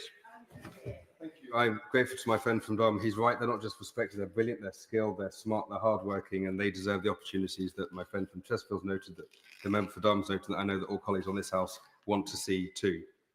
And those policies on tackling high levels of economic inactivity lead me to the next important part of improving government support for coalfield communities, and that's local growth funding. We all want to see our economy grow, and the Prime Minister and the Chancellor have my support in pushing that agenda. But growth must be driven and shared across all parts of our United Kingdom. As the government prepares for the spending review, I urge the front bench to ensure, at the very least, that the present level of spending at a minimum needs to be maintained. The primary purpose of local growth funding needs to be economic development and regeneration, driven by a mix of investment in people, as we've heard from my friend from Durham, in place, in infrastructure and in business support. The investment in our communities should be fairly allocated on the basis of need, not competitive bidding, and there should be full and timely consultation on the allocation formula. Funding needs to be allocated over a longer term than was the case under the previous government. The commitment in the budget to set 5-year capital budgets to be extended every 2 years at regular spending reviews is a welcome step. The government's intention to rationalise the number of local growth funds is also welcome, because it makes sense to allocate funding at the sub-regional scale at which most local economies operate. Some will be surprised to hear me say this, but we need less government in some ways, Madam Deputy Speaker. We need a lighter touch in managing this vital funding. And that's because the expertise, knowledge and experience of local people and local leaders, including elected mayors, the Minister will enjoy me saying for once, should be respected, and they should be given greater discretion within a broader framework set by government. I will give way, but I'm getting the nod already. Following on from the honourable member for Durham, and my honourable friend also mentioned commuting and infrastructure and how important that is to connect people from Durham to the jobs in Washington at Nissan and the other great companies that have their Rolls-Royce BAE systems. What we need, does he agree with me that the underinvestment over years in infrastructure, which he's talking about, especially transport infrastructure, means that projects such as the Leamside line that our North East Regional Mayor is also supporting would be so important to create that connectivity we need? Thank you, Madam Speaker. My honourable friend is completely correct. Talking about less government, the Minister knows I have some concerns about local government reorganisation, and I look forward to speaking to him about this in greater detail. But that said, I do call on all local leaders in Staffordshire to engage seriously, respectfully and wisely, because we need, as we've heard from interventions already in this debate, to focus on the livelihoods of the many, not the jobs and the power plays of the elected few.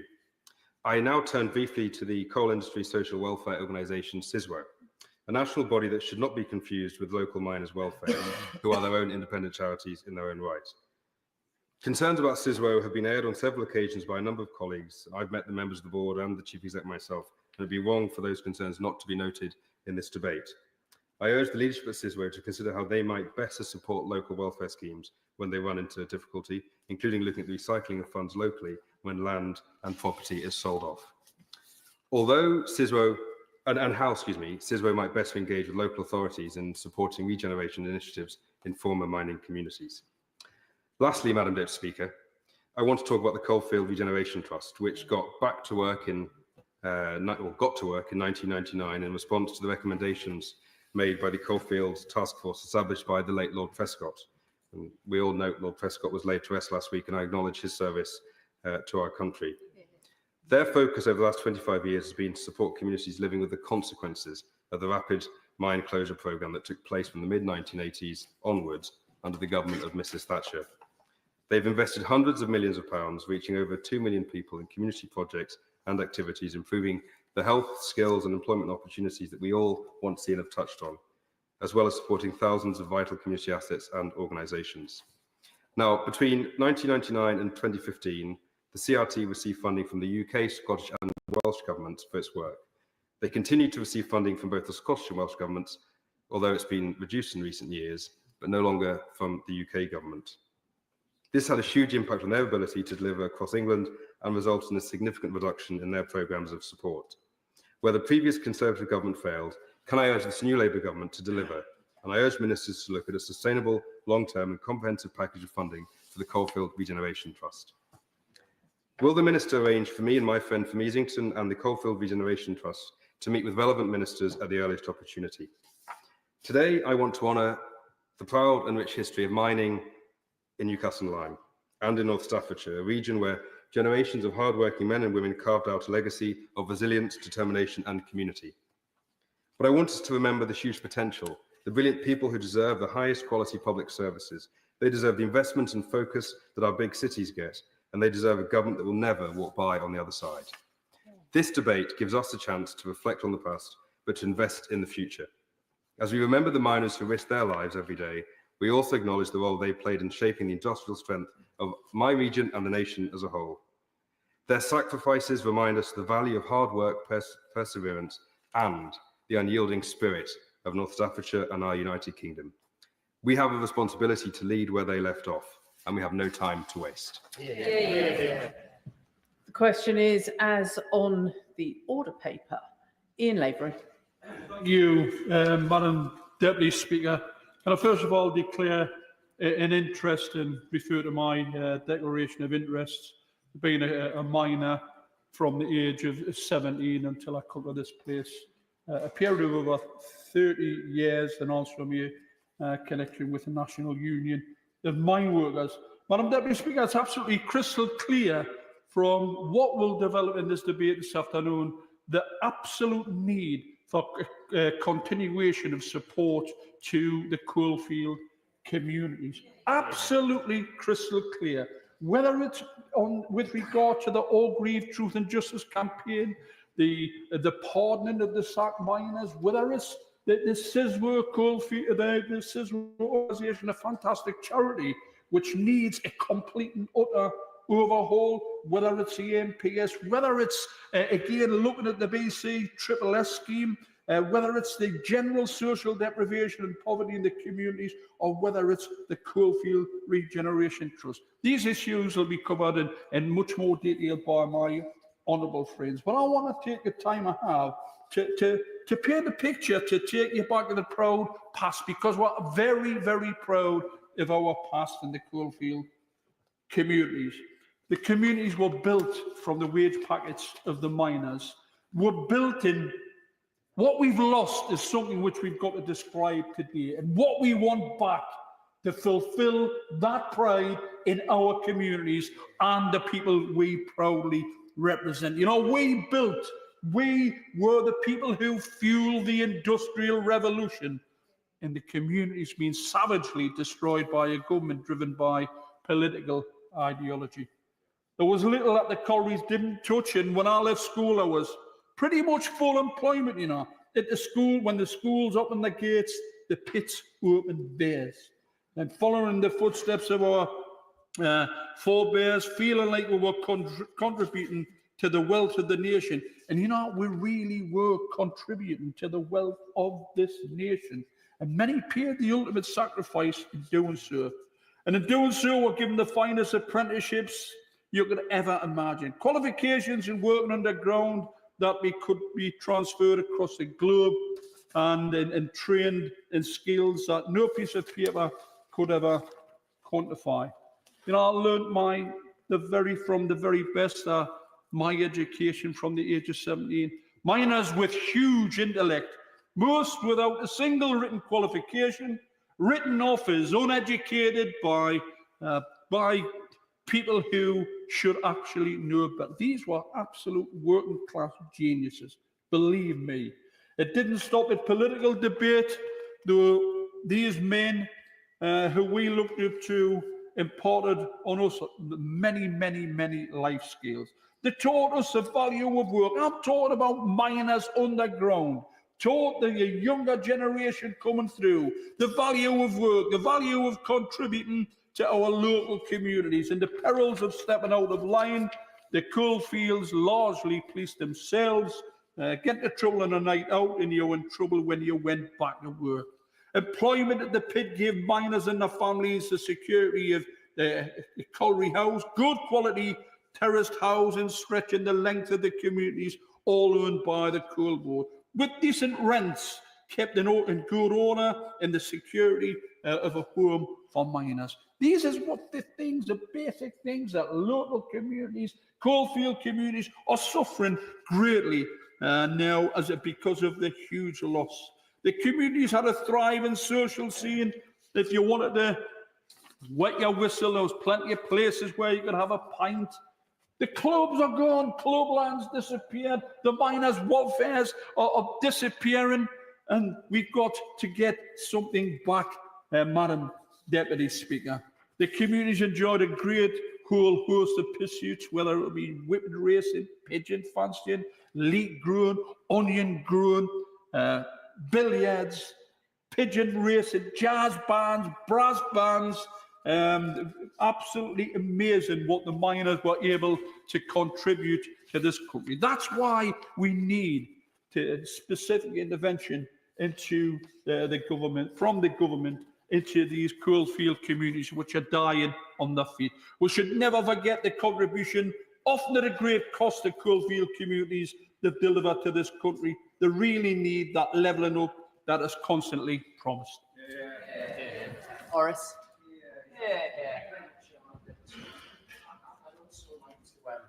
Congratulate my good and honourable friend, the member for Newcastle Underline, for securing this important debate, which is very much oversubscribed. I wish we had more time on coalfield communities. I also want to thank the Backbench Business Committee. I'd like to thank the Industrial Communities Alliance, the Coalfield Regeneration Trust, and the House of Commons Library for a very useful briefing paper that you produced. I'd also like to thank my fellow coalfield MPs for their sterling work on behalf of their constituents. Madam Deputy Speaker, our mining communities do not only have a proud past, but with the right leadership and investment, we have an exciting future.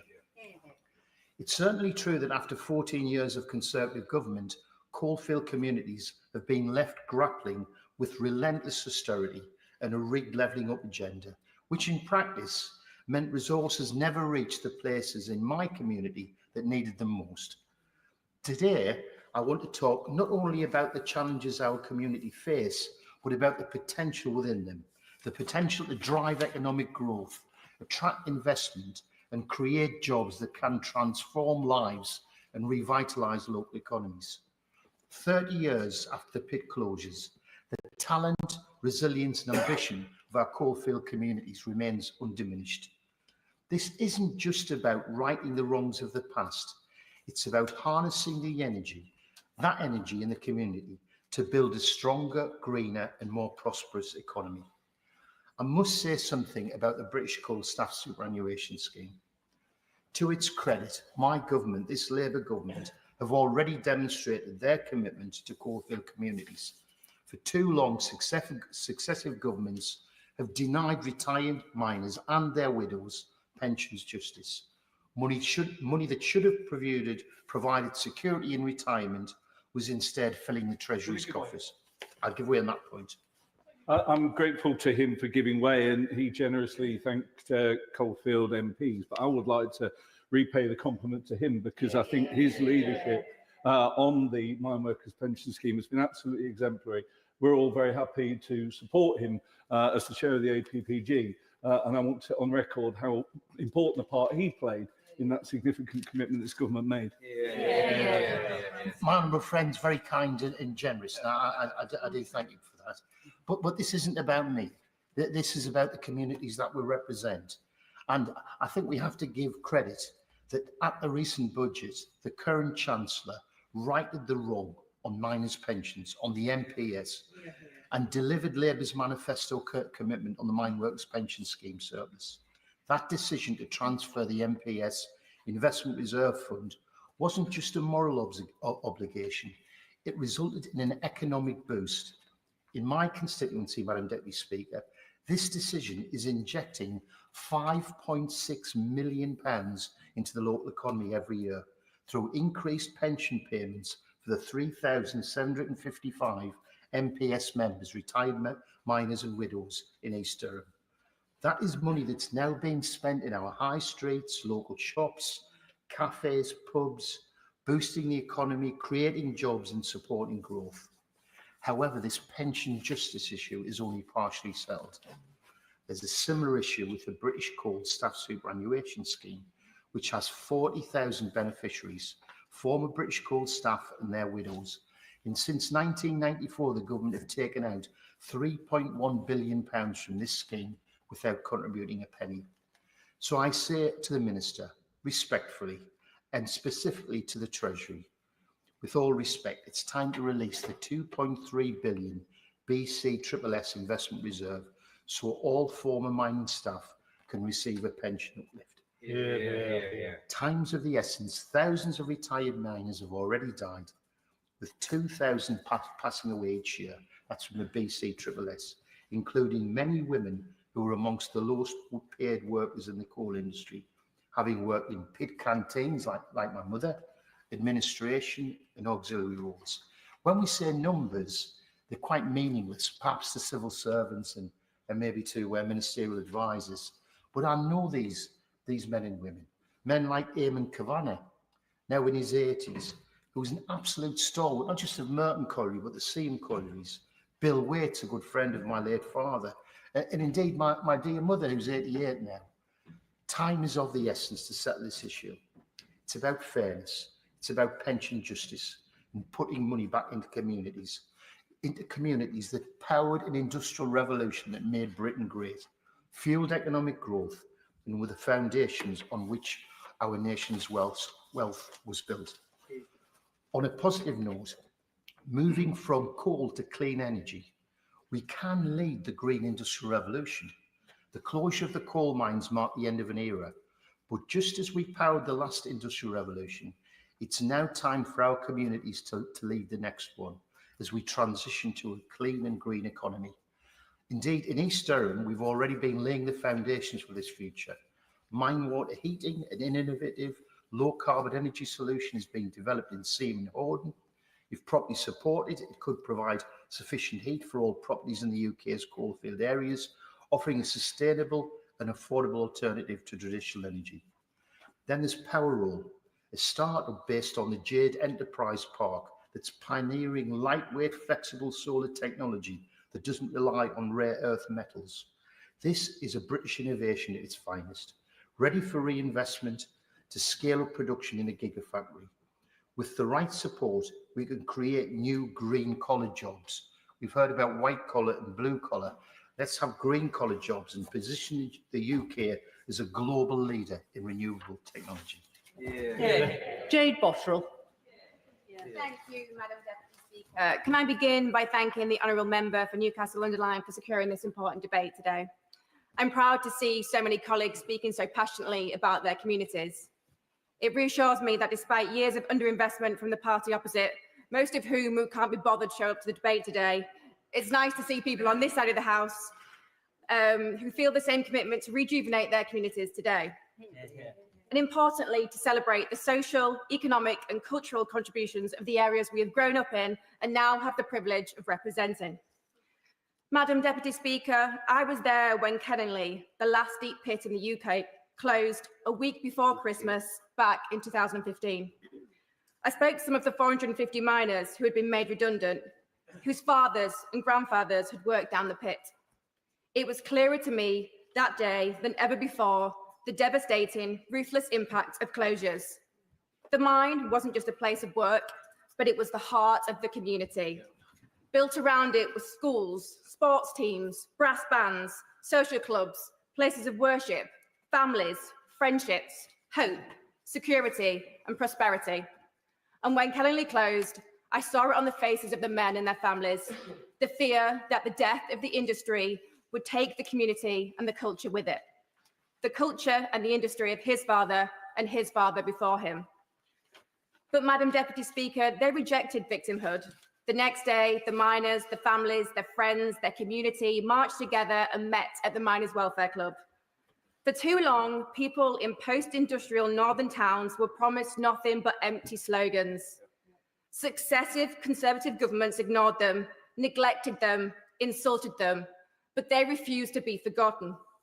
Although Kenningly is not in my constituency, there were many mines like it that were closed in similar circumstances and with similar results right across Ossett and Denby Dale. I cannot help imagining the scenes were similar on each occasion. Caphouse Colliery in my constituency closed in 1985. In that refusal to be forgotten, the mine was converted into a museum. Conceived, created, and now staffed by ex-miners, run by Lynn Dunnan, who embodies the often forgotten role of women during the strikes. We must remember those who helped heat our nation for generations. And with good old Yorkshire miners taking it down the shaft at the Mining Museum, there isn't a better place to remember our rich industrial history. And yes, that is a plug to go and visit the National Coal Mining Museum in my constituency. It remains a place where we are reminded of our community's contribution to this country. Every time I visit, I'm filled with pride, anger, and determination. Pride in my region's national contribution and the spirit of hard work, humour, and solidarity still present in the ex-miners who remain there today. Anger at the arrogance and ignorance of the previous governments who decimated our communities without a thought about what would come next. And determination to change this great injustice, to give our community not just what it needs, but what it's earned. But we don't need to just preserve the legacy of coalfield communities. We must also fight for the dignity of retired miners who made that proud legacy possible. Other members have spoken eloquently about the action taken to end the historic injustice of mine workers and their pensions, something which former mine workers in my patch raise with me often. I know the Honourable Member for Selby has been fighting for his constituent Tony Rock, whose compensation case in the last few years has been delayed and delayed by the DWP as his health worsens. This sort of case must become a thing of the past, and my Labour colleagues and I will keep fighting until retired members across Yorkshire receive the dignity in retirement they deserve.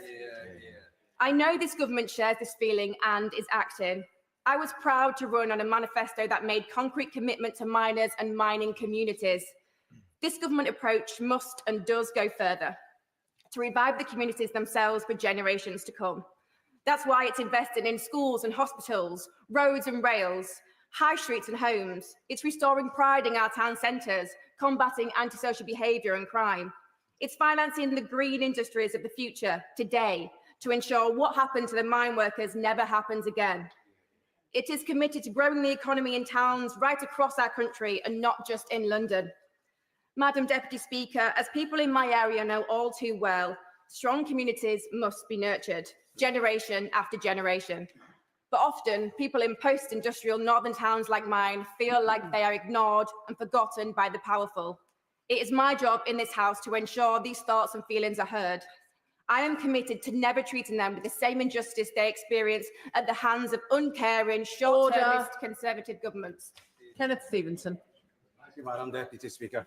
I'm pleased that we have the opportunity to debate such important matters today.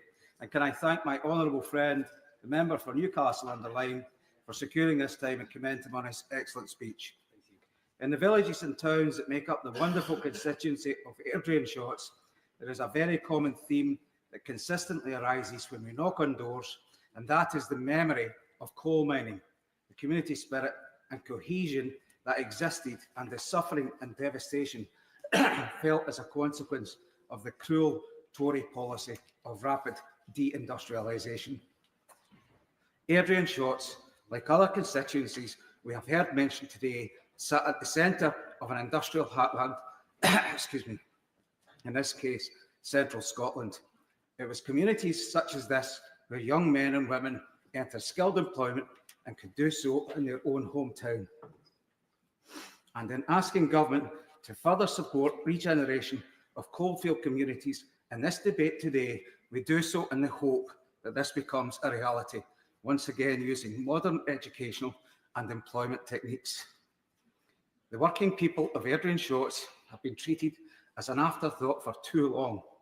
They have been let down by Conservative and SNP governments who acted in self-interest rather than interest of the nation.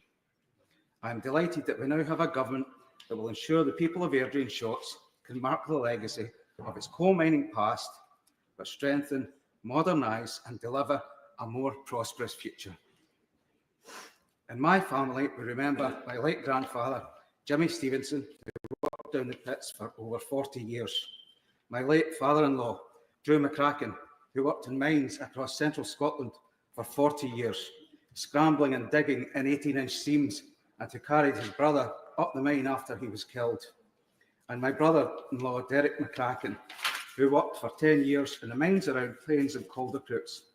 We owe it to them and the other miners to create a new future.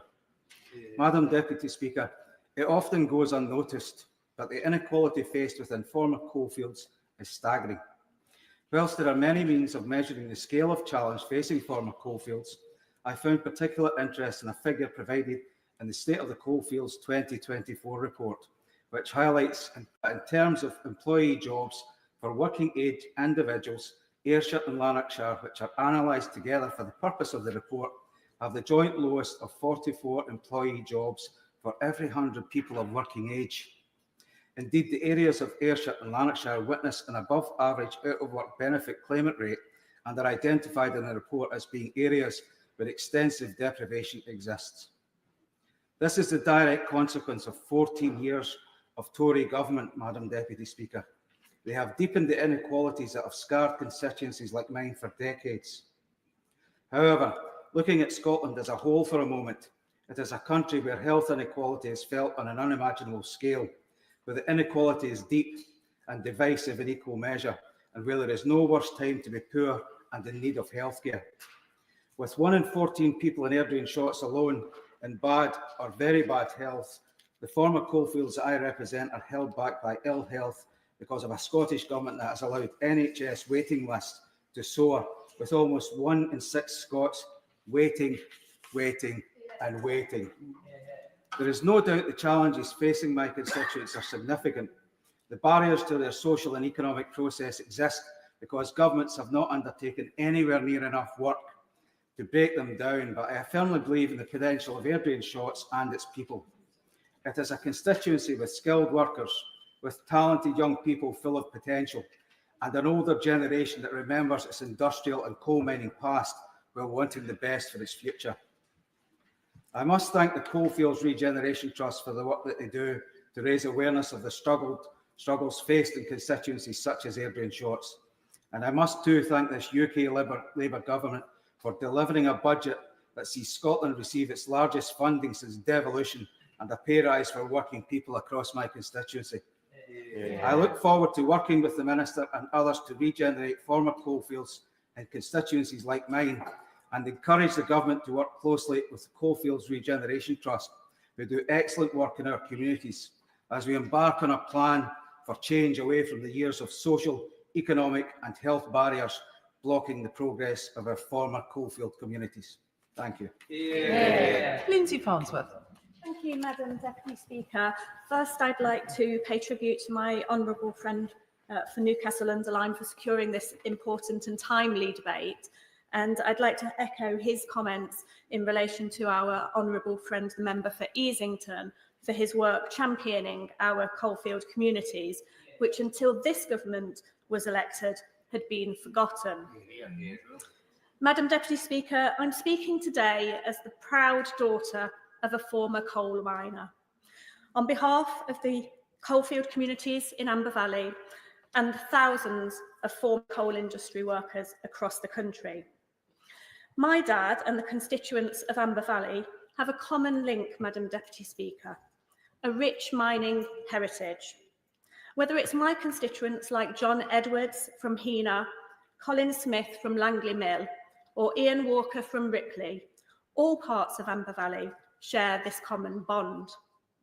Our communities were built on the hard work and dedication of our mine workers, engineers, technicians, and support staff who powered our nation through challenging times, often at great personal risk. In October, Madam Deputy Speaker, we saw long overdue justice served for the members of the Mine Workers Pension Scheme, when the government agreed to return its £1.5 billion investment reserve. And that decision resulted in a well-deserved 32% increase in their pensions and an average increase of £29 per week for each member. Madam Deputy Speaker, this is already improving the lives of many of the former 772 mine workers in Amber Valley, and it's something that has directly benefited my family too, and I know it means a lot to my dad to get this recognition. But, Madam Deputy Speaker, the same cannot be said about the members of the British Coal Staff Superannuation Scheme, BCSSS. The hard work of the engineers, technicians and support staff ensured that men like my dad, who went down the pits every day, returned safely to the surface, and indeed some members of the BCSSS scheme also worked underground. Madam Deputy Speaker, we've done right by the MPS men who went down the pits, but have we truly supported the women who often were paid less than their male counterparts and are an equal part of the coalfield communities? As the honourable member for Swansea pointed out, women in the coal industry, the majority of whom are BCSSS members, deserve pension justice too. Madam Deputy Speaker, the parallels between the MPS and the BSSS are obvious. Both schemes were established during the privatisation of British coal in 1994, with the government acting as guarantor. Yet while the MPS members have seen their investment reserve rightly returned, BCSSS members, like my constituents John, Colin and Ian, continue to wait. The trustees of the BCSSS have formally requested the return of the £2.3 billion investment reserve. This request is not only reasonable, but is consistent with the precedent set by the MPS decision. That is not just a matter of financial contribution, it's a matter of justice, fairness, and honouring the contributions of all those who helped build our nation's energy infrastructure. Madam Deputy Speaker, I urge this government to act swiftly and decisively. Let us commit to a full review of the BCSSS surplus sharing agreements and transfer the investment reserve to its rightful owners, the scheme members. This action would provide a significant boost to the pensions of over 40,000 former coal industry staff, enhancing their financial security and quality of life in retirement. And I would urge the government to consider quick action on this matter. Many in receipt of this pension are in their 80s and older. It's heartbreaking that thousands of miners, including colleagues of my dad, didn't live long enough to receive the benefit of the MPS surplus. I know my father wouldn't want his colleagues who kept him safe and supported him to be forgotten, and I would urge the government to consider righting this historic inequality so all members of our coalfield communities have the justice that they deserve. Josh Newbury. Thank you very much, Madam Deputy Speaker. It's an honour to speak in this debate as the Member of Parliament for Cannock Chase, an area deeply proud of its mining heritage, with collieries having been our dominant industry from the mid-19th century right up until the early 1990s. I'd like to congratulate my honourable friend, the Member for Newcastle-under-Lyme, for securing this debate and enabling us to speak on behalf of our coalfield communities. As a fellow Staffordshire MP, I know he's a dedicated advocate for the town and villages he represents. Indeed, he referred to the Dig Lake mining disaster, and in Cannock Chase on the 1st of October, we'll be marking the 95th anniversary of the Grove Colliery disaster in the North Lanes area of Norton Keynes, which claimed the lives of 14 men. Madam Deputy Speaker, my constituents are rightly proud of where they live, and generations often remain in the area for their whole lives, which I believe shows that there's a real sense of community and local identity.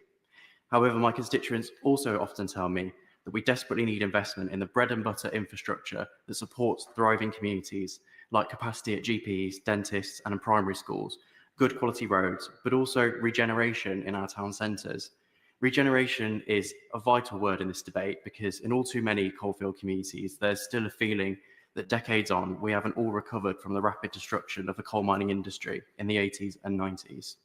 At the 2019 general election, many of my constituents were tempted by the siren song of levelling up from the then Prime Minister. The promise of Big Bang regeneration across communities like mine is something that my constituents have been crying out for a very long time. Our main town of Cannock was successful in securing £20 million from the Levelling Up Fund in 2021. But the reality of this fund has been far more complex than even my local council envisaged 4 years ago. First of all, the rigidity of the Levelling Up Fund in awarding funding to one town pits communities against one another and certainly doesn't reflect the more balanced approach to regeneration that councils like mine would take if given the freedom. Second of all, the focus on large, complex and therefore risky projects has meant that fixed budgets coupled with high inflation has forced councils with LUF projects to repeatedly re-evaluate what they can deliver. Now, members will have heard me on several occasions raise the plight of the Prince of Wales Theatre in Cannock and the Museum of Cannock Chase in Hinsford, which are threatened with closure. The museum, based in the buildings of the former Valley Colliery, is a much-loved hub for our proud mining heritage, and our theatre is playing its part in keeping our heritage alive too. For example, through the new play, The Tunnellers, which tells the story of the heroic men of the tunnelling companies in the First World War, many of who worked on the Cannock Chase coalfield. A redevelopment of our theatre was to be at the heart of our LUF project, but the effects of inflation have forced the council to scale back the project, and it is now set to be closed. Fortunately, a fantastic group of residents have formed a community interest company with a view to taking on the Prince of Wales. I pay tribute to them, and as I stated at a public meeting I organised just last Friday, I will continue to work shoulder to shoulder with them to secure a bright, sustainable future for the theatre and our museum too. I very much hope that our council will use LUF funds to help secure the long-term future of the theatre. The difficulties faced by Cannock's LUF project, I think, underline the flaws of this funding model. That's why I'm encouraged to see this government's commitment to replacing the dog-eat-dog bidding wars with a system based on need and what our communities want to see. Alongside my colleagues, I hope to see coalfield communities benefit from the levels of local growth funding maintained at least their current level, and from long-term funding that doesn't lead to a rapid dash to spend by arbitrary deadlines, and from a genuine empowerment of local councils, which will always know their communities better than Whitehall. Finally, Madam Deputy Speaker, I'd like to touch on the Coalfields Regeneration Trust, which has done fantastic work in our communities for 25 years. The CRT was forced by the previous government to become a self-financing charity, And despite the inevitable scaling back in their capacity to invest, their brilliant model of generating income for building new industrial units for small and medium-sized businesses in coalfield communities is enabling them to carry on their fantastic work. The CRT's objectives and investments perfectly align with this government's ambition for economic growth spread right across the country, whilst also bearing down on the barriers which we know all too often affect coalfield communities more than most. Our communities, which once powered the nation, are bursting with potential, passionate, hard-working people with a diverse range of skills and a pride in our past, strengthened by hope for the future. I'm proud to be part of a Labour government, once again unleashing that potential for the good of the people we all represent. And there'll have to be a reduction to a 4-minute time limit after the next speaker. Lee Ingham. Deputy Speaker. And I'd like to thank my honourable neighbour and, good friend and honourable neighbour, the member for Newcastle-under-Lyme, for raising this debate. Stafford also has a proud coalfield history, and many of my constituents were miners who have dedicated their lives to the mining industry, both below and above ground. Today, like many other honourable members, I want to highlight my constituents who are members of the British Coal Staff Superannuation Scheme, the BCSSS.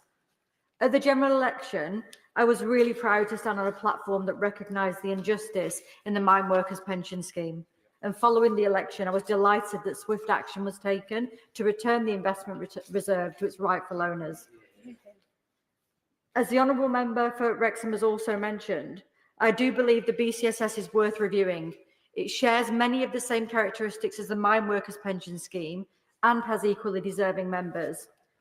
I particularly want to highlight the nearly 5,000 women who were in the mining industry, the majority of whom were in the BCSSS. They were often amongst the lowest paid in the mining industry, and their contributions shouldn't be overlooked. They deserve the same financial security and recognition in their later life as their male colleagues. I know the Minister has stated that they will review the BCSSS after the BCSSS scheme after the arrangements with the MPS trustees have been agreed. And I am so appreciative that the government is open to exploring the scheme. But I have constituents contacting me daily, desperately to ask for clarity on the process going forward.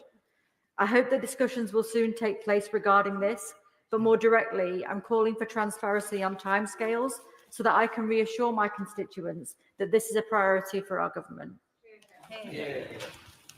McAllister.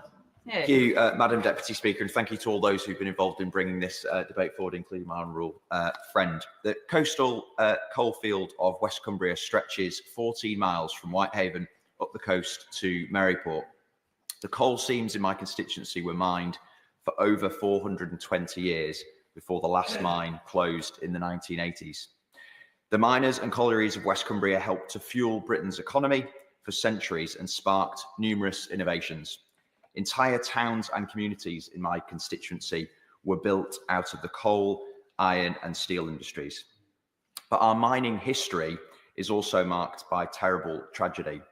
Over 1,700 men, women and children are estimated to have been killed while mining coal in Whitehaven, with multiple major disasters, including at Wellington, Hague and William Pitts.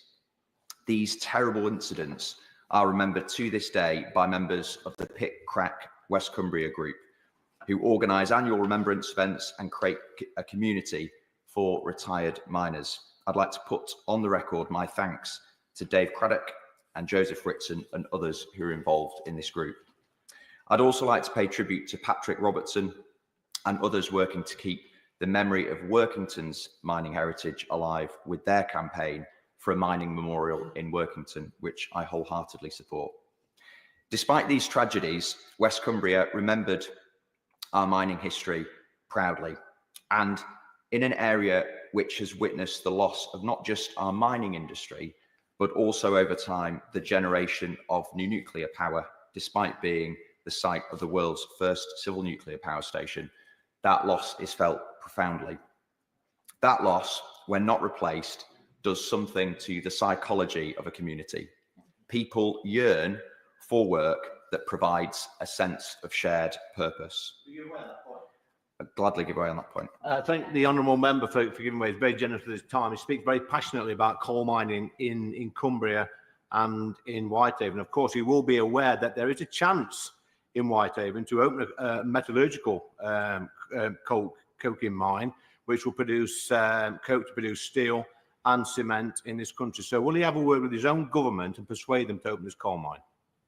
I'm glad the honourable member intervened, perfectly timed, in fact, because it is in these communities where the easy soundbites of populists can take hold. So our response, and I'll answer his question in time, our response must be economic revival in coalfield communities that can generate a renewed sense of purpose and pride.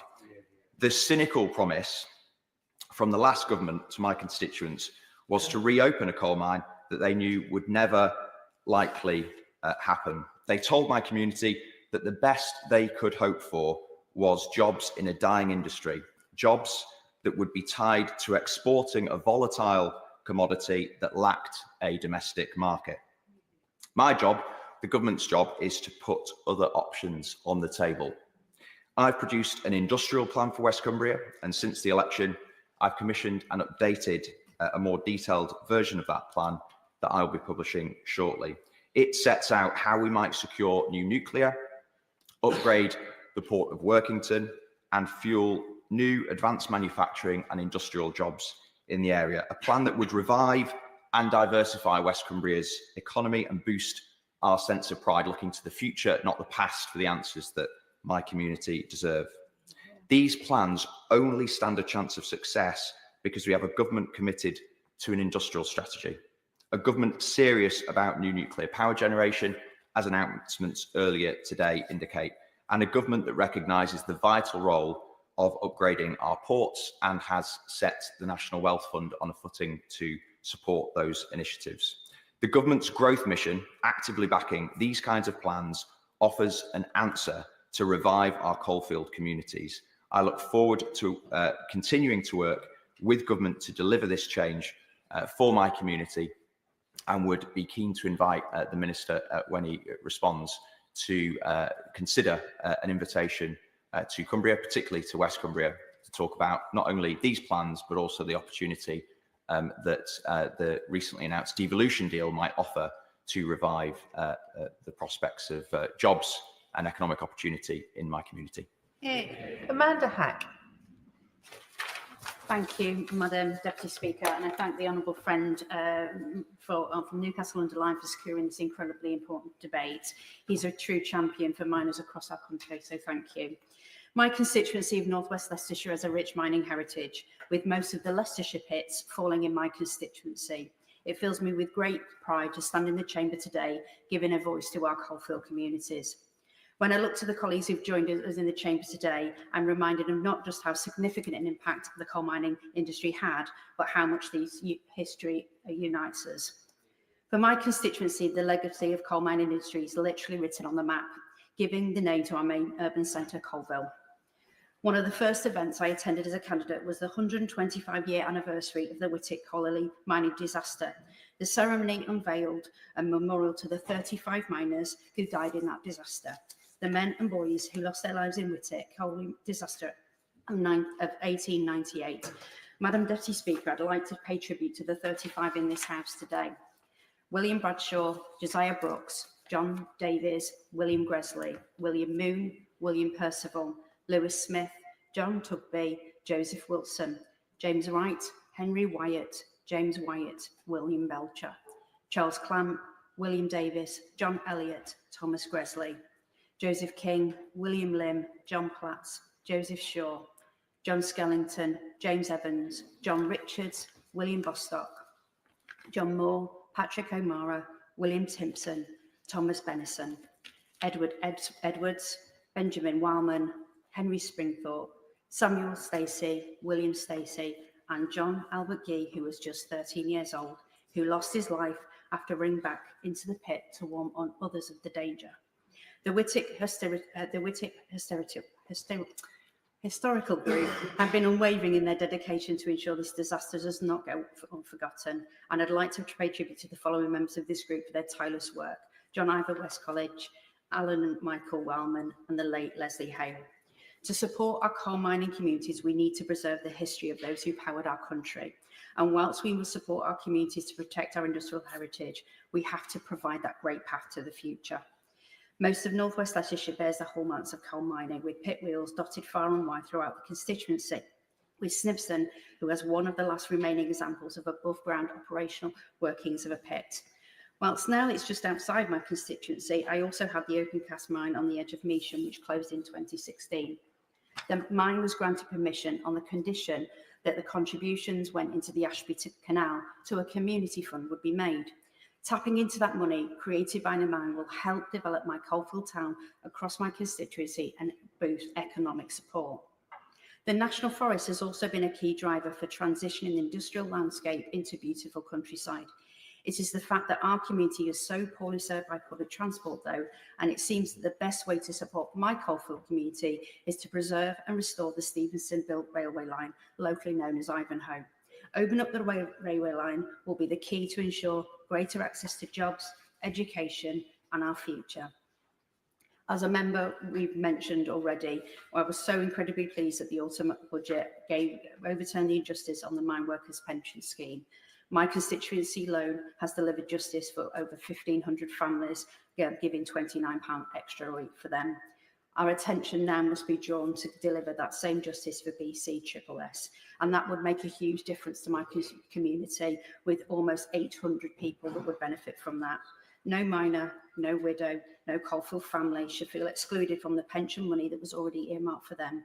I know how strong the coal mining community is in my constituency, and protecting our coal mining communities for the future will be key to prosperity. Joe White. Thank you, Madam Deputy Speaker.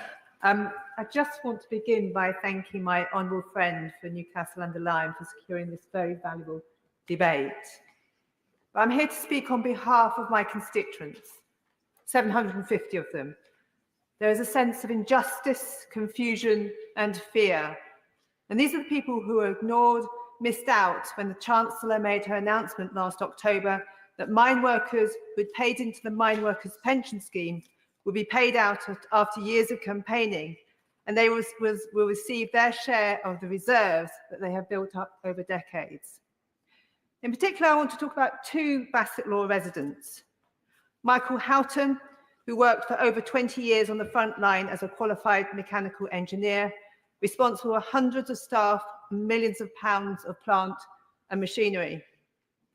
And Tony Gibson, whose grandfather and father worked in the Durham coalfield, with him beginning his mining career at Bevercoats, Nottinghamshire in 1975, winning an award for the best final year apprentice in the Yorkshire and Nottinghamshire areas while still working on the coalface.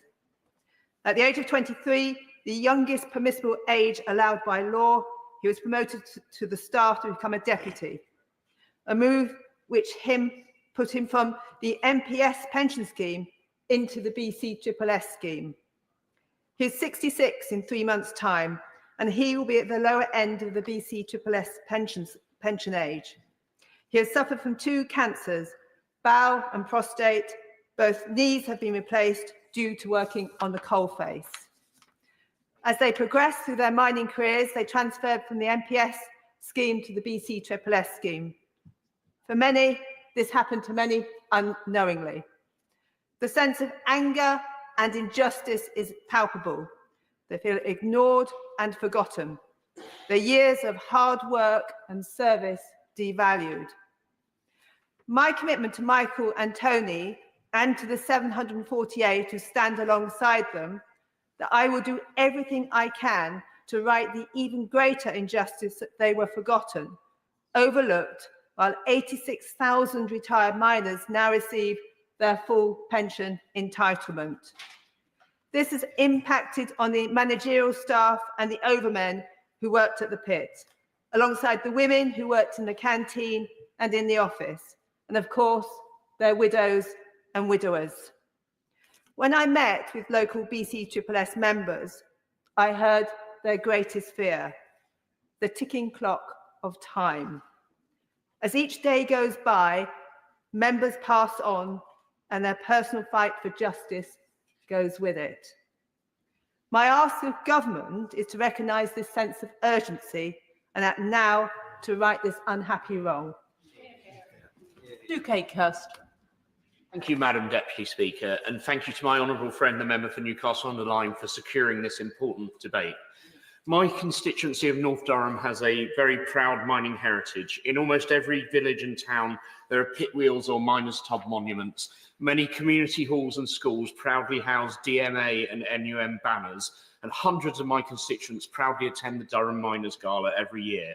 But alongside the celebration and pride, there is also loss and tragedy. Monuments to commemorate tragic incidents in which many lives were lost in the service of mining.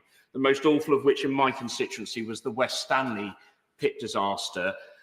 Sunday, the 16th of February, marks the 116th anniversary of the 1909 West Stanley pit disaster.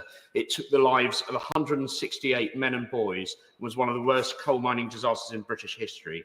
I know the disaster continues to have profound importance in the local community's collective memory. The school head teacher at North Durham Academy talked about families who go to look at the names of their ancestors on the monument.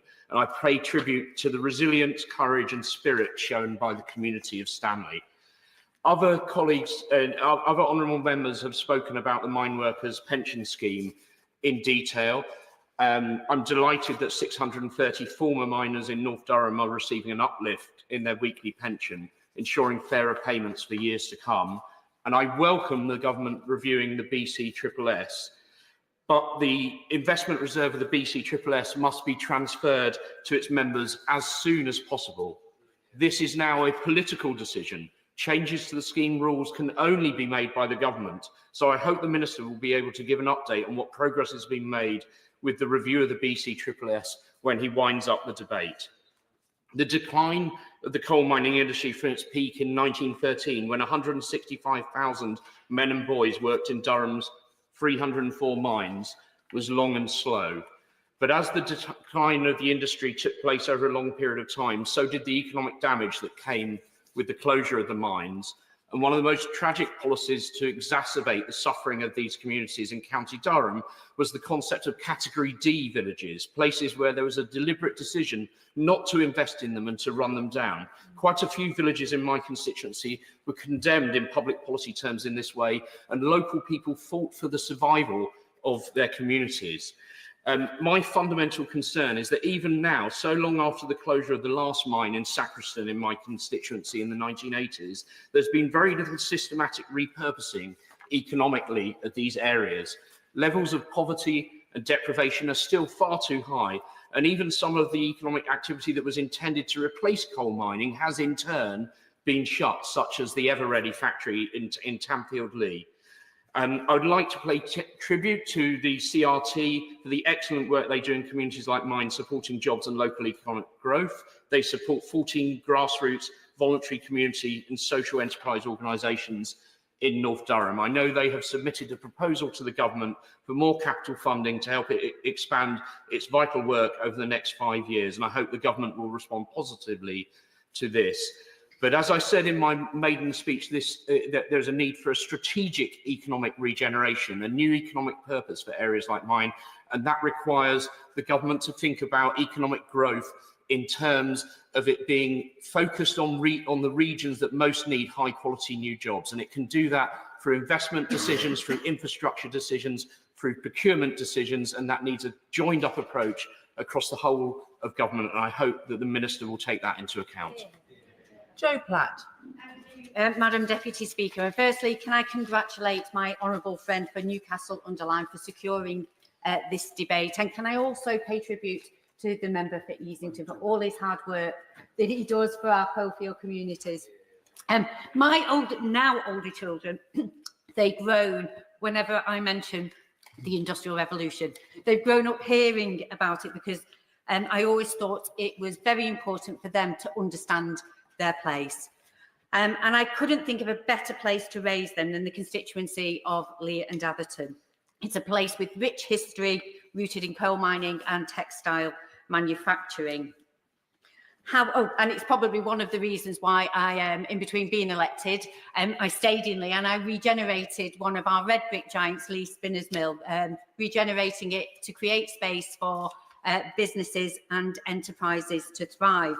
So if we're talking about regeneration, preserving these historical structures are vital. They form part of our identity and help us maintain a connection to the past. However, there's no denying the impact of decline that lack of industry, loss of industry has had on our towns. We were left with industries that have not been replaced and communities still grappling with the consequences. Our high streets, once bustling, are now burdened with vacant, decaying buildings from absentee landlords. And the road networks that were originally designed around our factories and mills now struggle under the weight of increasing traffic and congestion. But as chair of the Labour MP's group on local growth funding, I work alongside colleagues from across England, Scotland and Wales, and many of whom represent some of the most disadvantaged areas of this country. But we are firmly committed to supporting the government's plans for reforming local growth funding, especially after the failure of the previous government's policy. So the Labour MP's group, in collaboration with the Industrial Communities Alliance, presented an ambition statement outlining key proposals for the upcoming spending review. And among these proposals is a call for funding allocation formulas that more accurately reflect the true needs of our communities and for greater devolution of power to local leaders. After all, we've already made significant strides with our Greater Manchester Mayor Andy Burnham and the long-awaited bus reforms. So these proposals aren't just relevant to former coalfield areas like mine, they speak to all disadvantaged parts of our nation. So funding must be allocated fairly and based on need, not through a competitive bidding process that disproportionately benefits already affluent areas. Local growth funding must have one clear and overarching focus: economic development, regeneration and connectivity. I am under no illusion that we're going to see a large financial institution rock up in Lee and create thousands of jobs. That's not going to happen. So how do we focus on how to connect areas to where the growth is happening? And how can we better support the businesses that we already have in our towns? So I'm fully committed to the government's growth strategy, and I'm grateful that we now have a government that is bold in its ambition to get this country working again. This government now has a unique opportunity to correct past injustices, invest in our future and build prosperous new industrial areas. Elaine Stewart. Thank you, Madam Deputy Speaker, and I congratulate my honourable friend for securing this most important debate. First, I need to declare my interest as a former communities manager of the Coalfield Regeneration Trust in Scotland. I'm a proud daughter of a miner and a canteen worker who worked in the pits from early age, Ellen and John Orr. I am delighted that the support of coalfield communities is on the agenda in this House again. These communities, once thriving hubs of industry, have faced decades of decline and hardship since the rapid closures of the mines in the mid-80s. These are the communities that we live in and we represent. Despite the resilience and determination of the people in these areas, the lack of meaningful action from previous governments have left them struggling to build and prosper. Throughout that time, the Coalfield Regeneration Trust has been a beacon of hope. Over the last 25 years, they have invested hundreds of millions of pounds in community projects. However, funding has significantly diminished in recent years in Scotland and across the country. Reviving our former coalfield sites means reinstating the support that the Conservatives took away and the increasing support that the SNP is cutting yearly. This government rightly highlights the importance of growth, their growth agenda, and the growth needs to be for everyone and everywhere. I urge the government to look at the investment plans from the Coalfield Regeneration Trust. This is about investing to reverse the left-behind legacy in the coalfield communities. One challenge is poor health. People living in coalfield communities still die 1 year earlier than the national average of 3 years earlier than if they lived in the southeast of England. Economic inactivity is also an issue. 600,000 people in the coalfield areas claim disability, living allowance or personal independent payments. These figures are significantly higher than the national average. There is a brain drain in the coalfield communities, with many young people moving away to study and never returning. The situation is particularly dire in the areas in my constituency. The numbers sadly speak for themselves. In the coalfield communities of Aircarrick and Cumnock, there are only 41 jobs per 100 residents of working age, and 1 in 4 people claim out-of-work benefits. 1 in 13 people claim PIP or DLA, and 1 in 3 have no qualifications. 1 in 12 people are in bad or very bad health. But every week I see firsthand the positive impact of the Coalfield Regeneration Trust has in my community. They are delivering and developing after-school care clubs and breakfast clubs in Drungan to address child poverty and support families, and are looking to replicate this in a small village called Dalrymple, another coalfield village. Much more needs to be done to support, with the support of the UK Government. I will be working with colleagues to make this case to the Ministry of Housing, Communities and Local Government to increase funding for projects that focus on our community wealth building model.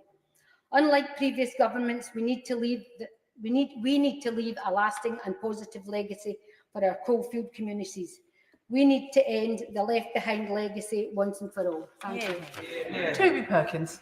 Very much, Madam Deputy Speaker. Mining has long been deeply woven into the practical and cultural fabric of people's lives in Chesterfield, as it has for all mining communities. You need only look out the window of the Labour Club, where I base my constituency office, to be confronted with the former Derbyshire Miners Association offices and the statues of Chesterfield's first 2 mining MPs. Indeed, until the election of Tony Benn in 1984, every member of Parliament for Chesterfield in the 20th century had been a former collier. A honourable friend from Blyth and Ashington spoke about the educational role of the National Union of Mine Workers, and it's one of the many legacies that has been lost as coal mining has disappeared. They had a real commitment to making sure that their members were educated to the highest standards. Evidence of mining in Chesterfield and Derbyshire, from the tragic memorials to miners lost in our various tragedies, to still functioning but dwindling miners' welfare clubs and the former offices on Saltergate, serve as a reminder of something from the past, a window into a time when the region was dominated by the pits and the opportunities that they provided. But it's important that this debate also focuses on the future for coal mining areas. Investments like that in Junction 29A, secured by my former colleague Dennis Skinner, now sees more people employed on the old Markham pit site than ever worked underground there. This timely debate reminds us that the former coalfield areas, cruelly put out of use by the industrial vandalism of the Thatcher government, have never been satisfactorily repurposed in any sort of strategic way by future governments. The recent Coalfield Regeneration Trust reflected on the impacts on health, not just of those with an industrial legacy, but also the 1 in 5 people in my constituency who are out of work due to long-term sickness, whilst the same proportion have no formal qualifications. These statistics paint a picture of what can happen when industry retreats from an area and no plan is made for what happens next. And when I heard former Conservative MPs talking about a benefit culture, who was it who created that benefit culture? It was, of course, the Thatcher government putting all of those miners out of work and expecting them to go onto incapacity benefit. But the coalfields are fighting back. I want to, at this point, pay tribute to John Burrows, the former Derbyshire NUM president and leader of Chesterfield Borough Council for 6 years, and his successor, Tricia Gilby, because their success in attracting 25 million in town deal funds from the previous government, and the dedication and success of the Staveley Town Deal board, of which I've been a proud member for the last 5 years, has brought about some welcome investments that support Staveley to support itself through the regeneration that we need. But I agree with the comments made from other colleagues that what we need is not these occasional little pots of money, but a long-term strategic plan for re-energising the coalfields, because these are very different communities to the cities that the governments tend to find easier to gain investment into. So we desperately need the new government's industrial strategy to peak to the needs of constituents like mine and to set out a thought-through plan for coalfield communities. I see a real opportunity for coalfields to be at the vanguard of the green revolution. The government's Clean Power by 30 mission alone will unlock £40 billion of investment a year and create thousands of skilled jobs. And there is so much opportunity for the coalfields who kept the lights on for this country over the last century to be at the forefront of doing that in again. The people of Chesterfield have a proud history of working hard to keep those lights on, and they can keep that noble tradition going forward in the future. Rachel Taylor. Thank you very much, Madam Deputy Speaker. I'd like to thank my honourable friend for Newcastle under Lyme for arranging this debate.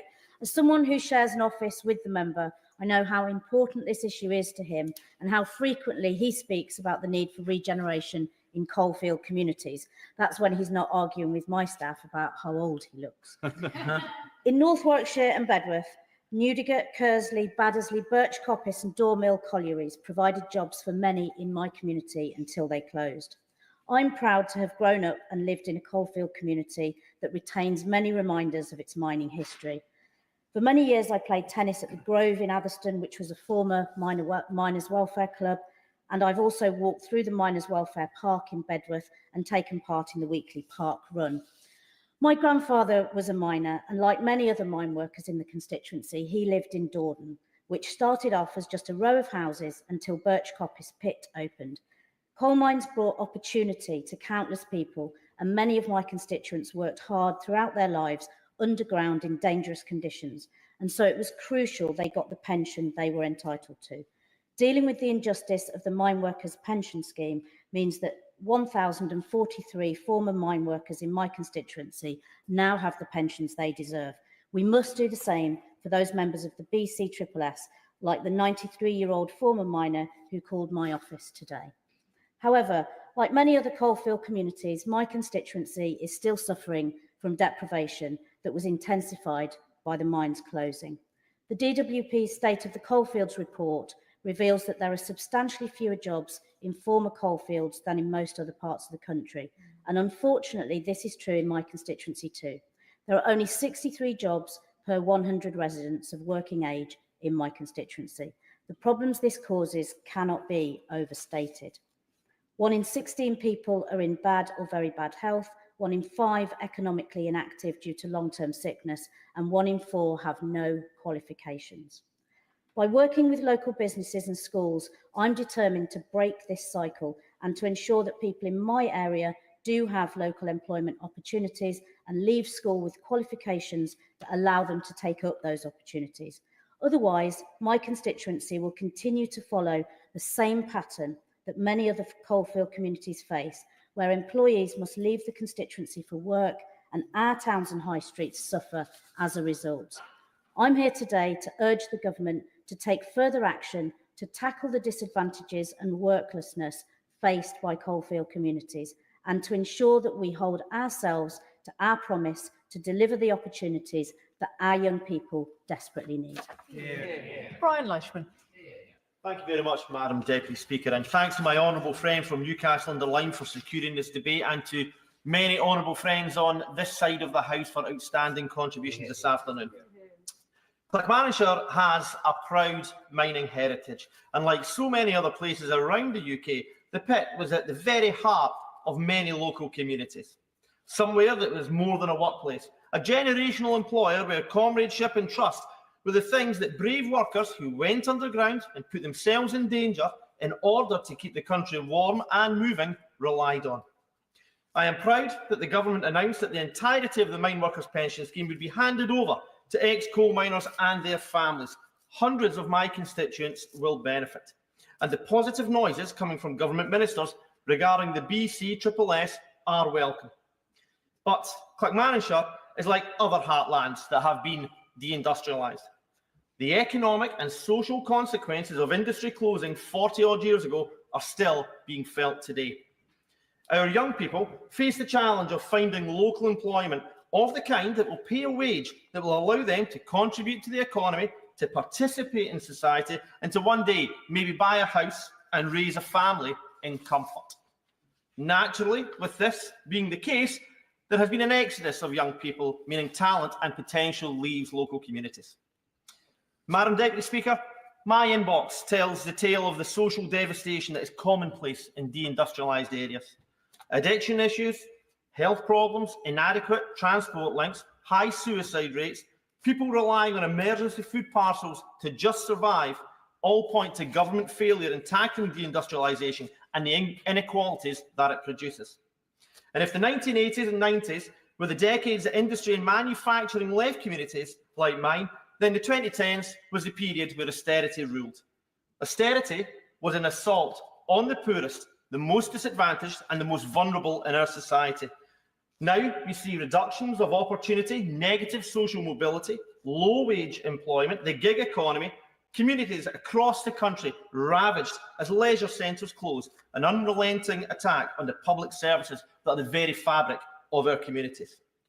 Then, of course, we had a pandemic, but the true death toll can never be accurately calculated because inequality has gotten even worse because of COVID, and inequality is a very real killer. Madam Deputy Speaker, yesterday my constituency was yet again the victim of industry leaving. The workers at the Grangemouth refinery were served their redundancy notices. On site, over 400 highly skilled workers will lose their jobs, and when we factor in the wider supply chain, it will be nearly 3,000 job losses. And like the coal industry, a vital energy creator will be lost forever. A different decade, a different government, but nevertheless, strikingly similar social consequences will be the result. But, Madam Deputy Speaker, to finish on a more positive note, with a capital investment of £50 million over 5 years, the government have the chance to provide the Coalfields Regeneration Trust with the opportunity to help part reindustrialise coalfield communities that would create thousands of jobs. Because our communities need invested in, not forgotten and consigned to history as somewhere that used to have industry. Our communities deserve an awful lot more than that. Louise Jones. Madam Deputy Speaker. Last weekend, I was out door knocking in Effington, and one gentleman told me of his frustration with politics and his disbelief that it will ever achieve anything for him. I have to admit that I'm sometimes frustrated with this attitude because I do not believe that the answer is never to try. But I was nonetheless mulling over exactly why he has given up so much. Also last weekend, I went along to an exhibition by women to say what they had done to support the miners during the mining strike, and it was absolutely fascinating talk. It was like many of my generation who grew up after the strikes, we are aware of them, but like so much working class history, we're never taught about it in schools. So it's therefore a huge privilege to hear Janet and Kate give such a fascinating talk on the huge role that they played and the sheer strength of the mining community who fought so hard to support each other during this period, how little they had, but how much they shared. So it's clear that the roots of my constituents' apathy can be found not in just the past 14 years of Conservative imposed national decline, but really go all the way back to the miners' strikes, where the British government said, we'll take your jobs away, there's nothing you can do about it, get on your bike, we're not interested, you're on your own. So if the government in Westminster does that to you, why would you ever look at them again? The fact is that the closure of these mines removed not just employment, but showed huge contempt for areas like North East Derbyshire and ripped out the heart of social cohesion of communities. We in Labour knew that when we came in, we had to deliver for these communities, and one of the biggest champions was indeed the late John Prescott, and I applaud his work in establishing the Coalfields Task Force and indeed the Coalfield Regeneration Trust, which has been doing excellent work ever since. But despite the general rise in living standards that we delivered, the improvement in the NHS and the huge push for aspiration, we couldn't close the gap between our coalfield communities and other places. And indeed, what work we did achieve was rapidly slashed by the coalition government after that, and then the many Tory governments after that. And I would just like to say, as an aside, how disappointing it is when I see so many of my Labour colleagues how few representatives we have from the Conservative Party and smaller parties like Reform who profess to care. So my message to my constituent Eckington and everybody else is that I'm not going to give up, and I'm not going to give up fighting for you and the step change in opportunity so desperately needed in North East Derbyshire. And I know that I have hundreds of colleagues with me in the Labour Party in that fight. In communities like North East Derbyshire, we don't need charity. We just need the tools to build our own future, and we'll just get on and do it. So we need things like infrastructure so we can access jobs, customers, markets and education. That's why I'm campaigning for things like the Staveley bypass to better connect Staveley, Barrow Hill and Massive-Moor. That's why I'm campaigning for better buses and more buses so people in Killamarsh can get to work on time when it starts at 8. Remarkably, the first bus is too late for that. That's why I'm campaigning to make better use of our existing rail links so that Dronfield, a town of 20,000, doesn't just have one train an hour to Sheffield. It's a 10-minute train ride and we have one train an hour. It's ridiculous. That's why I'm campaigning to explore bringing light rail back to communities across North East Derbyshire to connect us from Claycross to Killamarsh to places like Chesterfield and Sheffield. And it's about that social infrastructure that we have lost as well. Youth facilities, so we can show early on that our governments care about young people. Support to our high streets so they can be the heart of our communities. Crack down on petty crime and antisocial behaviour so that we can feel safe. Better road safety on our rural roads so that we don't see families devastated by loss. And underlying this, the vital work that I know this government has already started on to fix our NHS, improve our schools and grow our economy. So this is what I'm fighting for my constituents in North East Derbyshire, that we as a government give them the tools that they need, and then we will together put in the hard work we need to build that better future. We've done it before, and I know we will do it again. Michael Wheeler. Deputy Speaker, I was very pleased to support the honourable member for Newcastle-under-Lyme's application to secure today's debate, and I congratulate him on doing so.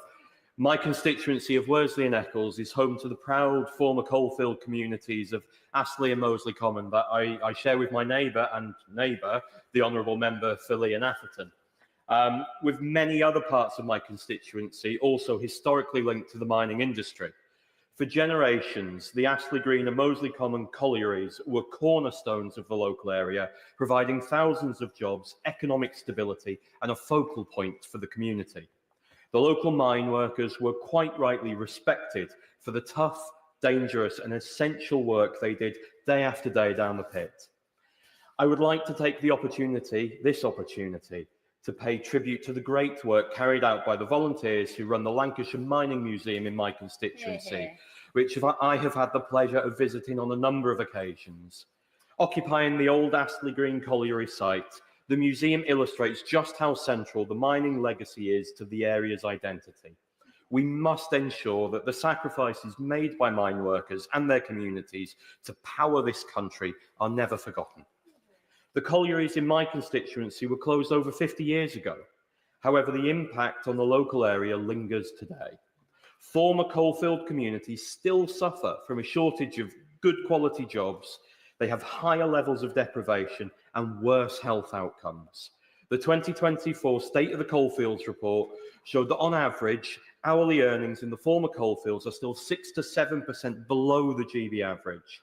And it found that the overall out-of-work claimant rate was 7 percentage points above that of South East England. It is clear that the coalfields face a shared set of structural issues and challenges. After 14 years of undelivered promises on regional inequality from the party opposite, although then not many of them opposite at the moment, our coalfield communities will now finally benefit from a government that genuinely wants to level them up. Legislation such as the Employment Rights Bill will positively impact our former coalfields, making work pay by delivering the biggest upgrade in workers' rights in a generation. And I welcome the government's decision in the autumn budget regarding the mine workers' pension scheme, a long overdue decision that will see retired miners finally get the money they deserve. However, more can and should be done.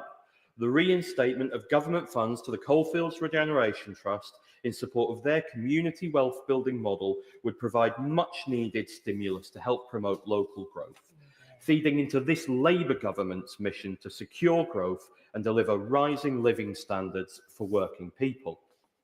Madam Deputy Speaker, To support our coalfield communities in the future, we must ensure we don't forget their shared past. There are many lessons to be learned from their experiences, particularly as we build the green industries of the future. Never again should communities be neglected and abandoned by the government as they were in the 1980s. Adapting industries to the future can take many forms. My constituency is home to the iconic Eccles protector lamp. But despite no longer having mines, we still have protector lamps. They are still produced in my constituency and repurposed for over 25 years. They have carried the Olympic flame. Traditional skills repurposed and put to continuing work. Madam Deputy Speaker, the scars left by pit closures have never fully been addressed. Their damaging legacies continue to reverberate to this day. The need for new and continued support from our government is clear, and this is the least our proud coalfield towns deserve. Jodie Gosling. Thank you, Madam Speaker.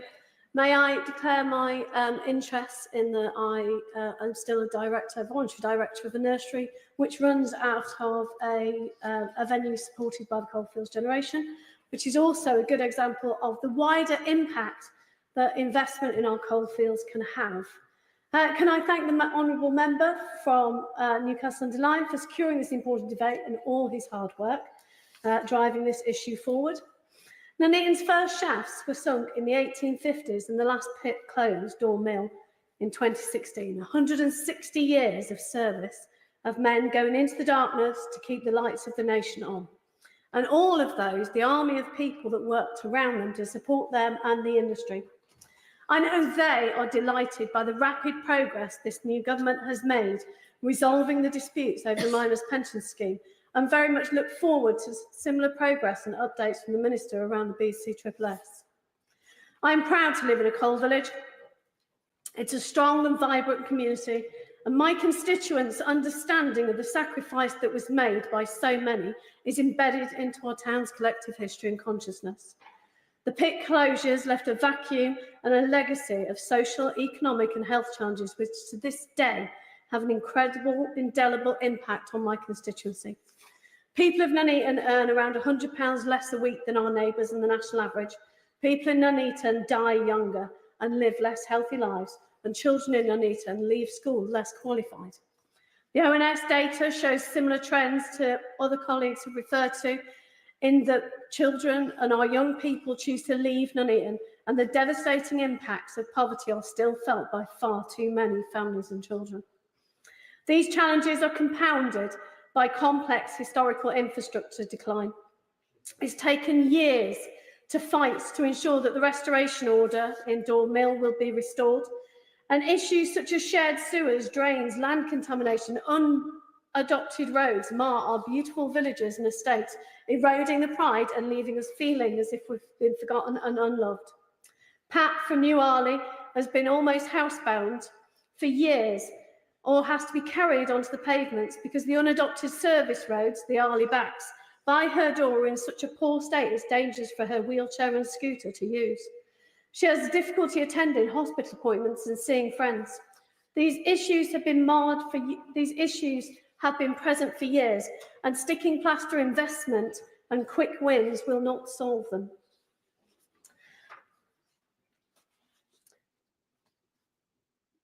To rectify the widespread repairs is not a quick fix.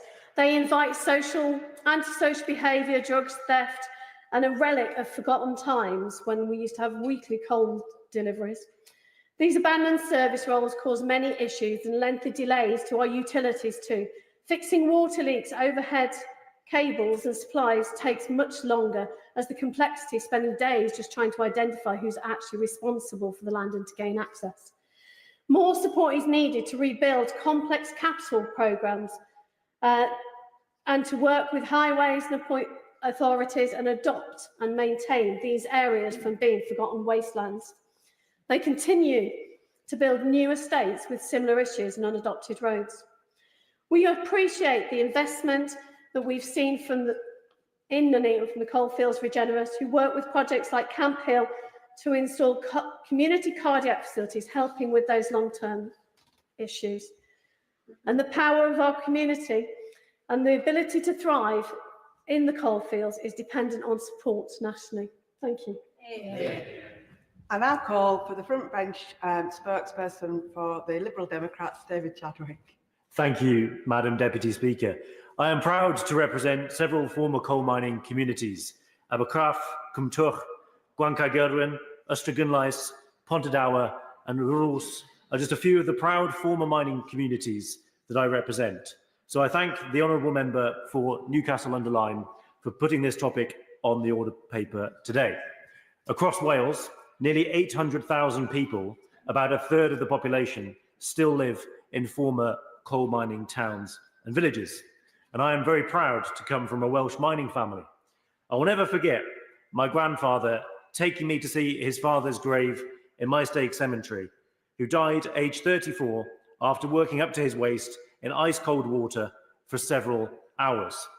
The men and women of our coalfield communities made huge sacrifices to power this country, and so it's right that we're discussing the future of their communities today. And to cut a long story short, Welsh mining communities have been left behind by successive governments. The legacy of Margaret Thatcher's policies, the closure of our major industry in Wales, and the failure to replace it with anything else has left lasting scars. And it's not hard to see why people in South Wales wonder whether their governments are listening to them. This Parliament is an open goal for the government to repair the damage done by Thatcherism. The party opposite squandered many of its previous 13 years in power, carrying on with a London-centric, banker-friendly form of growth that means younger generations have to leave for the cities like my mum did 30 years ago. And they must not repeat the same mistake today. Because across the former South Wales coalfields, the economic reality is dire. Wages are lower than the national average, job growth is sluggish, and unemployment remains high. In fact, in the South Wales coalfields, there are just 46 jobs for every 100 working-age people. Nearly 800,000 people, a third of Wales's entire population, live in these areas, and that's why they're so important to the Welsh economy. Wales is £10,000 a head poorer than England, and fixing our former coal mining communities is key to fixing the Welsh economy. And coalfield communities deserve to be at the forefront of economic renewal. People in coalfield communities want the government to show them that they matter, and they are desperate for change. With a splintering geopolitical order, we need a strong manufacturing base to keep ourselves safe. And there are many excellent manufacturing companies in my constituency. Recently, one such company came to see me. They make vintage motorcycle parts, but they're currently having big problems exporting those parts to Europe, which is directly affecting their business and employment in my constituency. And that's why it's so important that the government does everything it can to repair our trading relationships with the European Union. And I am concerned that after years of failed promises from the Conservative government to level up, the very idea of levelling up seems to have disappeared from Labour's plans as well. Just last week, the Chancellor announced infrastructure projects in the southeast of England. Meanwhile, the Swansea Valley, that I represent, has been left off the map for the South Wales Metro project. It will be almost the only valley in South Wales not to have a train line. The people of the Swansea Valley deserve to have a railway line again too. It's time we invest it properly in these communities and give them the opportunity to thrive once again. I know from first-hand experience that communities in the coalfields are resilient and industrious. There are unique opportunities opening up to bring back jobs to our area. Take the Global Centre for Rail Excellence in Oncloyne, which straddles my constituency. This technology testing facility, located on the site of a former coal mine, could bring new jobs and manufacturing back to the Swansea Valley, but it needs government energy and money behind it. Public services, especially healthcare, also need urgent attention. The health impacts of mining have left a lasting legacy, and we must ensure that these communities receive the care they need as we work towards a more sustainable future. And Madam Deputy Speaker, while the economic issues facing these communities are vast, many local residents live with a distinct fear. In Wales and across the UK, The Aberfan tragedy in 1966 is seared into the collective memory of our nation. Yet for many communities across South Wales, the risk remains. Coal tips across the UK are still in need of remediation. And the reality is that the risk of tip collapses is increasing due to climate change and more frequent, intense rainfall. In my own constituency, Godra Graig Primary School near Pontardawe was forced to close in 2019 due to fears of a landslide. The children are still being taught in temporary cabins in a car park, a completely unacceptable situation. Many communities in my constituency feel similarly abandoned. In Gwancagyrwen, residents of Toynrifle Place have been fighting for years for Neath Port Talbot Council to adopt their road, but it hasn't happened. The road is in such a bad condition that the residents are concerned that they can barely reach their own front doors. So while I was glad to see that Labour allocated £25 million in funding during the autumn budget to help remediate coal tips in Wales, it's a far cry from the over 600 million that the Welsh Government have said will be needed to make these tips safe for future generations. And finally, I want to turn to the issue of miners' pensions. The British Coal Staff Superannuation Scheme currently has over 45,000 members across the UK, as many members have mentioned today already, including 4,000 in Wales and 146 in my own constituency. And unlike their former colleagues in the miners' pension scheme, members of the BCSSS did not have their pensions unfrozen by the government in the budget. For many of these former miners, time is running out. 6 miners in the BCSSS die every day due to health complications related to mining. Many fear that they won't see a resolution to this injustice. And that's why the government must act quickly, because time is not with the miners or with their families. So can the Minister confirm today when the government will give these miners and their families the pensions they worked for? If the UK government wants to address inequality and prompt economic recovery across South Wales, it must start by investing in coalfield communities. Families like mine have suffered the consequences of communities being left behind, and we cannot afford to let this continue for future generations. Our communities in South Wales are strong, resilient, and ready to succeed. They just need the opportunity to do so. Shadow Minister David Simmons. Thank you very much indeed, Madam Deputy Speaker. I add my congratulations to the member for Newcastle and Lyme in securing the debate. The House will know that Ruislip, Northwood and Pinner is not a coalfields constituency. Our mining tradition is far older. It goes back to the days of chalk, and its legacy today is seen in the impact of sinkholes in the local area. But today's debate is very much focused on the lasting legacy and impact of the era when coal was king. And whilst I don't represent a coalfields constituency, I certainly grew up in one. The old men with the blue scars and the hacking coughs from emphysema or pneumoconiosis, as we now know it to be, were the background to my childhood. And I feel lucky that I had a great-grandfather who, unlike many miners, lived a very, very long life, starting working in the pit at Cumcarn at the age of 12, carrying on to the age of 70, who shared the impact of things like the Universal Colliery disaster in Senghenydd on his life and the community that he lived in and grew up in, the impact of seeing his brother die after being buried in a rockfall. So we know that whilst it created the enormous economic opportunities that have been described by many members, it was also a very harsh, very difficult environment. And as we recognise in the many debates we have about climate change and the transition to net zero today, created a product that, whilst it is valuable and effective at generating energy, is also enormously polluting. Many members have spoken of the importance of recognising in this debate. Of course. I'm very grateful to him for giving way. We've just had, I think, a very good debate, but it must be a considerable embarrassment to him that not a single member of His Majesty's opposition thought it was worthwhile attending to make a substantive speech. I appreciate he's not a coalfield MP. I appreciate not many of them on his side are. But doesn't he think, really, that if the Conservative Party is getting serious about saying that they're ready to represent the whole country again, we should be hearing from some Conservative MPs in a debate like this.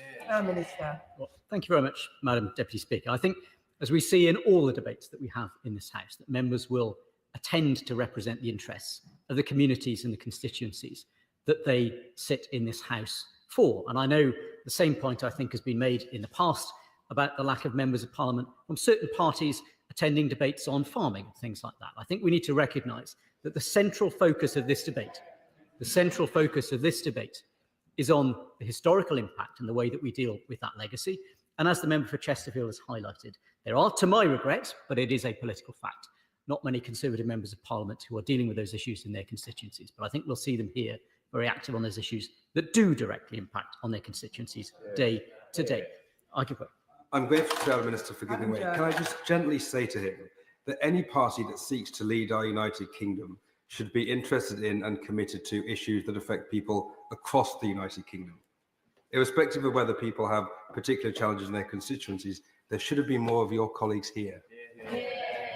Minister. Well, Madam Deputy Speaker, I'm sure the government will wish to press the point, but I think it's important in summing up this debate, firstly, to address some of the history of what's been done in recognition of the impact that the end of the use of coal in British industry and British energy generation has had, but also to look at some of the lessons that we need to draw out of that for what is often termed the just transition, the intended end of oil and gas as a significant player in our energy industries for the future.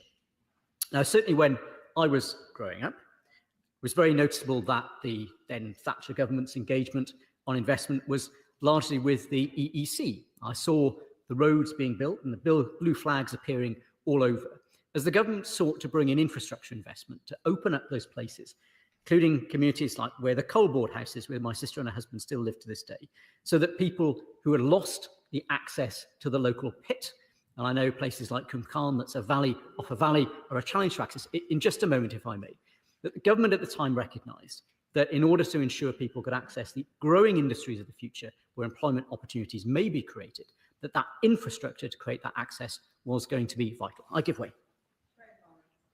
I'm grateful to the honourable gentleman for giving way. And I must take issue because I served a number of years on Easington District Council. We actually had a twinning with a similar mining area in North Rhine-Westphalia in Germany.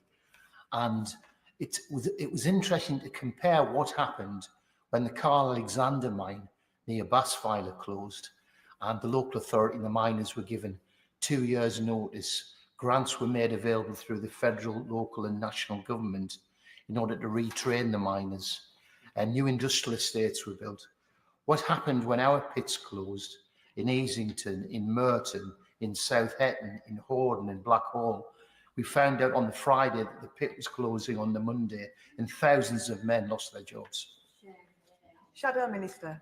Thank you, Madam Deputy Speaker. Well, of course, I remember those debates going on. They were a backdrop, certainly to my experience of growing up, as was the miners' strike and the various interventions that occurred.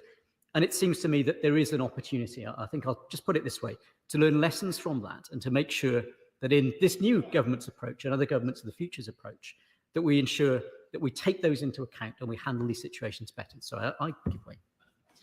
I thank the Shadow Minister for giving way. If we could move forward from the events of the 1980s, in the last Parliament, actually those benches were full of honourable members representing former mining constituencies, including 3 of the constituencies in County Durham. But the reason why those members were not returned at the last general election was a sorry failure of that government to deliver the levelling up that is promised. Can he in any way defend the failure to economically regenerate mining areas that had Conservative MPs for the first time from 2019? Madam Deputy Speaker, I'm sure all of those former members of Parliament and indeed some of their Labour predecessors would also be happy to answer for the work that they did, some of which was successful and some of which was not, to bring new jobs, new opportunities, new educational chances.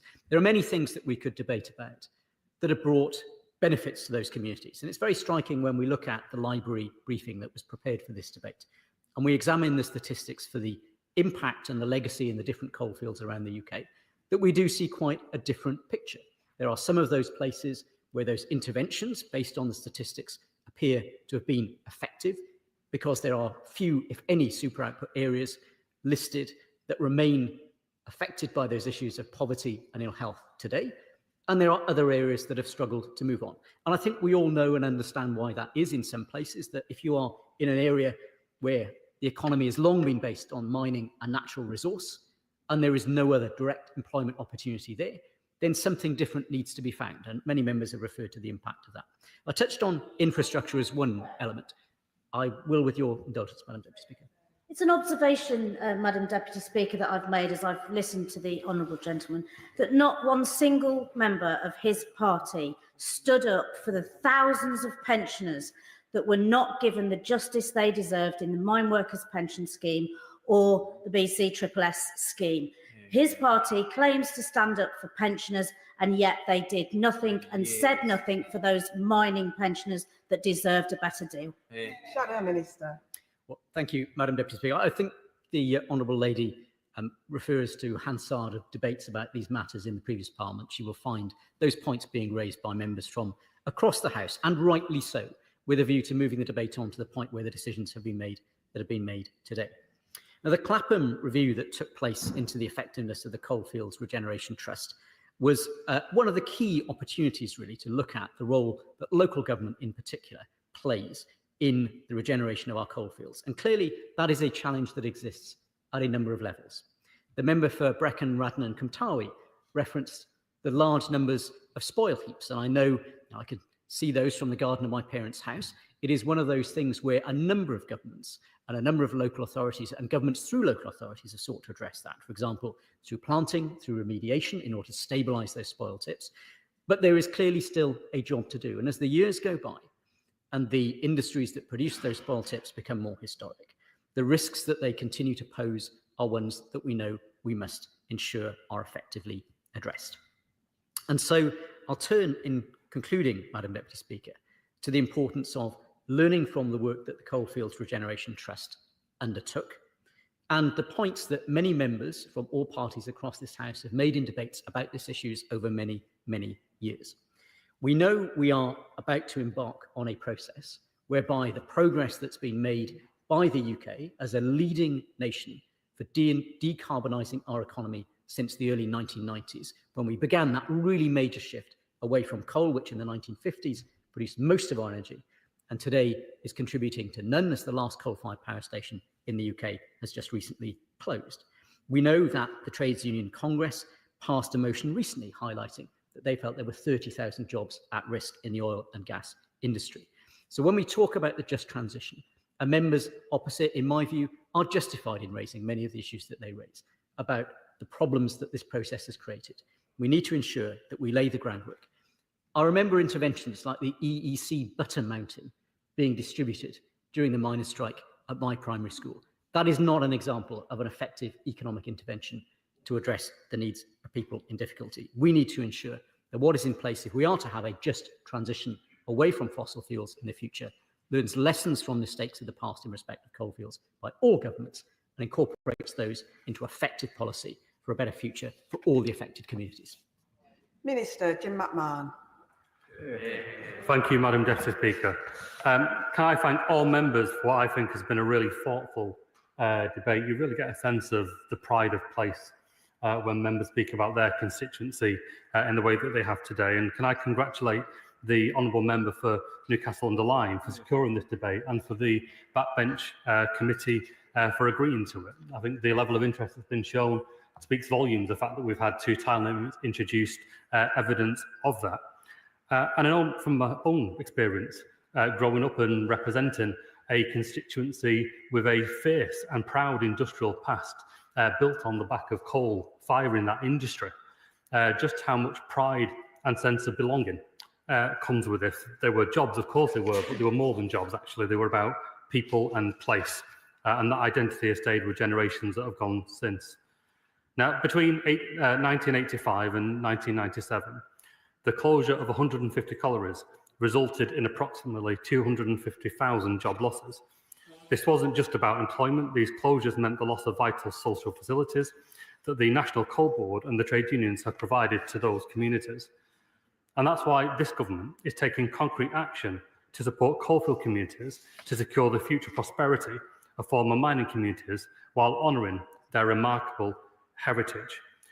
And we really got a sense of that. The member for Blythe and Ashington, Ossett and Denbydale, Alou and Grangemouth really spoke about the community and solidarity as well as the heritage.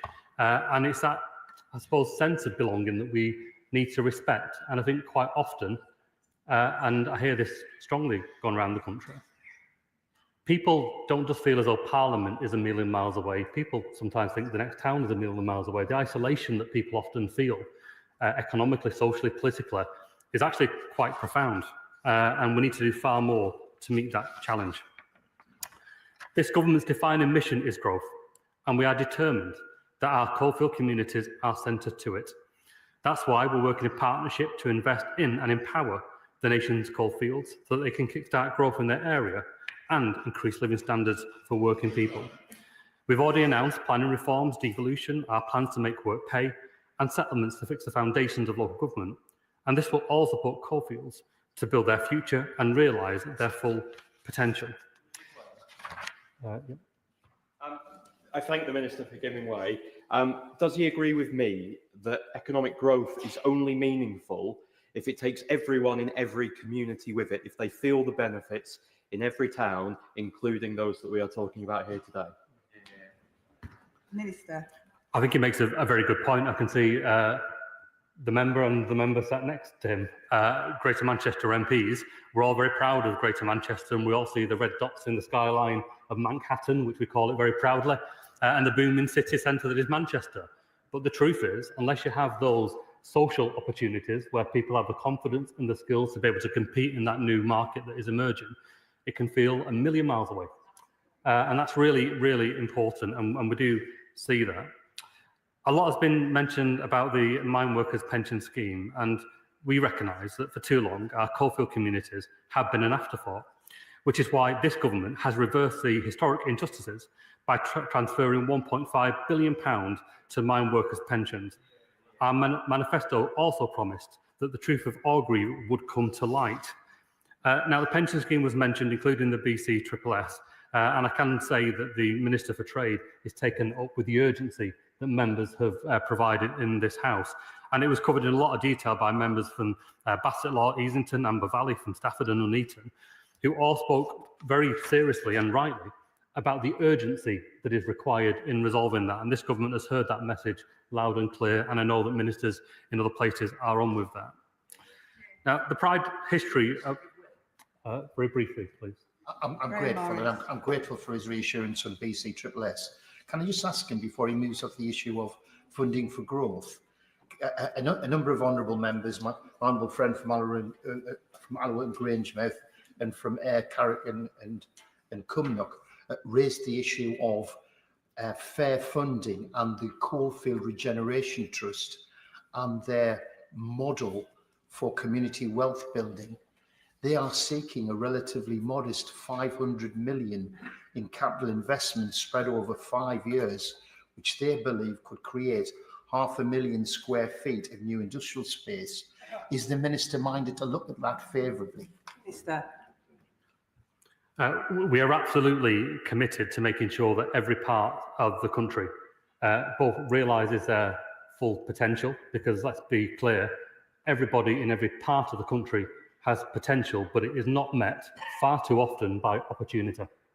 And we will look at any projects, any measures that go in the way that he says in the coalfield to make sure that that is met. And I can certainly take that up and maybe follow up in writing on the particular point on there.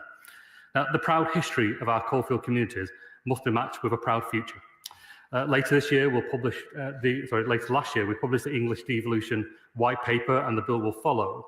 And that includes a reform vision for the long-term plan for towns. The autumn budget confirmed that the long-term plan for towns will be retained and reformed as part of our regeneration programme. We are proud that coalfield communities, from Newark-on-Trent to Wrexham through the long-term plan for towns, will receive a package of up to £20 million for funding and support. Furthermore, this government is working with mayors where they are to produce local growth plans across their city regions that sit alongside local coalfield communities, because we recognise that these are vital to our collective economic future. And that regeneration and the long-term investment and the coordination that is needed was referenced by members from Whitehaven and Workington, from Cannock Chase, from North Durham, from Lee and Atherton, from Ayr, Cannock and Cummock, from Chesterfield, from North Warwickshire and Bedford, for North West Leicestershire, and for Airdrie and Shotts, because they recognise, of course, you can be proud about the history of a place, and we all are, but the future is important too. And if we don't put the building blocks in place to rebuild industry and pride, then I think we miss a trick. And it was referenced earlier on, actually, that no working class person is waiting for a hand out, but we absolutely deserve a hand up. And we are sick and tired of being told to wait our turn, to behave and stand in line and to know our place and hope that somehow tomorrow it may just come. Because lesson after lesson and generation after generation shows for all those promises, it never comes. And so we can't have constantly power, wealth and opportunity being hoarded by the centre at the exclusion of our communities who are impacted by it. And that's why devolution is so important. If we don't break away this centralising model of command and control and the hoarding of power and opportunity, we will never make progress on our economy, society or political power in this country. And that's why devolution is so important. And that's why this week we are so proud to be expanding the devolution priority programme, where more mayors will be created with the powers and the tools with local leaders to do what's right for their area, not coming cap in hand to the central government, looking for that wasteful bidding wars that constantly take place. I also want to pay tribute in the way that the member for North East Derbyshire did to the late John Prescott for the work that he did as a working class voice in politics, taking up that charge and that fight. We all recognise the work that he did. And members in this House have our assurance that we stand with our coalfield communities and the excellent members of Parliament who have spoken today. The question is, as on the order paper, as many as are of that opinion say aye. Of the contrary, no. I think the ayes have it. The ayes have it.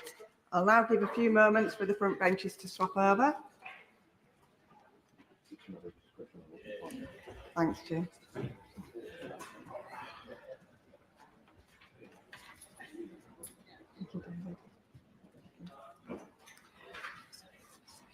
We now come to the backbench debate on financial education. Jerome, may I hear you to move?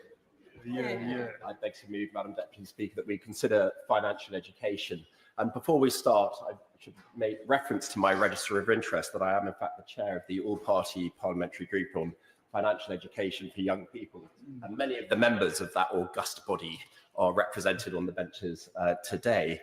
And it's worth pointing out, Madam Deputy Speaker, that that is the second largest all-party parliamentary group in Parliament, beaten only by the communal love for beer. And there is a reason why the APPG for financial education is so popular. It's because it is a profoundly important topic that affects the lives and life chances of our communities right across the country. Because, Madam Deputy Speaker, we can't sugarcoat this. We're in a mess. We're in a mess about financial education, financial literacy in our economy and in our society. And we've known we've been in a mess for ages. My own education, going back a few years, I accept. One of the reasons why I was first drawn to this topic was because I went through the whole of my education, didn't receive any education on personal finance at all. In fact, it's true to say that I've been taught considerably more about the formation of Oxbow Lakes than I have been about personal finance, about debt management, about budgeting, about saving, about compound interest, about pensions, about ISAs, all the things that as grown-ups you worry about and are concerned about and will have such an impact on your life, and yet simply missing from my education. But it doesn't stop there, I'm afraid, because my children, aged 21, 18 and 15, I've asked them about their education and they've received nothing at all. There has been no improvement. And yet we know that this matters profoundly. We know that financially chaotic households, if you're unfortunate enough to grow up in a financially chaotic household, you have no education from your parents, you don't understand about debt, you see the consequence of it, you don't understand about budgeting, and then prudent financial management becomes a middle-class secret. So if we care about the poor, if we care about the most disadvantaged in our society, Madam Deputy Speaker, we must have financial education as a core part of the curriculum in our schools. And we know that financial stress has a huge impact both on our economy and on our society. Barclays Bank, way back in 2014, did some research saying that 17.5 million hours were lost to the economy because of financial stress. 17.5 million hours. And we also know that financial stress, financial worries, is one of the core components to family breakdown. The breakup of relationships, the arguments within the home, the distress caused to children. And yet we know what the solution is as well. Here we are, we've had loads of research. The Money and Pension Service has said that attitudes towards money and finances are fundamentally established by the age of just 7. We know that financial education within schools is directly correlated with higher career earnings. It's directly correlated to reduced personal debt, directly correlated to increased pension savings, directly correlated to increased savings more generally.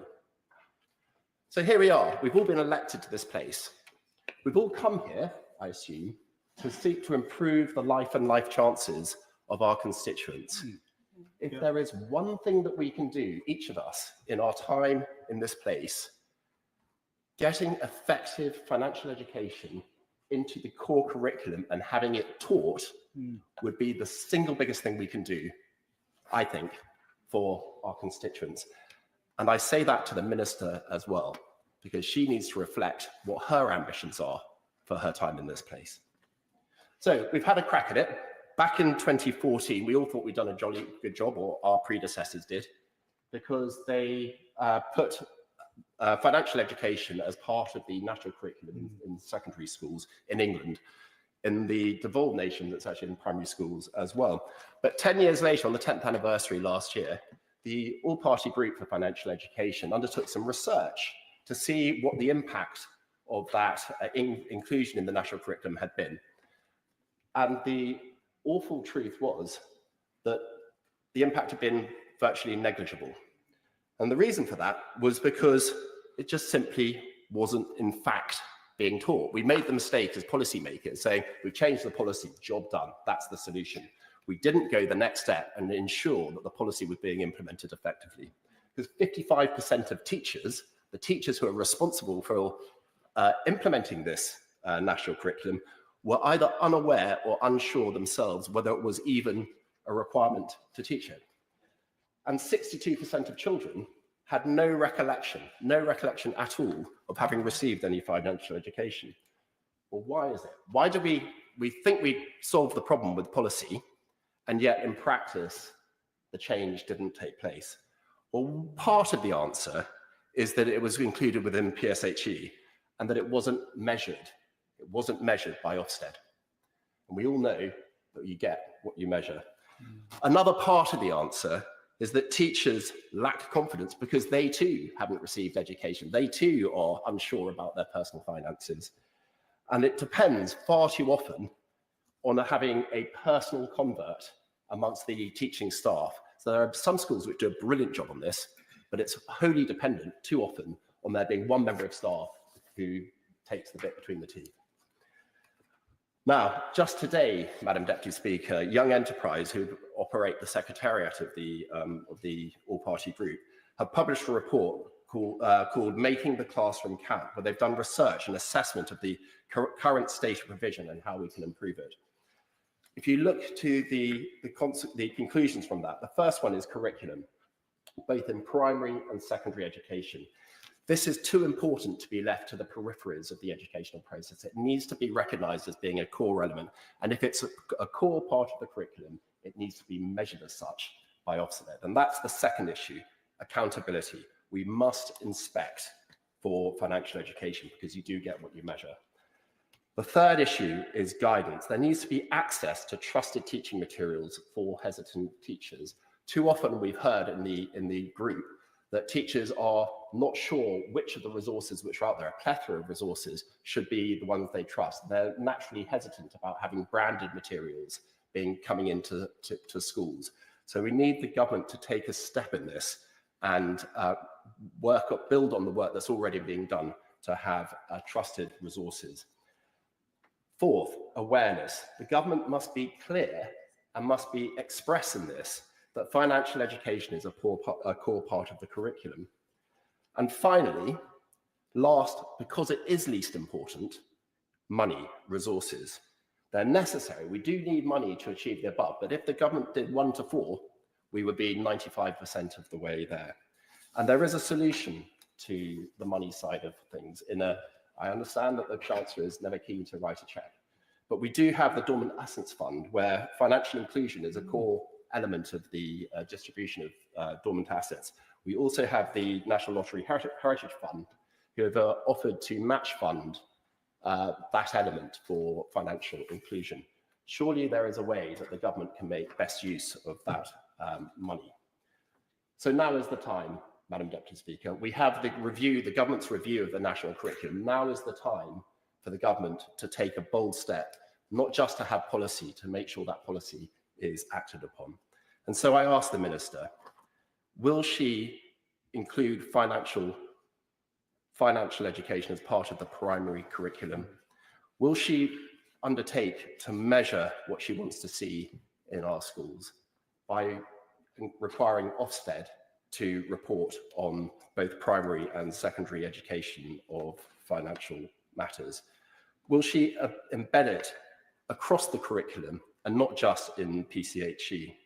And will she show some ambition in the future with the 2029 OECD PISA assessment on financial literacy? Will she commit to the government applying to join that scheme? And will she also develop the work, the very good work actually, of the Oak Academy, which has produced a number, I think about 42 online lessons to support financial education, financial literacy? But will she follow that up with a commitment to develop paper resources, trusted paper resources for the educational sector? And finally, will she consider the proper use of the Dormant Assets Fund and the National Heritage Lottery Fund and match and direct that additional funding source to financial literacy education in our primary and secondary schools? So I started, Madam Deputy Speaker, talking about ambition. I want to finish with that as well. It is profoundly important for the life chances of our constituents over the next 10, 20, 30, 40 years that we grasp this, that we grasp it now. We spend so much time in tittle-tattle, frankly, in this chamber, debating cheap points which may make the headlines that evening or tomorrow. I don't care whether this debate is reported if we can get this simple change to the direction of our educational processes and deliver for our constituents. Now is the time to do it. Now is the time. The question is as on the order paper, and if I start with an informal 5-minute time limit so that members can help each other. Claire Hazelgrave. Thank you, Madam Deputy Speaker, and I thank the Honourable Member for Broadland and Fakenham as the chair of the All-Party Parliamentary Group on Financial Education for Young People for securing this debate.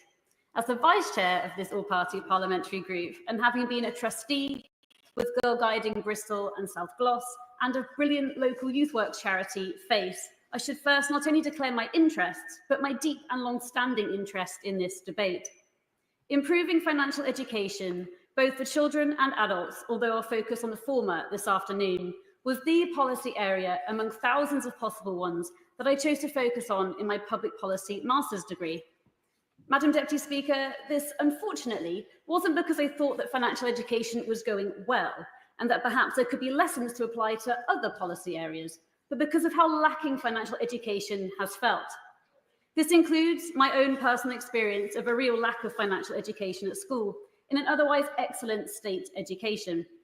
Important things like different types of mortgages and key differences between secured and unsecured loans shouldn't feel new at the point of major financial commitment and, crucially, at the point of risk. Indeed, in January 2020, the TUC reported that total unsecured household debt, so not including mortgages and with typically higher interest rates, rose to 407 billion, its highest ever level in the UK, and this was before the pandemic. As things stand, despite financial education having been added to the secondary curriculum in England through PSHE in 2014, the Money and Pension Service found in 2022 that only 38% of young people recalled receiving financial education at school. Now, I think it's important to be clear that this quest for better financial education isn't about placing a higher value on any particular financial choices above others, but to say everyone should feel able to feel capable and confident in making whatever financial decisions are right for them and their circumstances. Currently, that is too often not the case.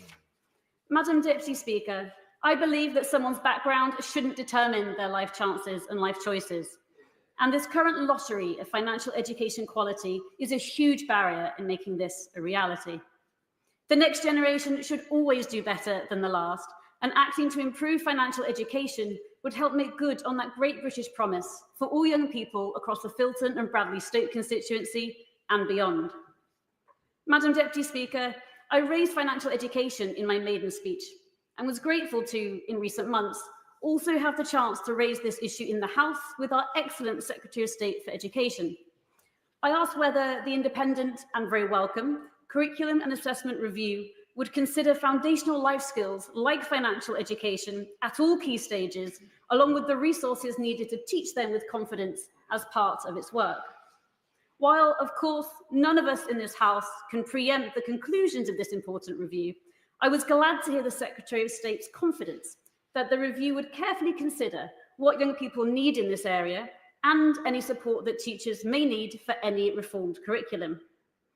Reported teacher confidence is understandably low, as we've also heard already this afternoon, in teaching a subject that many of them were not taught either. Again, understandably, research also shows that teachers struggle to prioritise subjects that are not assessed and are within PSHE. Indeed, the Money Charity Survey and in-depth interviews with teachers around the country in 2016 found that the prioritisation of assessed subjects was the most commonly identified barrier to delivering financial education, with 80% of teachers citing it as one. So even where financial education is on the curriculum at secondary level, it does not appear to be there firmly enough. Teachers give so much and have so much to contend with, and I don't believe that anyone in this House would wish to further overburden them, or indeed the curriculum, by adding more standalone subjects.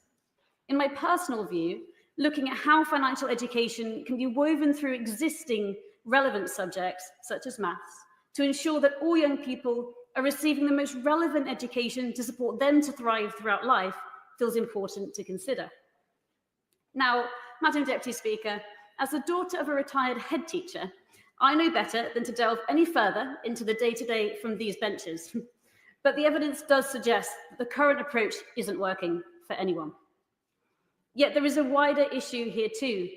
The University of Cambridge found that financial habits typically form from around age 7. So this strongly suggests that early support is crucial if we are to break down this barrier to opportunity. It is also worth noting that financial education is on the curriculum at both primary and secondary level in Scotland, Wales, and Northern Ireland. So it is in England in particular where we are lagging behind, though implementation remains a challenge more widely.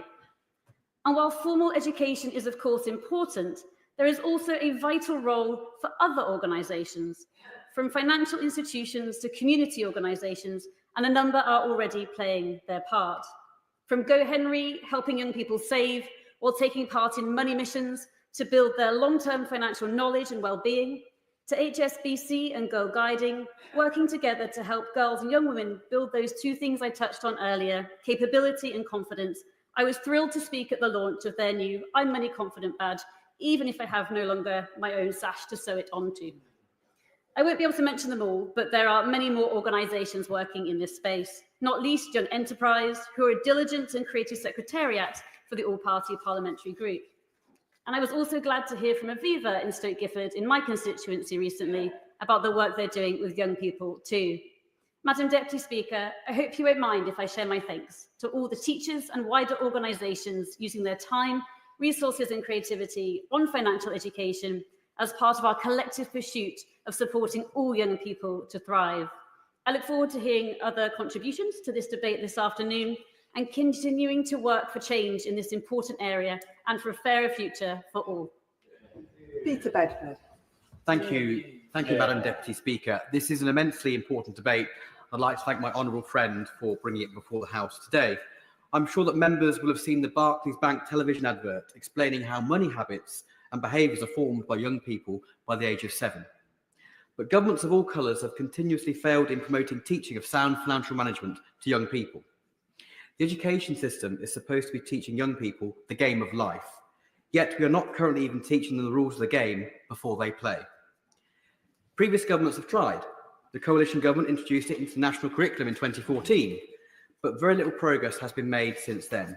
And it's an indictment that 1 in 2 Brits were found to be unable to pass a financial literacy test run by the OECD. The UK is well below comparable Western nations such as France, Norway and Canada. Indeed, we rank alongside Thailand and Albania. How on earth can it be the case that for one of the wealthiest countries in the world, this is where we sit? So why is this particularly concerning now? Technology has opened up a new world of consumerism. I'm able to sit from the comfort of my own home and purchase pretty much any item I would like. This, of course, is the epitome of having the freedom over making one's own financial decisions. However, comes with this freedom is an understanding of how these choices will impact my own personal financial well-being.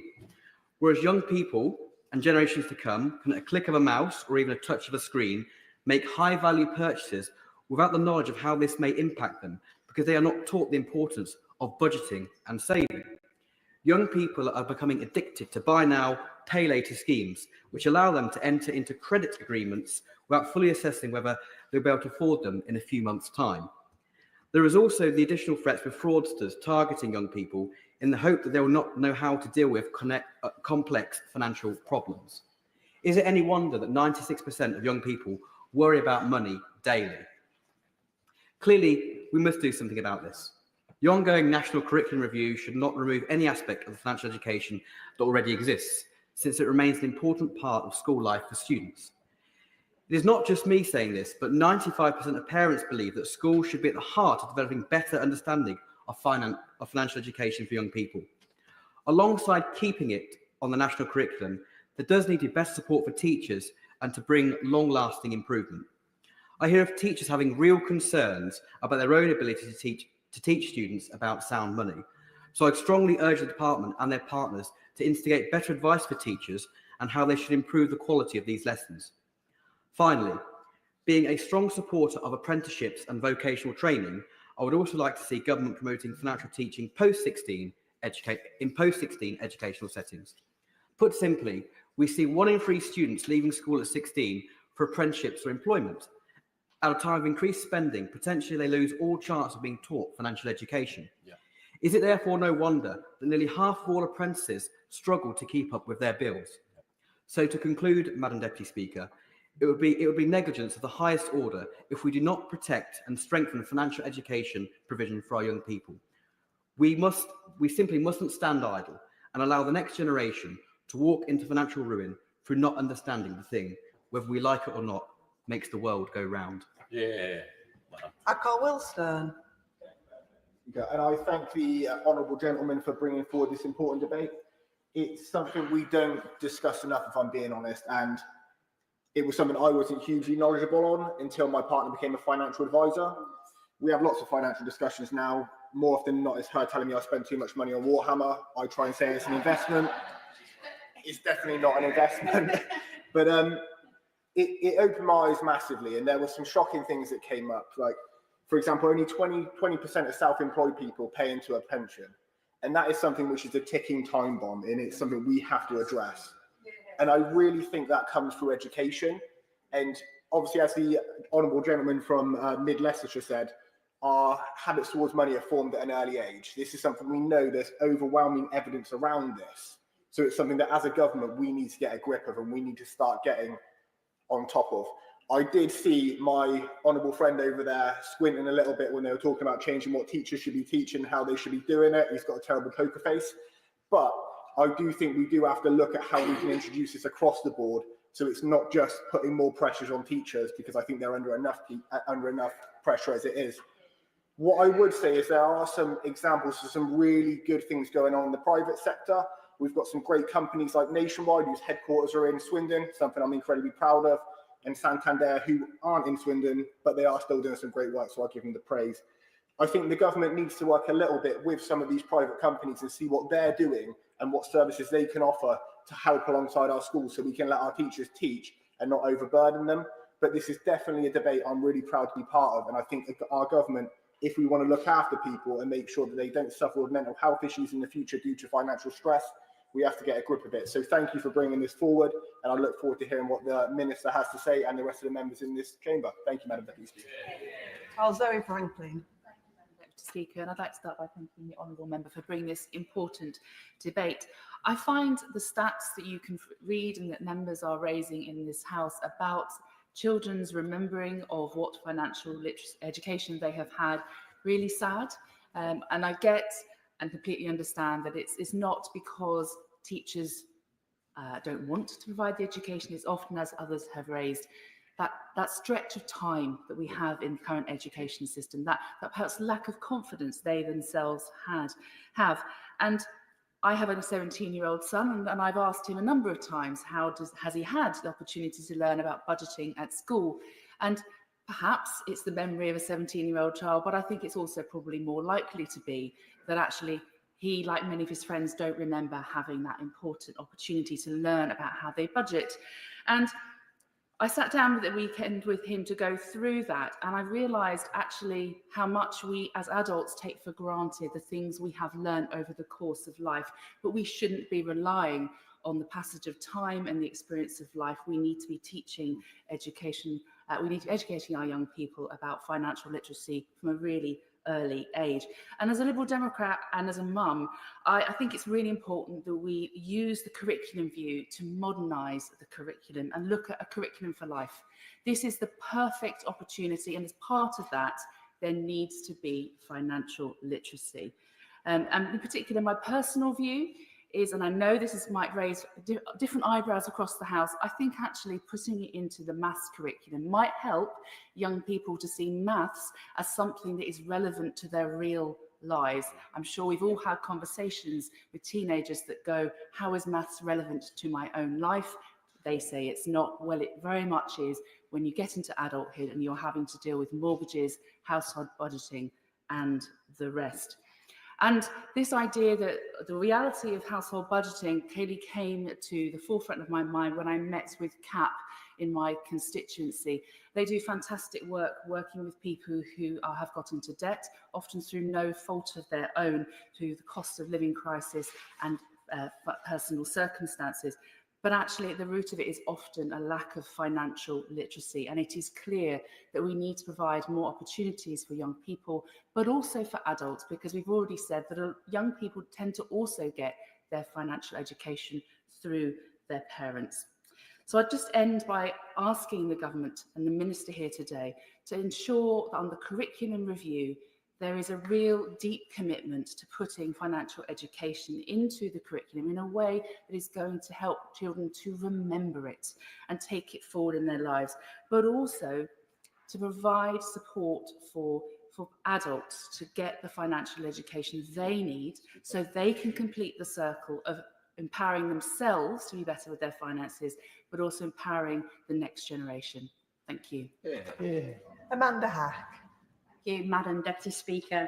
I thank the Honourable Member for Broadland and Fakenham for bringing this crucial conversation into the Chamber. We're not born with the ability to open an ISA, choose a private pension or invest our savings. We don't have a natural intuition on how to save, how to manage debt, or how the tax system works. So why is it we're sending young people from school with little or no formal financial education? Since working for Leicestershire Training Enterprise Council 25 years ago, when we supported young people and adults into education, to holding a number of roles within the social housing sector supporting tenant welfare, it's clear there's a gap in people's knowledge around financial education. And I'm really proud of some of the work I've done before I came to this place, particularly when I led a team to set up the Financial and Digital Inclusion Project, MoneyWise, for Leicester, Leicestershire and Rutland. targeting individuals, including in my constituency of North West Leicestershire, who were digitally and financially excluded. Through the running of this project, it was clear to see the lack of basic skills around financial education and how much it was holding people back. Through this project, we were able to empower people to have a much more positive relationship with their finances.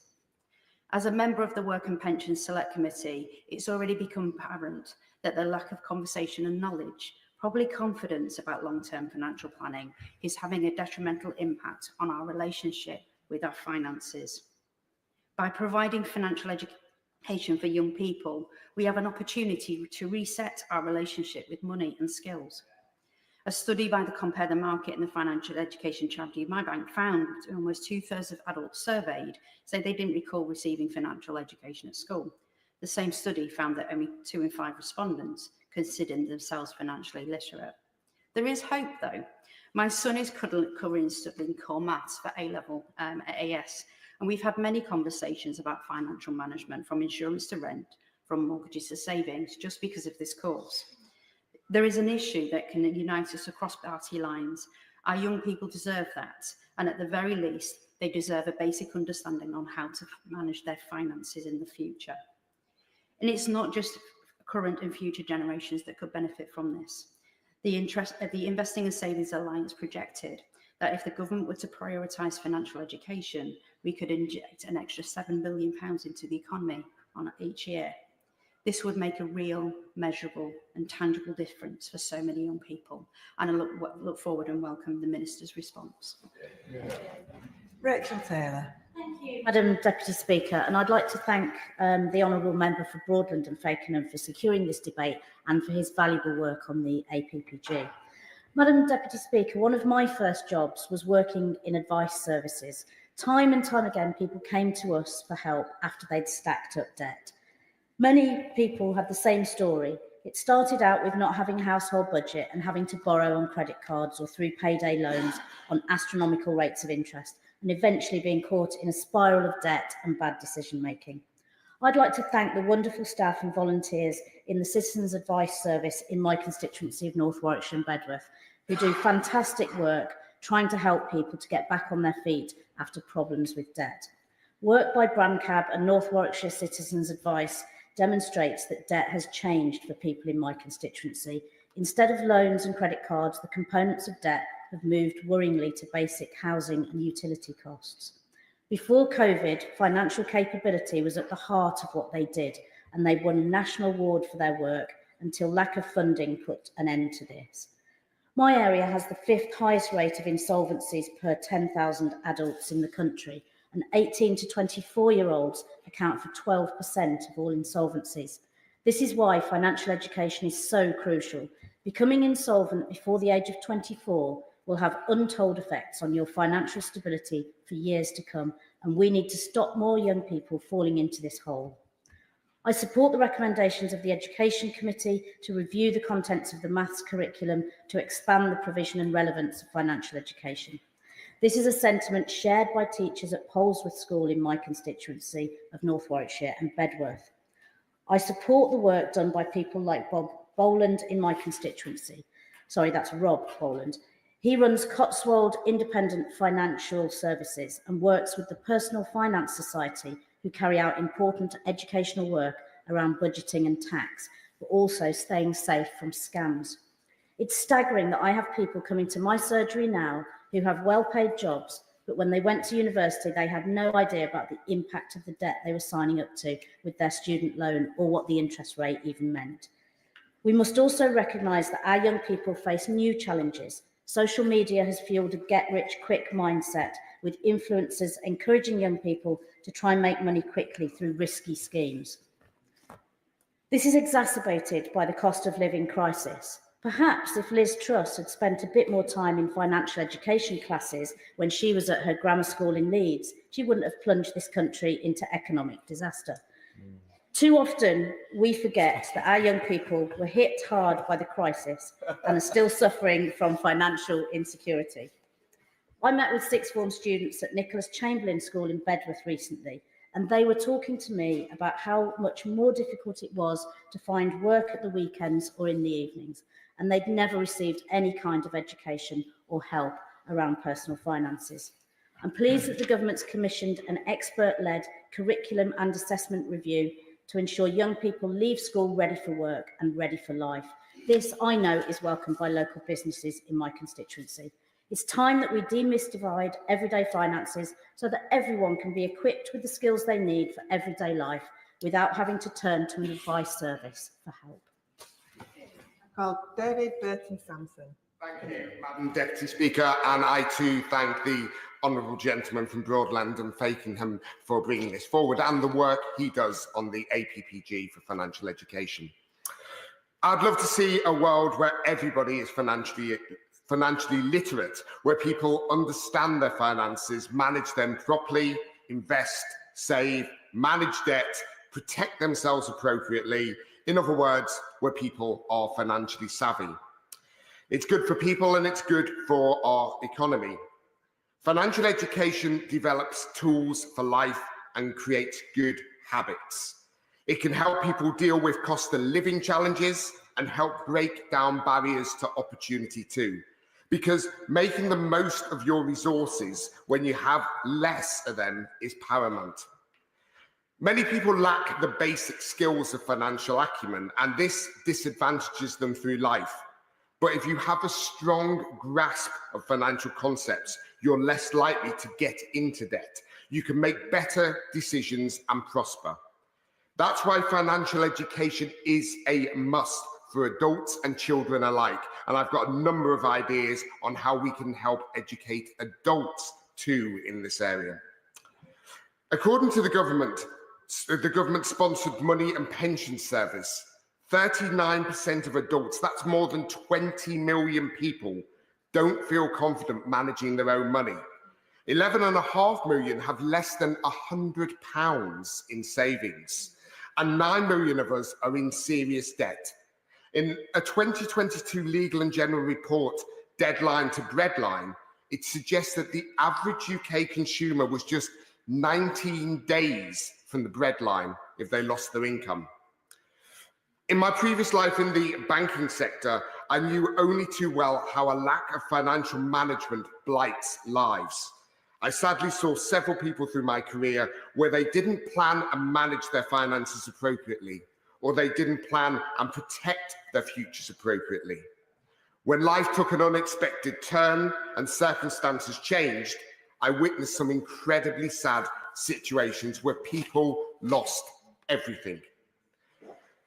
The story this tells us of an urgent need for financial education programs for adults. It's not just for children. Of course, the key to financially literate adults is to teach financial education in our schools. And although it was added to the national curriculum, as we've heard in 2014, its delivery is at best patchy. It needs to be improved. A few years ago, I was invited to deliver a financial education session to a group of sixth form students. Following the session, a few teachers came over to me and thanked me for what I had taught them, and then asked me for some advice.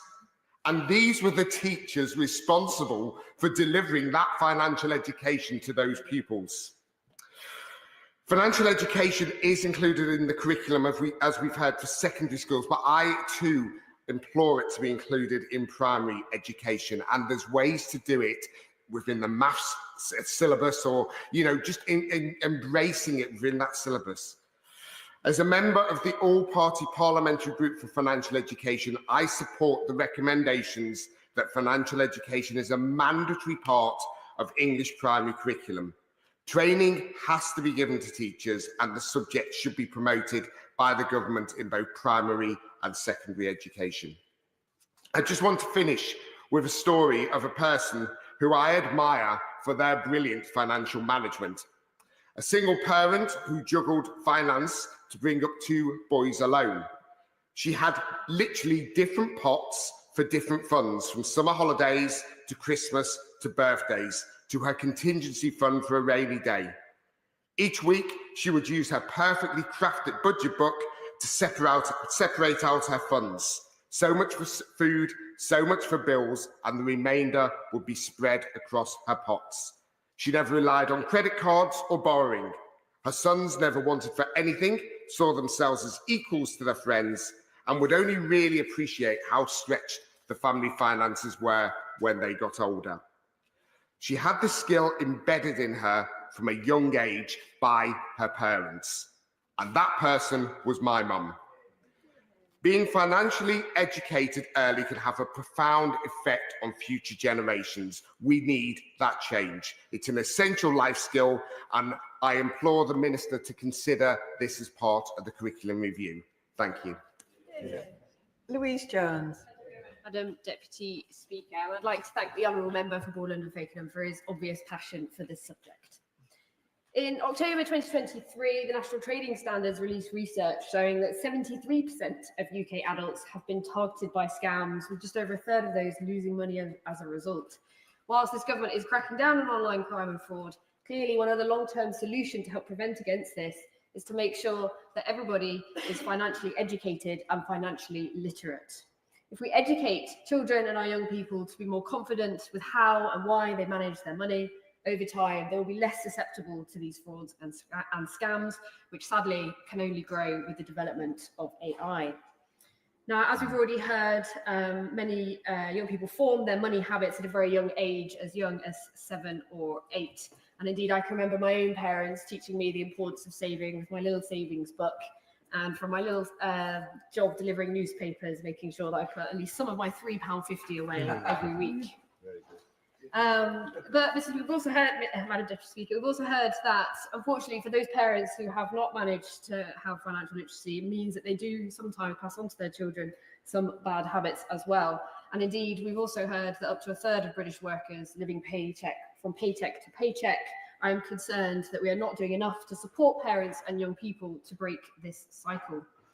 It's always very shocking to me when I speak to those working in food banks, and they say that many of their users there would hugely benefit from financial education and literacy, and even some simple advice on how to just draw up a budget and how to understand to make sure you've got enough money for when bills are going out. Even just some simple things can make a huge difference so that people do not have to end up relying on food banks. With the future that is yet unknown, people entering secondary school this September will likely finish their GCSEs in June 2030 and their A-levels 32. And if they decide to go on to university, may yet graduate in 2035. And I think it's safe to say that whilst we do not know for sure what opportunities are available to them, and it may well look quite different to now, what we can say is that good financial education and literacy will certainly serve them in good stead. We've heard that we have previously added financial literacy education to the national curriculum, but more must be done to make sure that children are being taught. And I think it's important to say there must be the breadth of this financial education. Yes, how to budget, all the good stuff like simple versus compound interest, but again, to understand the importance of saving for a pension and how to recognise when an investment scheme is protected by something like the FCA, so they can avoid some of the more sparkly deals online, shall we say. The good news is that when children say that they have received a financial education and they do remember it, they are more likely to save, feel confident, and indeed save money and use a bank account. So it shows that when effort is put in, it does indeed reap rewards. So to be clear, the need for financial education is very clear to everybody in this House and beyond. It is not a luxury, it is a necessity. I remember very well being taught in depth by trigonometry, and I have to say, I wish I'd been taught about pensions instead. Thank you all. Luke Charters. Thank you, Madam Deputy Speaker. May I thank the Honourable Member for Broadland and Fakenham for securing today's debate. Now, a typical weekend for me starts at the shops. Though not a high street one, though there are plenty of those in York. Instead, it's my toddler's plastic shop, full of fruit, veg, and of course, Yorkshire tea.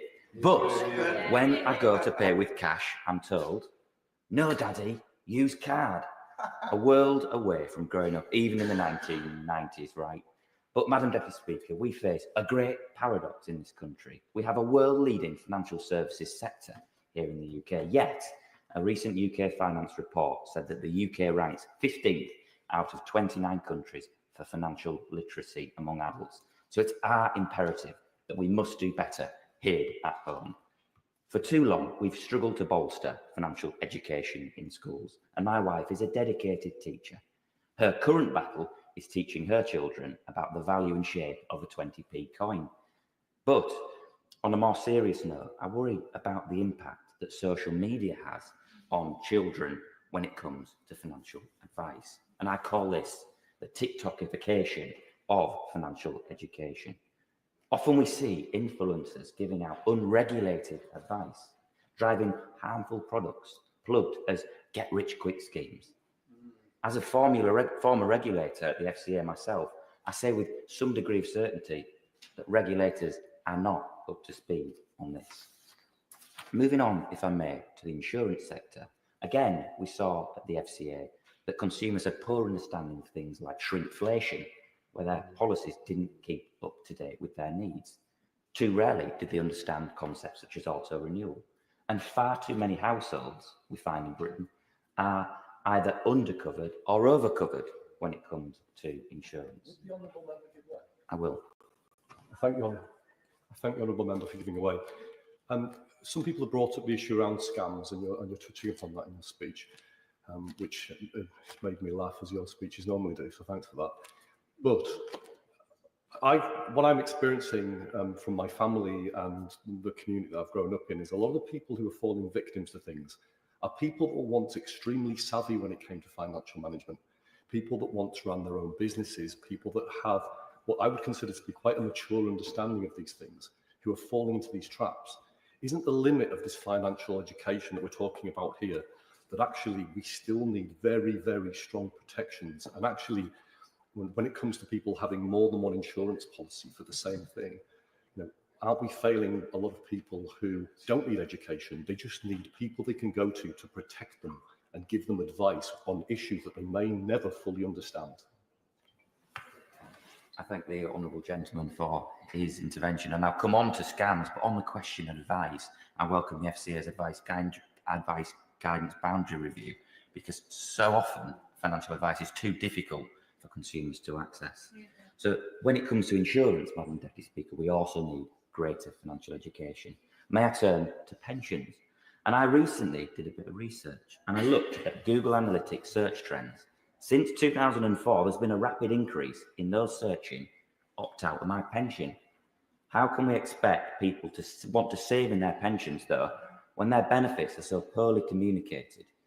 Often we find that the public are asked to fuel a car for a long journey, but when it comes to their retirement, they're not sure about how far that road goes. And that's a cultural shift that we must change. And with the forthcoming pension review, we must reinvent the reinvigoration we need about retirement savings. And so there's never a more important time for educating people about pensions in schools. And now, members will know I'm very passionate about tackling fraud, and indeed my old job before entering this place was breaking fraud attempts in the private sector. Even now as an MP, I see heartbreaking stories of my constituents fall victim to scam. The British population are targeted by organised criminals from across the globe. This is actually driven by the popularity of the English language and affluence of the UK. And I know from a recent visit to the City of London Police that fraud and cybercrime accounts for 50% of all crime. Let that sink in. For too long, the UK has been a target, but I want to praise the Honourable Member for Barnsley North and Lord Hanson in the other place for their important work on this. Greater public awareness on how to spot a scam and socialising some of these concepts is therefore important. Can I give two pieces of praise to Martin Lewis? Firstly, for raising awareness about celebrity impersonation scams, and secondly, to his organisation, the MMHPI, who do lots on removing the stigma for those who've been scammed. So greater fraud awareness ultimately means greater education. Now, look, in my view, financial education is not the sole responsibilities of members in this House, government, or even teachers. It's down to firms in the sector themselves. I'm heartened by the engagement I've had with the sector. I also know that Step Change have been doing important work on debt advice.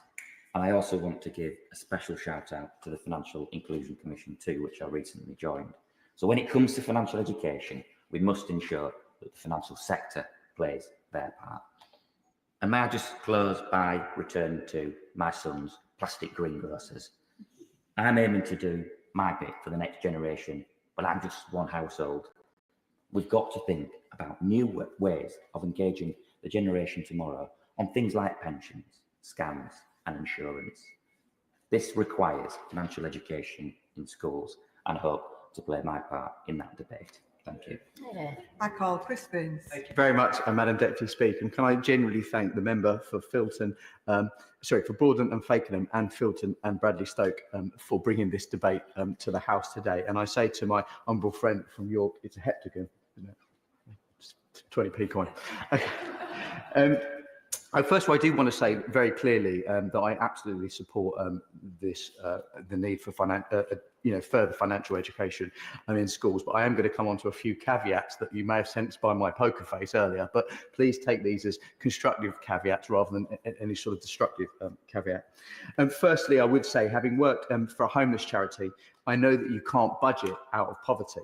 But this isn't just a conversation about budget, it's a conversation about the wider views and ideas when it comes to financial education. I think members across this House have absolutely recognised that if we can teach young people about some of these pitfalls, some of these scams, and some of these, the impact of turning to a payday loan shark when when times are tough, I think that's extremely powerful. And look, it's not about us telling young people how they have to live their lives or what they have to do, but it's absolutely awareness about those dangers that we face.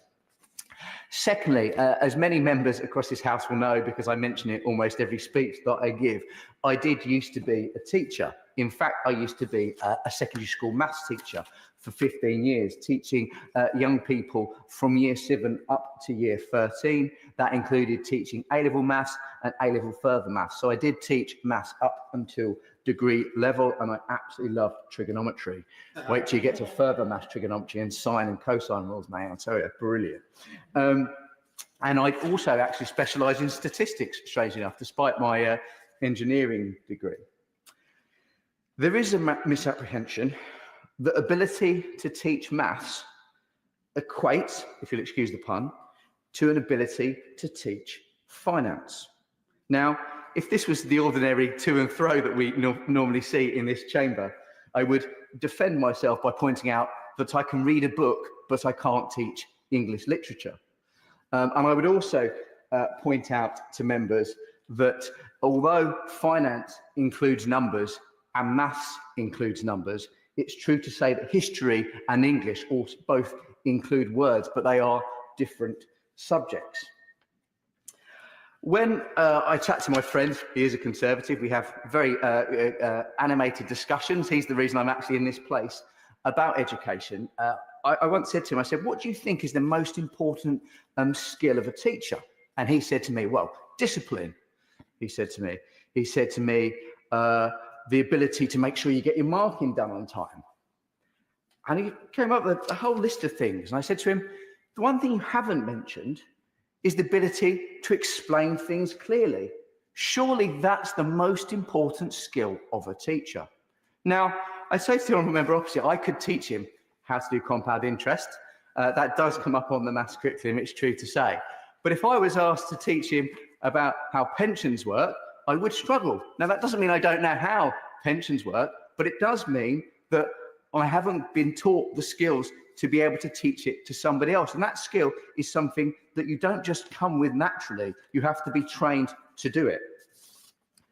What I'm saying in a very roundabout way, and I hope it's seen as constructive and certainly not critical, is that if we believe in financial education as being, that's just like being back at school, isn't it? Put the phone in the box, Minister.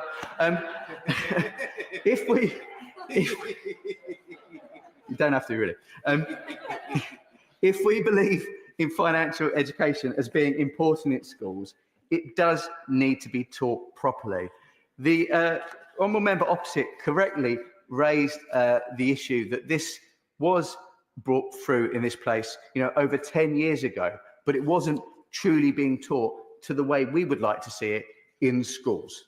I actually would like to see it as a distinct bespoke subject, or at very worst, a module as part of something like business studies or economics. My wife is an economics teacher, so she'll love me for this suggestion, rather than just adding to the already extensive maths curriculum, which I don't believe would be feasible, and I don't actually believe it would have the desired outcomes that this House wants.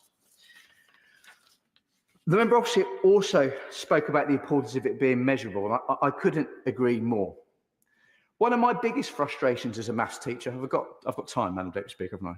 I won't go on a big story, but one of my biggest frustrations as a maths teacher was when a student would say to me, "Is this on the exam?"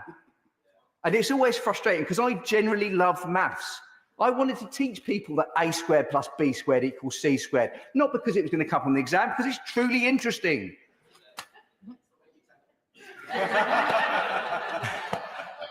If I say you'd be a model student, yeah, really.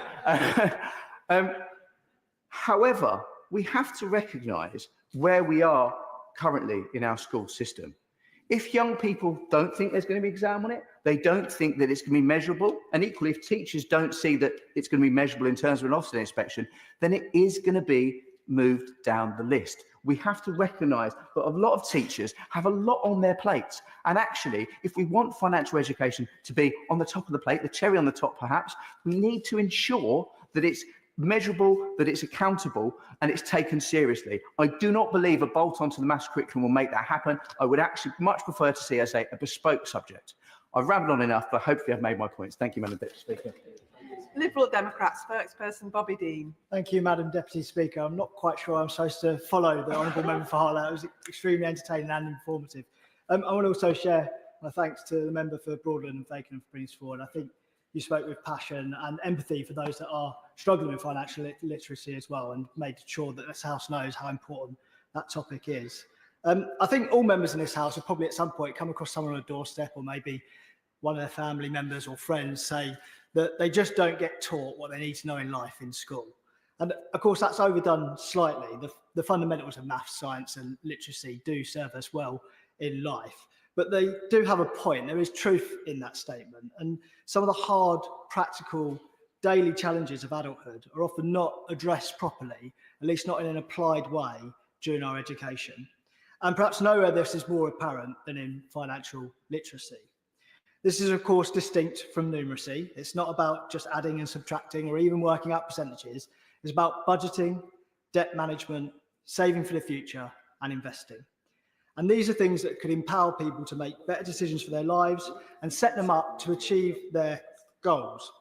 But we let people down when we view these skills as specialist instead of essential. And let me focus for a moment on two elements in particular: investing and debt. Now, the British seem to have a big problem with investing. There's kind of an assumption that it's for traders or the rich, and our national conversations tend to shy away from it. And I think pensions are probably about the only arena where it is discussed properly. But even then, it's kind of pushed to the back of mind, and we only have, it's all auto-enrolled, and it's sort of dealt with outside by others. And I want to pick up on a point made by the member for Swindon North when he talked about the self-employed and how few of them invest in their own pensions. That certainly happened to my parents, self-employed all their life. And to me, for the large bulk of my career too, I did not invest in a pension while I was self-employed. But if Brits were equipped with the knowledge and the skills to make relatively safe, sensible investments over the course of their lifetimes, the benefits to those individuals and the economy as a whole is enormous. In fact, research by Moneybox revealed that 2/3 of Britons are £65,000 worse off on average due to low financial confidence and knowledge. Yeah. And astonishingly, they suggest that if these people were better equipped, it would equate to a potential £2 trillion of extra spending power in the UK economy over their lifetimes. Now, you might think that this difference merely correlates with the haves and the have-nots, but their research found that in most instances, the key indicator of success was financial confidence and not where people started in life. Now, this alone should motivate us to improve the delivery of financial education in schools, but also to ensure that all adults can equip themselves better today as well. And though it's beyond the scope of the debate today, this is where the advice guidance boundary review could be crucial for Britain's growth prospects. We must upskill all of Britain today and not only the citizens of the future. Now, moving on to debt. The consequences of getting this wrong are grave. Our failure to equip people with the knowledge they need to manage and escape debt puts the most vulnerable in our society at risk. Risk of hunger, risk of ill health, risk of financial ruin. And my inbox is full of people that reach crisis point before seeking help. In each case, there were so many straightforward steps an individual could have taken to prevent escalation. But a combination of shame and financial literacy leaves people stranded, helplessly watching on as their situation goes from bad to worse. And I'd like to pick up on the member for Harlow's point about you can't budget your way out of poverty, and he's absolutely right, but we can stop people from spiralling and making things worse. And this is a point that is deeply personal to me. I've seen my family suffer from crippling nature of debt on more than one occasion, both as a child and as an adult. And I sometimes think to myself, I just wish that they reached out to me sooner.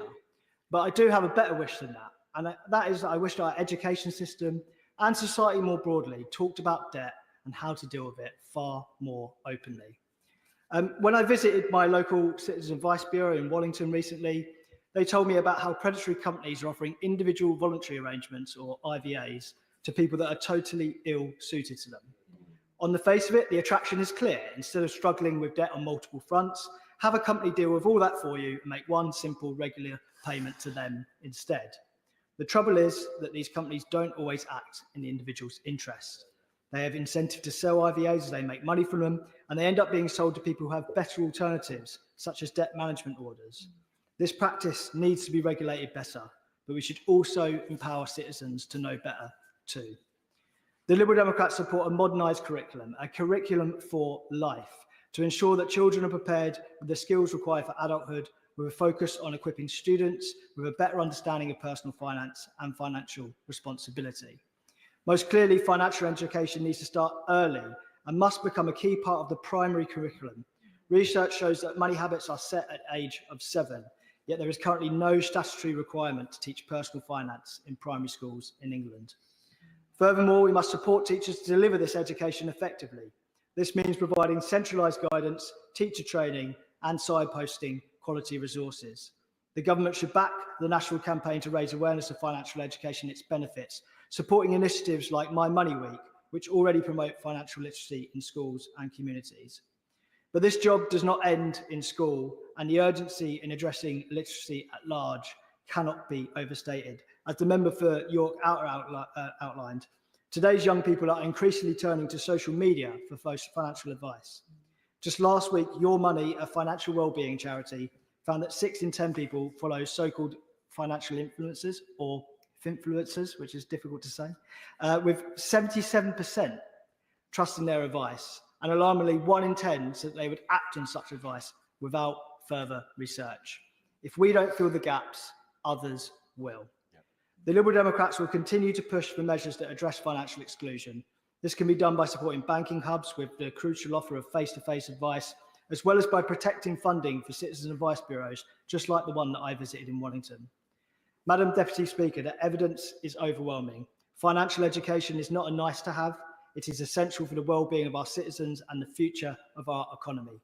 I urge the government to act decisively and ensure that every child in the UK has the access to the financial education they need and deserve. Thank you. I call Shadow Minister Rebecca Paul. Thank you, Madam Deputy Speaker. I warmly congratulate my honourable friend, the member for Broadland and Fakenham, on securing this important debate and commend him for his sustained efforts to drive up the quality and availability of financial education offered to our young people. There is sometimes a tendency in this House, perhaps an understandable one, to gravitate towards short-termism.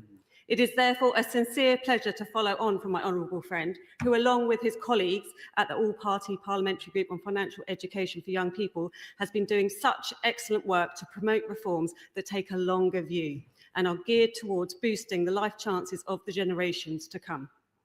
Good financial education, delivered, yes, by schools, but also by parents, families, and within communities, has the potential to produce a generation wise to the dangers of credit card debt, alert to the practices of predatory payday lenders, and confident in their ability to open a bank account and budget appropriately. If we are truly committed to reducing inequality and ensuring that everyone has the best possible start in life, as I believe we all are in this place, then I can think of a few better ideas than ensuring that all young people enter adulthood with a sound grasp of how to manage their money. The British public seem to share this assessment. A recent survey of UK adults conducted by Santander revealed that a full 70% felt better financial education in their younger years would have improved their ability to manage their finances through the ongoing cost of living crisis. Meanwhile, 2/3 of young people believe that a lack of financial education has played a role in their amassing the debts they currently hold. Indeed, it is not just adults. Children too are deeply concerned about financial matters, with the London Institute of Banking and Finance reporting in 2023 that 68% of children worry about money and their personal finances. This figure is hardly surprising when we consider that today's children are the most digitally exposed in history, meaning that they face a constant barrage of offers to spend money in alluring but wasteful ways. Many of the apps downloaded onto the phones our children spend so much time on are full of shining icons inviting them with the tap of a finger to spend real-world money in exchange for worthless in-game currencies. While young players of online games are prompted to spend, in some cases, hundreds of pounds on loot boxes or so-called cosmetic items, that is to say, a virtual in-game weapon or outfit that is a slightly different colour to the default option. Clearly, both to protect them in the present and prepare them for the future, financial literacy is a skill our children and young people need. While there is no doubt work still to be done, I would like to briefly draw attention to the solid foundations already laid by successive Conservative governments over the past 14 years. After all, it was the Conservatives that left England with one of the top performing countries for education. Under a Conservative government, children in England were named best in the West for reading and ranked the best at maths in the Western world in the TIMSS 2023 study. It was also a Conservative government which created a national network of 40 math hubs, supporting schools in improving their mathematics teaching. This network is a partnership of schools, colleges and other organisations who work together to provide support for maths teaching in their region. The positive impact of these hubs on a young person's ability to manage and understand money and finance is obvious. We were also clear that we intended to go further. That is why at the last election we set out a comprehensive plan to ensure every child studies maths to the age of 18, so that they leave school with good numeracy skills that in turn would have helped them navigate their finances with confidence. This is not to suggest that the entire burden of providing robust financial education can or should fall upon our schools. As with so many things, families too have a central role to play, ensuring that children are instilled with good financial common sense. This does not need to be overly complex. Indeed, simple measures like offering small amounts of weekly pocket money can help normalise good habits like saving and thinking carefully before making purchases. According to an ING survey of 12,000 parents across Europe, giving children pocket money reduces the risk of them getting into debt as adults. Absolutely, I will give way. There's a good example. I'm that example. Whenever I was 16, my mum took me down to the Northern Bank, as it was, £10. See, £10, you get about a second-hand car in those days. But just give me £10, put it in the bank account, and she told me, so would everybody agree with me, if everybody had a mother like mine, they'd be a lot better off.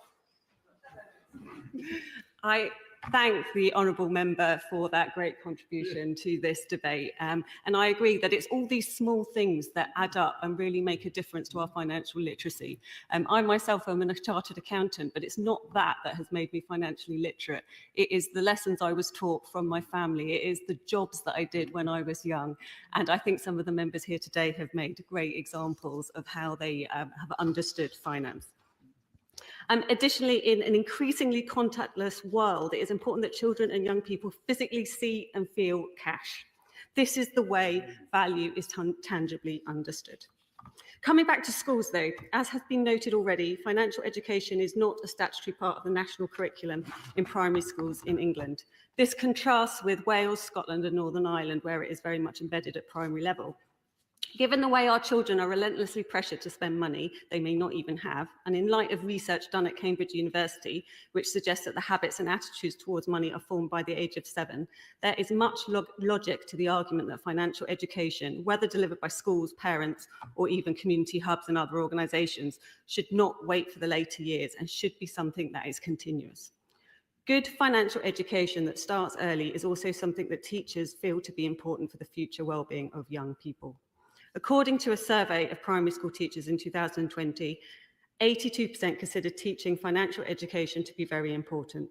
This is something we may hear more on when the ongoing Francis review of the national curriculum is complete, and I urge the Minister to answer my honourable friends' questions with respect to the government's plans for the curriculum on this matter. In secondary schools, the picture is somewhat different. In 2014, the then Conservative government acted to ensure that financial education was placed on a statutory footing in local authority schools.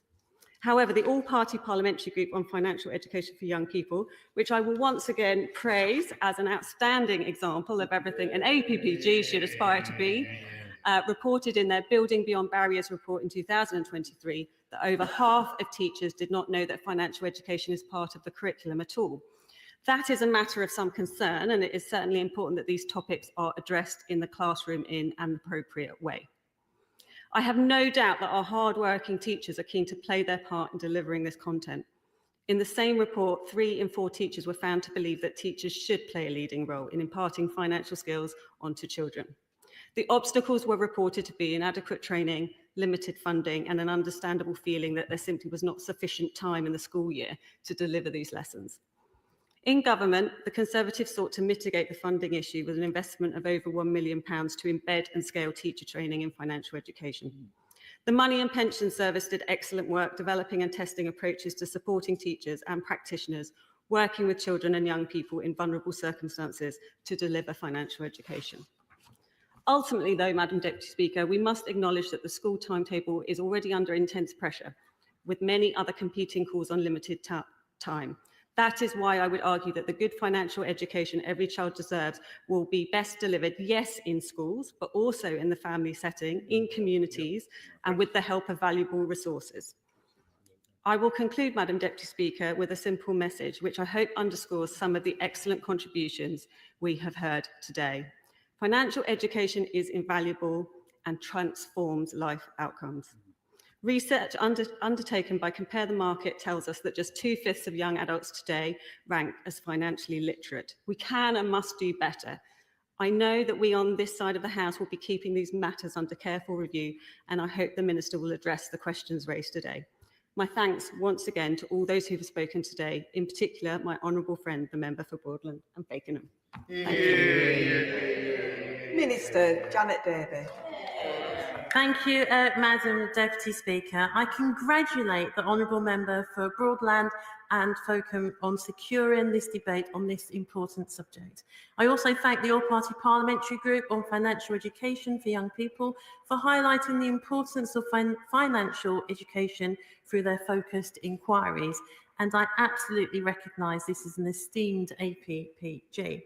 I will also endeavour to respond to the Honourable Member for Broadland and Fakenham points that he has made, but I also wish to acknowledge the many points that have been made across this chamber from honourable friends and indeed honourable members. My honourable friend for Filton and Bradley Stoke spoke about the ability to be confident to make financial decisions that are right for them, and also mentioned financial education in her maiden speech. The Honourable Member for Mid Leicestershire spoke about online purchases, and the importance of making sure that there's that full understanding of those what's happening in that space. My honourable friend for Swindon North spoke about self-employed people and the need to understand about pensions. Honourable Member for Guildford very much spoke about financial literacy from an early age. And there's many honourable members for North West Leicestershire, North Warwickshire and Bedworth, South and West and Lee, North East Bedfordshire, York Elter, all spoke about investments, banks, parents, varied things, all to do with education and financial education for children and young people. And indeed, my honourable friend for Harlow, also being a teacher himself, spoke passionately about financial education, and indeed that alarm was a school alarm, I thought I might add. And of course the opposition spokesperson and opposition minister also spoke on this important area and topic. And moving to with my response, The skills, knowledge, attitudes and behaviour that help people to manage money and achieve good financial well-being begin to develop from an early age and continue to develop through childhood and indeed at teenage years. Research shows that financial education in schools has a positive impact on children and young people's financial capability. The Money and Pension Service survey of children and young people found that those who recall learning about money at school were more likely to be active savers, have a bank account that they use, be confident with money management, and have positive attitudes towards money. It is so important to teach these things at the right time, and it is never too early to start. Young people may be making financial decisions even now around digital transactions, in-game currencies, and they need to be aware of these issues and potential dangers. Maths underpins effective financial management, including financial risk, and the confident and competent application of financial skills and tools. The Programme for International Students Assessment, PISA, results show a strong correlation between results in financial literacy and maths, with a correlation on average of 0.87 across the OECD countries. The primary maths curriculum, arithmetic knowledge that supports pupils' ability to manage budgets and money, including, for example, calculations with money and percentages. In secondary maths, pupils are taught topics such as how to calculate compound interest, which is relevant for personal finance. The non-statutory primary citizens programme, make sure I've got that correct, study at Key Stage 1 and 2 equip pupils to understand the sources and purpose of money and the benefits of savings. It makes clear that financial contexts are useful for learning about making choices and exploring social and moral dilemmas. The National Curriculum for Citizenship at Key Stage 3 and 4 prepares students to manage their money well and plan for future financial needs. Key Stage 3 covers the functions and uses of money, day-to-day money management, budgeting and managing risk. And Key Stage 4 covers income and expenditure, credit and debt, insurance, savings, pensions, financial products and services. But obviously more needs to be done to embed learning and to understand that children fully and young people fully understand. The computing curriculum provides the fundamental e-safety knowledge and thinking skills that empower children to make well-informed decisions about technology, which may include using it in a financial context. Through statutory relationships, sex and health education, RSHE, pupils are taught about internet safety and online harm, such as the risk associated with online gambling and the accumulation of debt. Pupils also learn how debt is generated, collected, shared and used online. Now, moving to the curriculum and assessment review that has been mentioned across this chamber. High and rising school standards are at the heart of the opportunity mission for this government, and that is why the government has established an independent, expert-led curriculum and assessment review covering ages from 5 to 18, chaired by Professor Becky Francis CBE. The review seeks to deliver an excellent foundation in core subjects, including maths, and a rich and broad, inclusive and innovative curriculum that readies young people for life and work. The review group will publish an interim report in early spring, setting out its interim findings and confirming the key areas for further work, and publish its final report with recommendations this autumn. We will take decisions on what changes need to be made in light of these recommendations. Ofsted inspection currently considers whether pupils are receiving a rounded education, evaluating the quality of education, including pupils' achievement over time, behaviour and attitudes, personal development and leadership and management. All schools, regardless of category and phrase, are inspected against their ability to deliver a broad and balanced curriculum. Ofsted inspectors evaluate the quality of education, and elements of financial education may be in scope when Ofsted conducts a deep dive into mathematics.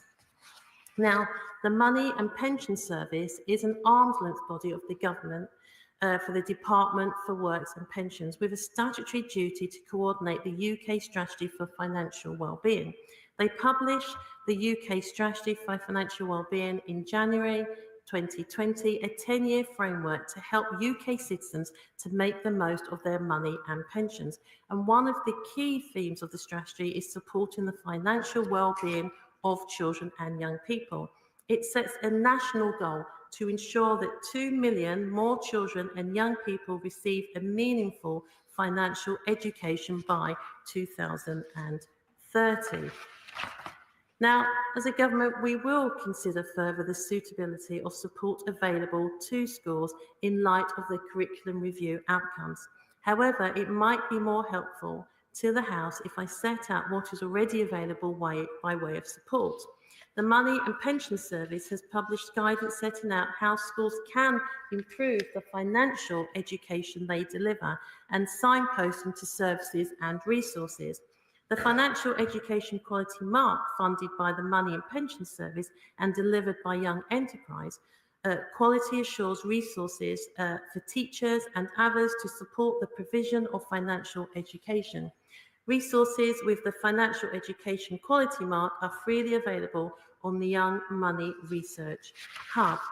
Support for curriculum delivery is also available option, free and adaptable resources from Oak National Academy.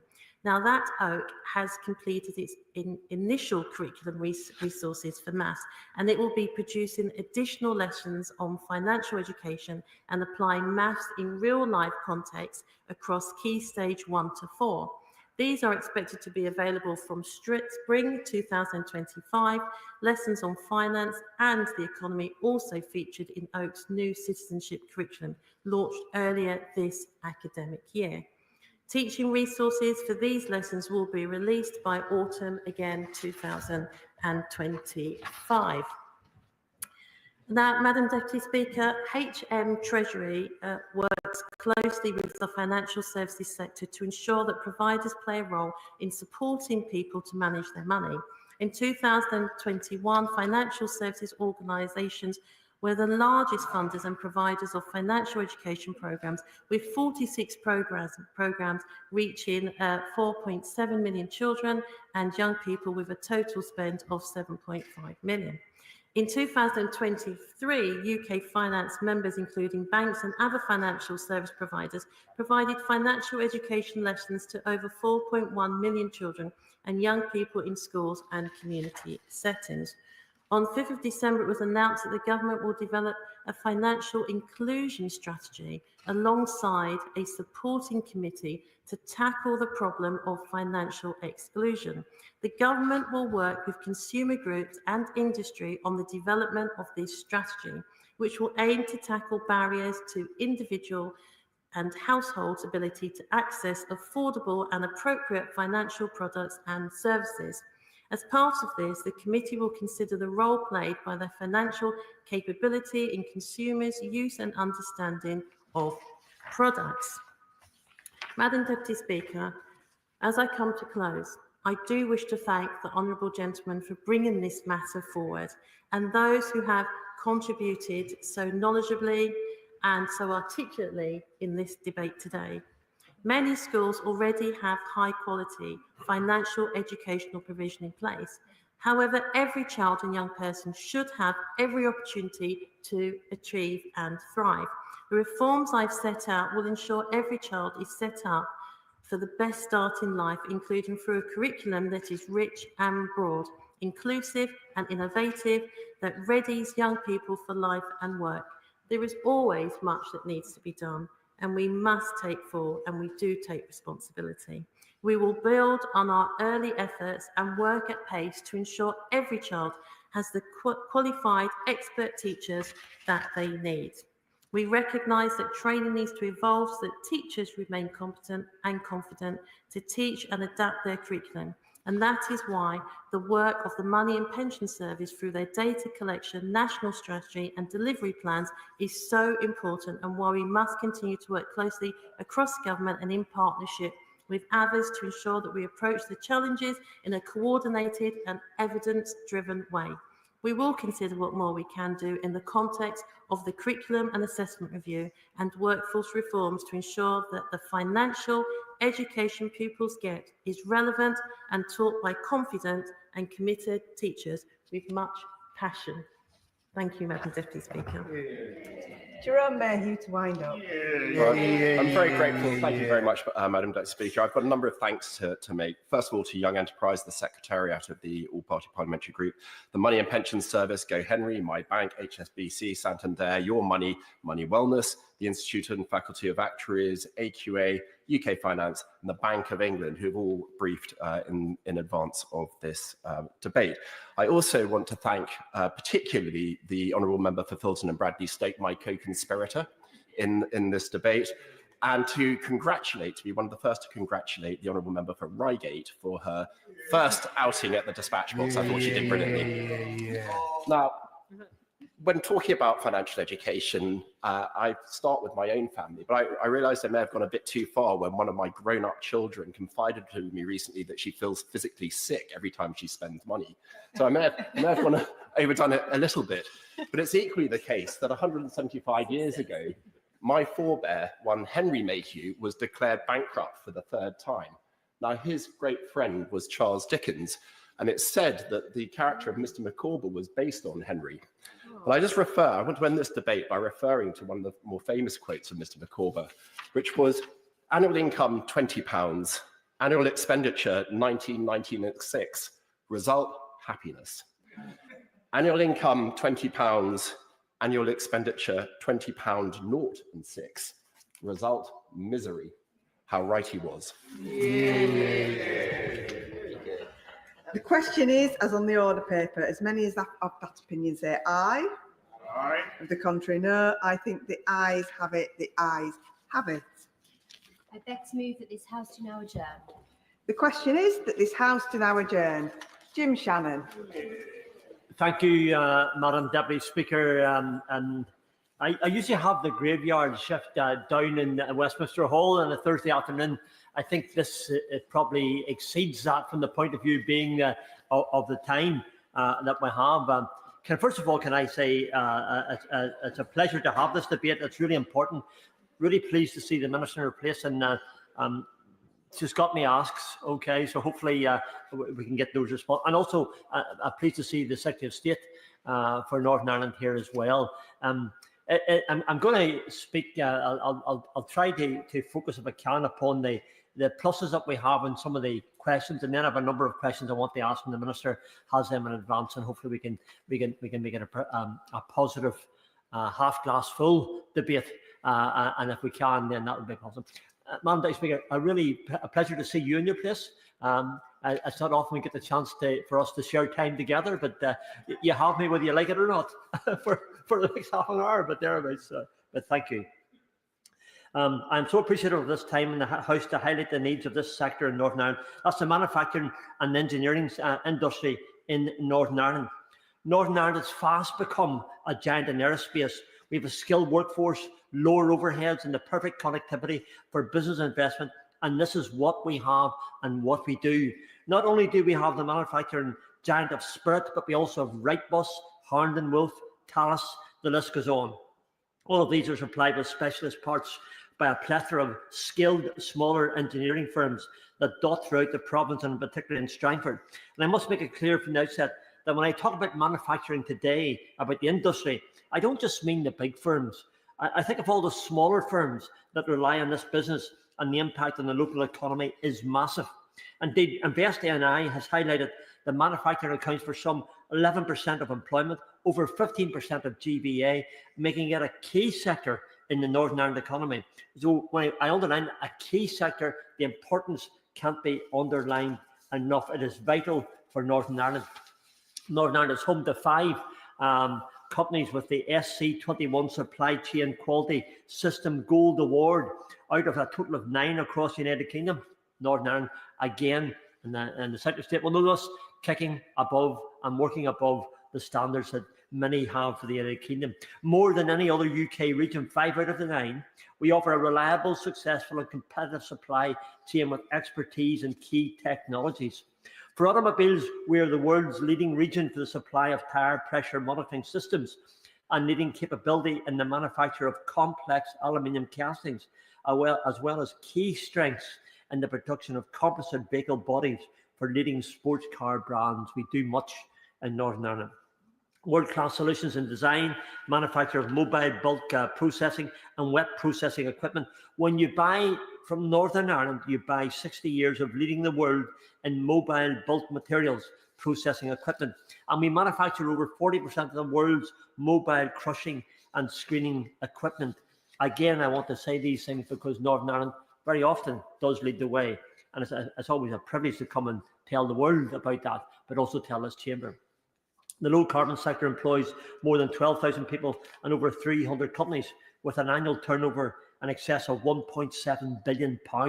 Northern Ireland companies have the capability of providing a range of innovative products and services to address the specific needs of the various energy and water supply chains. The wastewater sector in Northern Ireland has a turnover of 1.1 billion in 2019, a GVA of 0.8 billion and 7,000 employees.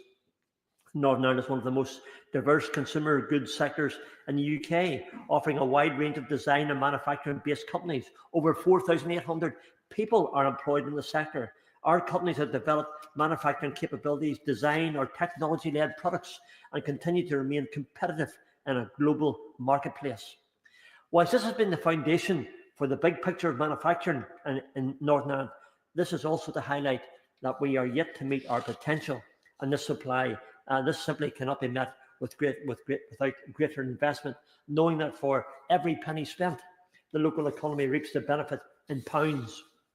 With this in mind, I've been contacted and met with the GMB and Unite unions representing Spirit Airlines, excuse me, who have indicated the support that is needed in the sale of business transition.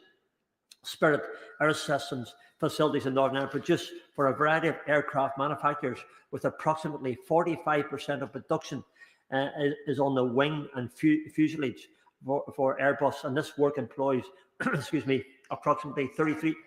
Sorry. For Strangford, but I beg to move that this House do now adjourn. Order, that this House do now adjourn. Jim Shannon. Thank you.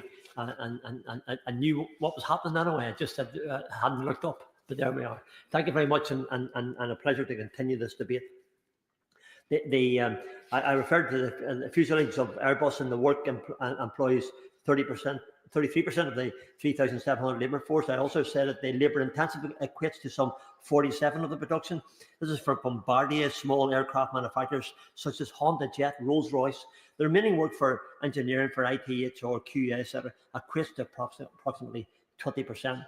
Boeing's interest, and it's really important that we focus, if we can, in the House at this moment in time upon where we are. Boeing's interest in purchasing Spirit is primarily in consolidating its own supply chain to ensure quality control. They have no interest in retaining production for their primary competitor, Airbus. Currently, Airbus' intention is to take control of Spirit operations, which are in its own supply chain, with no interest in production for other aircraft producers.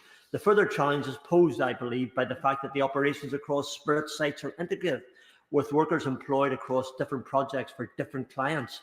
So even if a division of activities in separate ownership is possible, it's unclear whether it could sustain operations. And this is one of our concerns. And this is why I look to the Minister and to the Secretary of State for Northern Ireland as well for some help in this issue. The feeling, and I believe the opinion of the unions, is that the facilities must remain under one owner as the only option that guarantees and safeguards production. The retention of highly skilled jobs in Northern Ireland.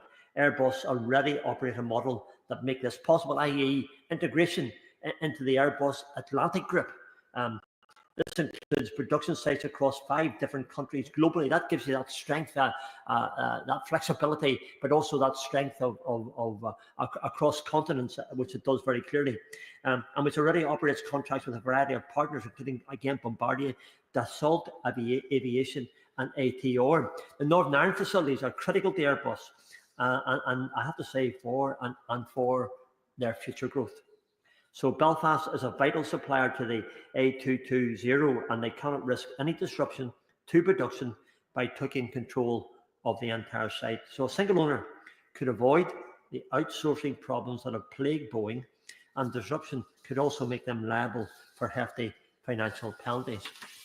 I have to underline, it's the workers in Belfast, those who have given many years of service, their blood, sweat and tears, I would say, and who were the innovators and the builders of the Airbus project.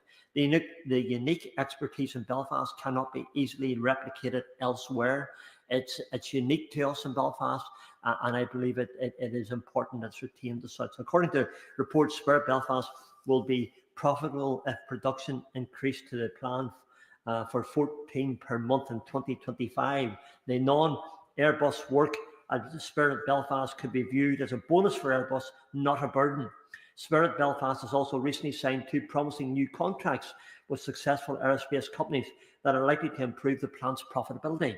Bombardier, which represents some 30% and growing of the work done at Spirit Belfast, also has been a customer for 35 years. So we have a continuity here very clearly on the base and amongst the workforce as well. All local political representatives, all the parties across all of Northern Ireland and Spirit Management, DBT, agree with our demand for one owner solution as the best outcome for all workers and for the aerospace sector and the wider Northern Ireland economy. However, disappointingly, to date, I say this with respect. I always say it with respect because that's how the person I am, okay? The CEOs of all the respective companies and the Secretary of State for Northern Ireland have failed to engage with our senior stewards or the workforce. Now, if that has changed, I'd be more than happy. But whenever I met them a few weeks ago, that hadn't happened. They appear to be letting thousands of jobs and livelihoods be left at risk or dictated to by the market. This position is not acceptable, nor is the best interest of the 3,700 workers impacted. So I believe it is imperative, Minister, it's imperative that the next course of action is to maintain and future-proof the highly skilled jobs and the approximately 7,400 jobs intertwined via the supply chain, via the Northern Ireland economy. This will result in a continuation of a vibrant and historic aerospace sector in Northern Ireland, and we need, the workforce needs the support of government here centrally. Now, I'm quite sure that the Minister and the Secretary of State for Northern Ireland will reassure us shortly. Why is it important? Spirit Aerostructures is the linchpin of the economy in the Greater Belfast area. The latest NISRA statistical analysis structure of the Northern Ireland economy 2020, published in September 2024, estimates that for every job sustained in the non-automobile vehicle production sector in Northern Ireland, almost exactly a further 2 jobs in the broader economy. So every one there's 2 out there. So we get 3 for the price of 1 in local services, and in the supply chain are sustained through indirect and unjust employment. Considering the high value added nature of Spirit's activities with every developed local supply chain, both regionally and across Britain and Ireland, this ratio was even higher in this case. But as an estimate, Madam Deputy Speaker, the 3,700 jobs at the company's sites in Northern Ireland sustain a further 7,400 indirect and unjust jobs in the wider service economy and in the supply chain, based on the latest NISRA Type 2 employment multiplier for manufacture of other transport equipment. The data is clear and we need the help. So the crux of the request. Any threat to Spirit's operations in Northern Ireland therefore translates to a potential threat to more than 11,000 jobs in the wider economy. Such a threat would be devastating for the Northern Ireland economy, as the wages bill for the Spirit workforce alone amounts to approximately £250 million a year. It's not small fry. It means a lot to the economy of Northern Ireland, and those jobs is also the skill factor of those jobs as well, contributing to a large percentage of the region's total economic consumption. The total expenditure of the company is estimated to be at least £600 million a year. The loss of this productive activity will have a huge impact on the Northern Ireland economy. So we're looking at something that's key, something that's vital, something that's really, really important. Based on the latest 2024 NISR estimate of a Type 2 economic multiplier for the manufacture of other transport equipment, a reduction of £600 million in demand would reduce Northern Ireland's gross value added by £1.4 billion. That is more than the 3% of the region's total annual economic output. And this, I believe, illustrates the vital importance of this sector. I underline spirits production is also a critical element of Northern Ireland's heavy industrial base and a key driver for exports, having vital importance to the realisation of any regional manufacturing or industrial strategy that may be agreed at the Stormont Executive. These jobs represent some of the best employment opportunities for individuals who come from the working class areas of Belfast and the wider community. I know the Secretary of State will know this, I know that the Minister knows this, I know those of us here in the House and you, Madam Deputy Speaker, as well will be aware of it. The cross-community employment in the sites benefits all working class areas, with the jobs created having a profound impact in underpinning the transition away from a conflictual society. I know the Secretary of State's committed to that. I want that in the society, and I want to see for the future. And this is part of how we do that. You give people jobs and opportunity. You do that across the community. And if you do that, then you help the community to heal. You help the community to move forward. And I think that's something that I certainly would like to see. The youth employment opportunities, the employment and the opportunity for employment in the aerospace sector offers an attractive opportunity for young workers from all communities who are seeking to improve their lives. And I had Christmas, just before Christmas, a member for East Belfast myself attended a visit to Talis factory, and I was really impressed at their commitment to apprentices and the opportunities, and the fact that they're helping the apprentices to earn a wage which is compatible, number one, but also when it comes to the fees for their students, that they're able to look after those and give them people that long, because they just don't want an apprentice. They want the apprentice all their life, working life in that factory.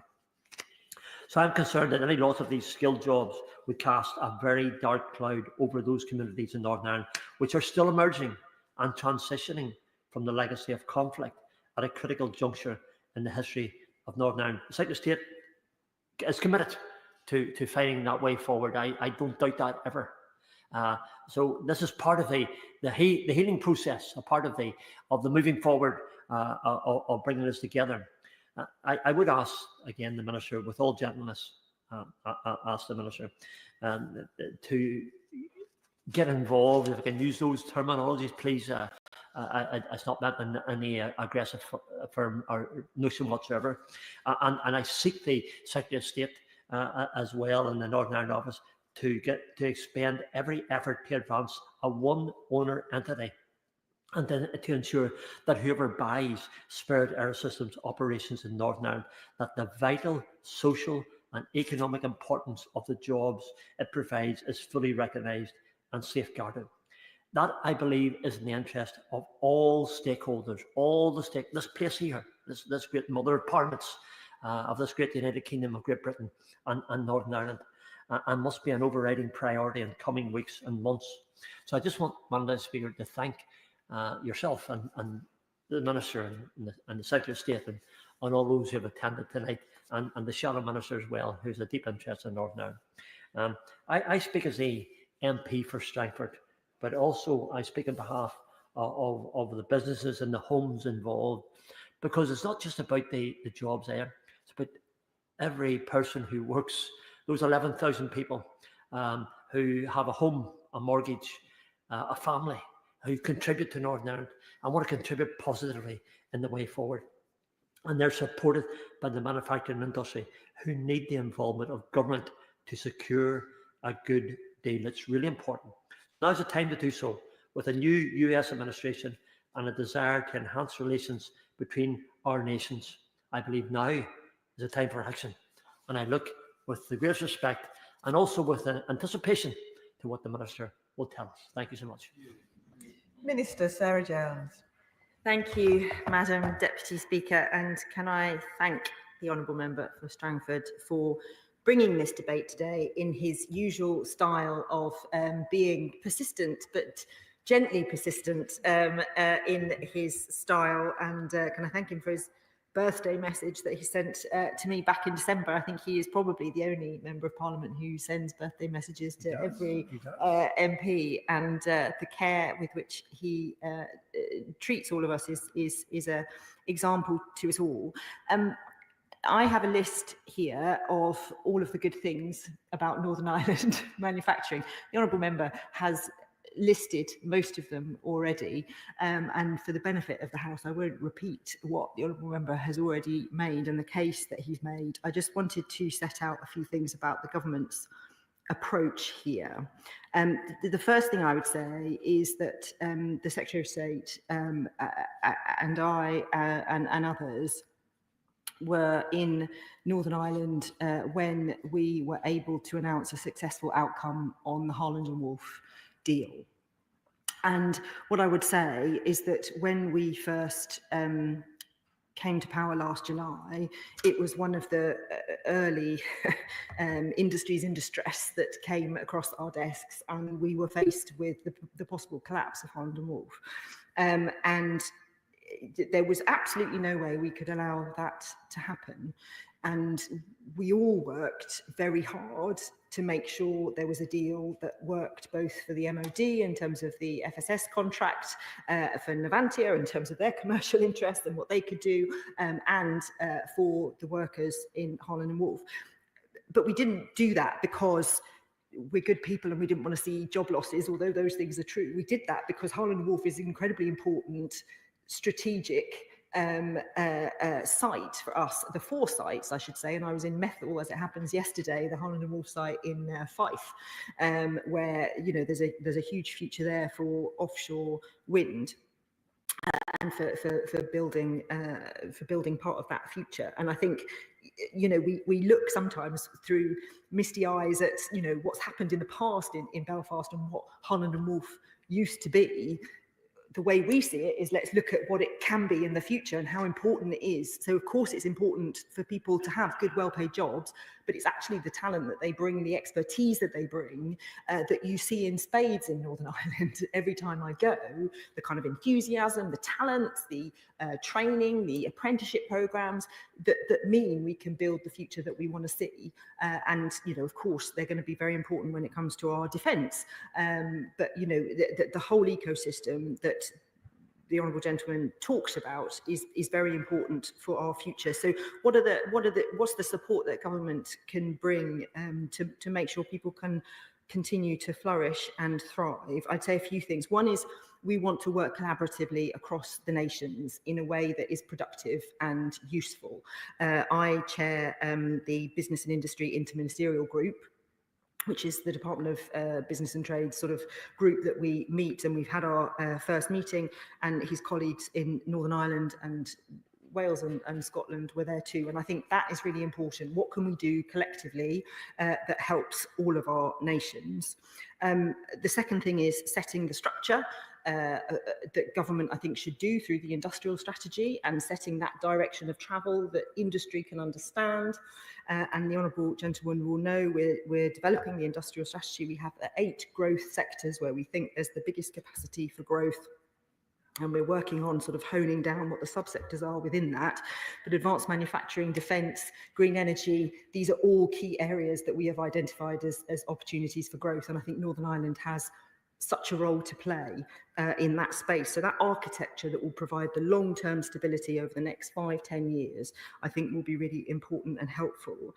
The third sort of bit of architecture is our universities, our colleges, and the catapults and all the other networks, Innovate UK, all the other networks that help us to come up with new ideas and new businesses. And I met with the catapult chief execs this morning, actually, and they were telling me about, and were keen that I mentioned in this debate, because I said I was coming here, some of the innovative work that's going on through the catapults in Northern Ireland. They're working with Invest NI on hydrogen, which will accelerate supply chains for the hydrogen economy. They're working with Queen's to ensure Northern Ireland's manufacturing businesses can connect into national capabilities and help address future challenges. So there's a lot of good work going on there. The next bit of architecture is how we help all those businesses in Northern Ireland export. And I was in Saudi Arabia 2 weeks ago alongside Invest NI, who were there with some of the Northern Ireland businesses, making and doing some good deals, I hope, and taking the huge talent that they have. There was a business, and I'm going to get this wrong, and maybe I'll have to tell Hansard to correct it, but there was a business that makes kit that washes sand, that has washed 99% of the sand that needs to be washed. I'm going to stop trying to go into detail. In Qatar, that it was a very small business in Northern Ireland that was basically providing a service to Qatar that nobody else could do, and it was quite extraordinary. And of course, that's the talent that we have coming out of Northern Ireland, and we want to work with Invest NI on that. So we need to get that right architecture in place to make sure the future is bright. I think what the honourable gentleman wants me to talk about as well is how we protect what we have. And of course, he made a very good case in terms of Spirit and how actually it's not just the jobs there, but it's the supply chain and all of the interactions. Indeed, he used some statistics that were very interesting in terms of the impact that potential closures could have. And look, what I would say in this space is firstly, we all want the same thing. Secondly, just to correct the record, I think the Secretary of State has met with the trade unions to talk about this. I was at Spirit on the 19th of December and talked about the future. I have talked to all of the interested parties in this space. And we are collectively as a government trying to do what we can. The Secretary of State for Northern Ireland, the Secretary of State in DBT. It is a complex situation, as we know, and there are sort of layers of complexity in terms of who does what. We are trying to do what we can. Government, can only do what it can in terms of trying to bring people together, trying to come up with solutions, trying to talk to those interested parties. But we are, I think, pushing in the right direction. And although I can't click my finger and have the answer that the honourable gentleman wants this evening, I can give him that commitment that we are doing what we can. And if he has suggestions as to further, meetings we could hold, things we could do, then of course I would be very happy to do that. But I am having conversations regularly on the, Short Brothers and Spirit Aerosystems, as you would expect, talking to Aerospace, talking to Boeing, talking to all of the interested parties. Yes, I'll give you. Again, can I thank the Minister and the Secretary of State as well. I'm very happy that the meeting has taken place. Whenever I met them 3 weeks ago, it would have been, maybe even 4 weeks ago, it might have been, they had informed me that the meeting hadn't taken place. I'm glad that it has, because there's a better... Every time, Madam Deputy Speaker, when it comes to moving forward, as it is in Northern Ireland, things really only ever happen whenever we all work together, and that's really important. Is it possible, maybe, Minister, and my request, and thank you for the record to yourself and the Secretary of State for Northern Ireland for what you have done in relation to Harland and Wolff. We appreciate that. I know it was complex, it was difficult. There was things that you couldn't say when we asked in the past, and things were happening behind back. I suppose maybe the question, Madam Deputy Speaker, I want to ask the Minister is, could those contacts that have been had with Spirit and with the Unite and the GMB unions, could that something that maybe the Minister could be involved with the Secretary of State again? That contact is important. Bring them with you. If you bring people with you, you always win the case. Can I thank the honourable gentleman for that intervention? And of course, I'm always happy to meet with the trade unions. I think I spend more time with trade unions in government than I did in opposition. We're forever meeting, usually in very happy circumstances where we're all trying to push to the same end in terms of building building industry and creating growth. So always happy to meet and to do that. And, you know, of course, it's not just ministers who are in conversation, I should say, it's the officials as well, who are talking to all of the interested parties just to see what can be done. But it is a challenge, and I'm not going to deny that. I think the two-pronged approach of trying to make sure we have the architecture to build our manufacturing and build our industry in Northern Ireland, alongside trying to see if we can find a solution when it comes to spirit is the right thing to do. We shouldn't ignore one or the other. We need to try with both, and that's what we will be doing. And of course, encouraging new investment into Northern Ireland is also part of the picture. And, you know, the investment summit that this government has done, the work that is going in terms of the Office for Investment, Minister for Investment, really focusing on the strengths of a region, a strength of an area, a strength of a nation. In this case, you know, this wonderful ecosystem we have in terms of manufacturing that we should be able to build on, and should be a very attractive proposition to investors who want to come in and expand. I could talk more, but I won't, about some of the other examples of good practice and exciting things that are happening in Northern Ireland, but I don't want to keep the House longer than is necessary. And the honourable member has made the case very well, and I would agree with everything that he has said. What I would end on saying is that every time, he wants to do an intervention, of course. Madam Deputy Speaker, can I thank the Minister very much. I suppose the thrust of all the good things, by the way, and we don't deny them, we welcome them, because they are good things, is to have the aerospace, the sale as one entity. And I think on behalf of the workers, the question I would really ask the Minister, especially for, would the Minister commit to looking to see what more can be done for the spirit workers?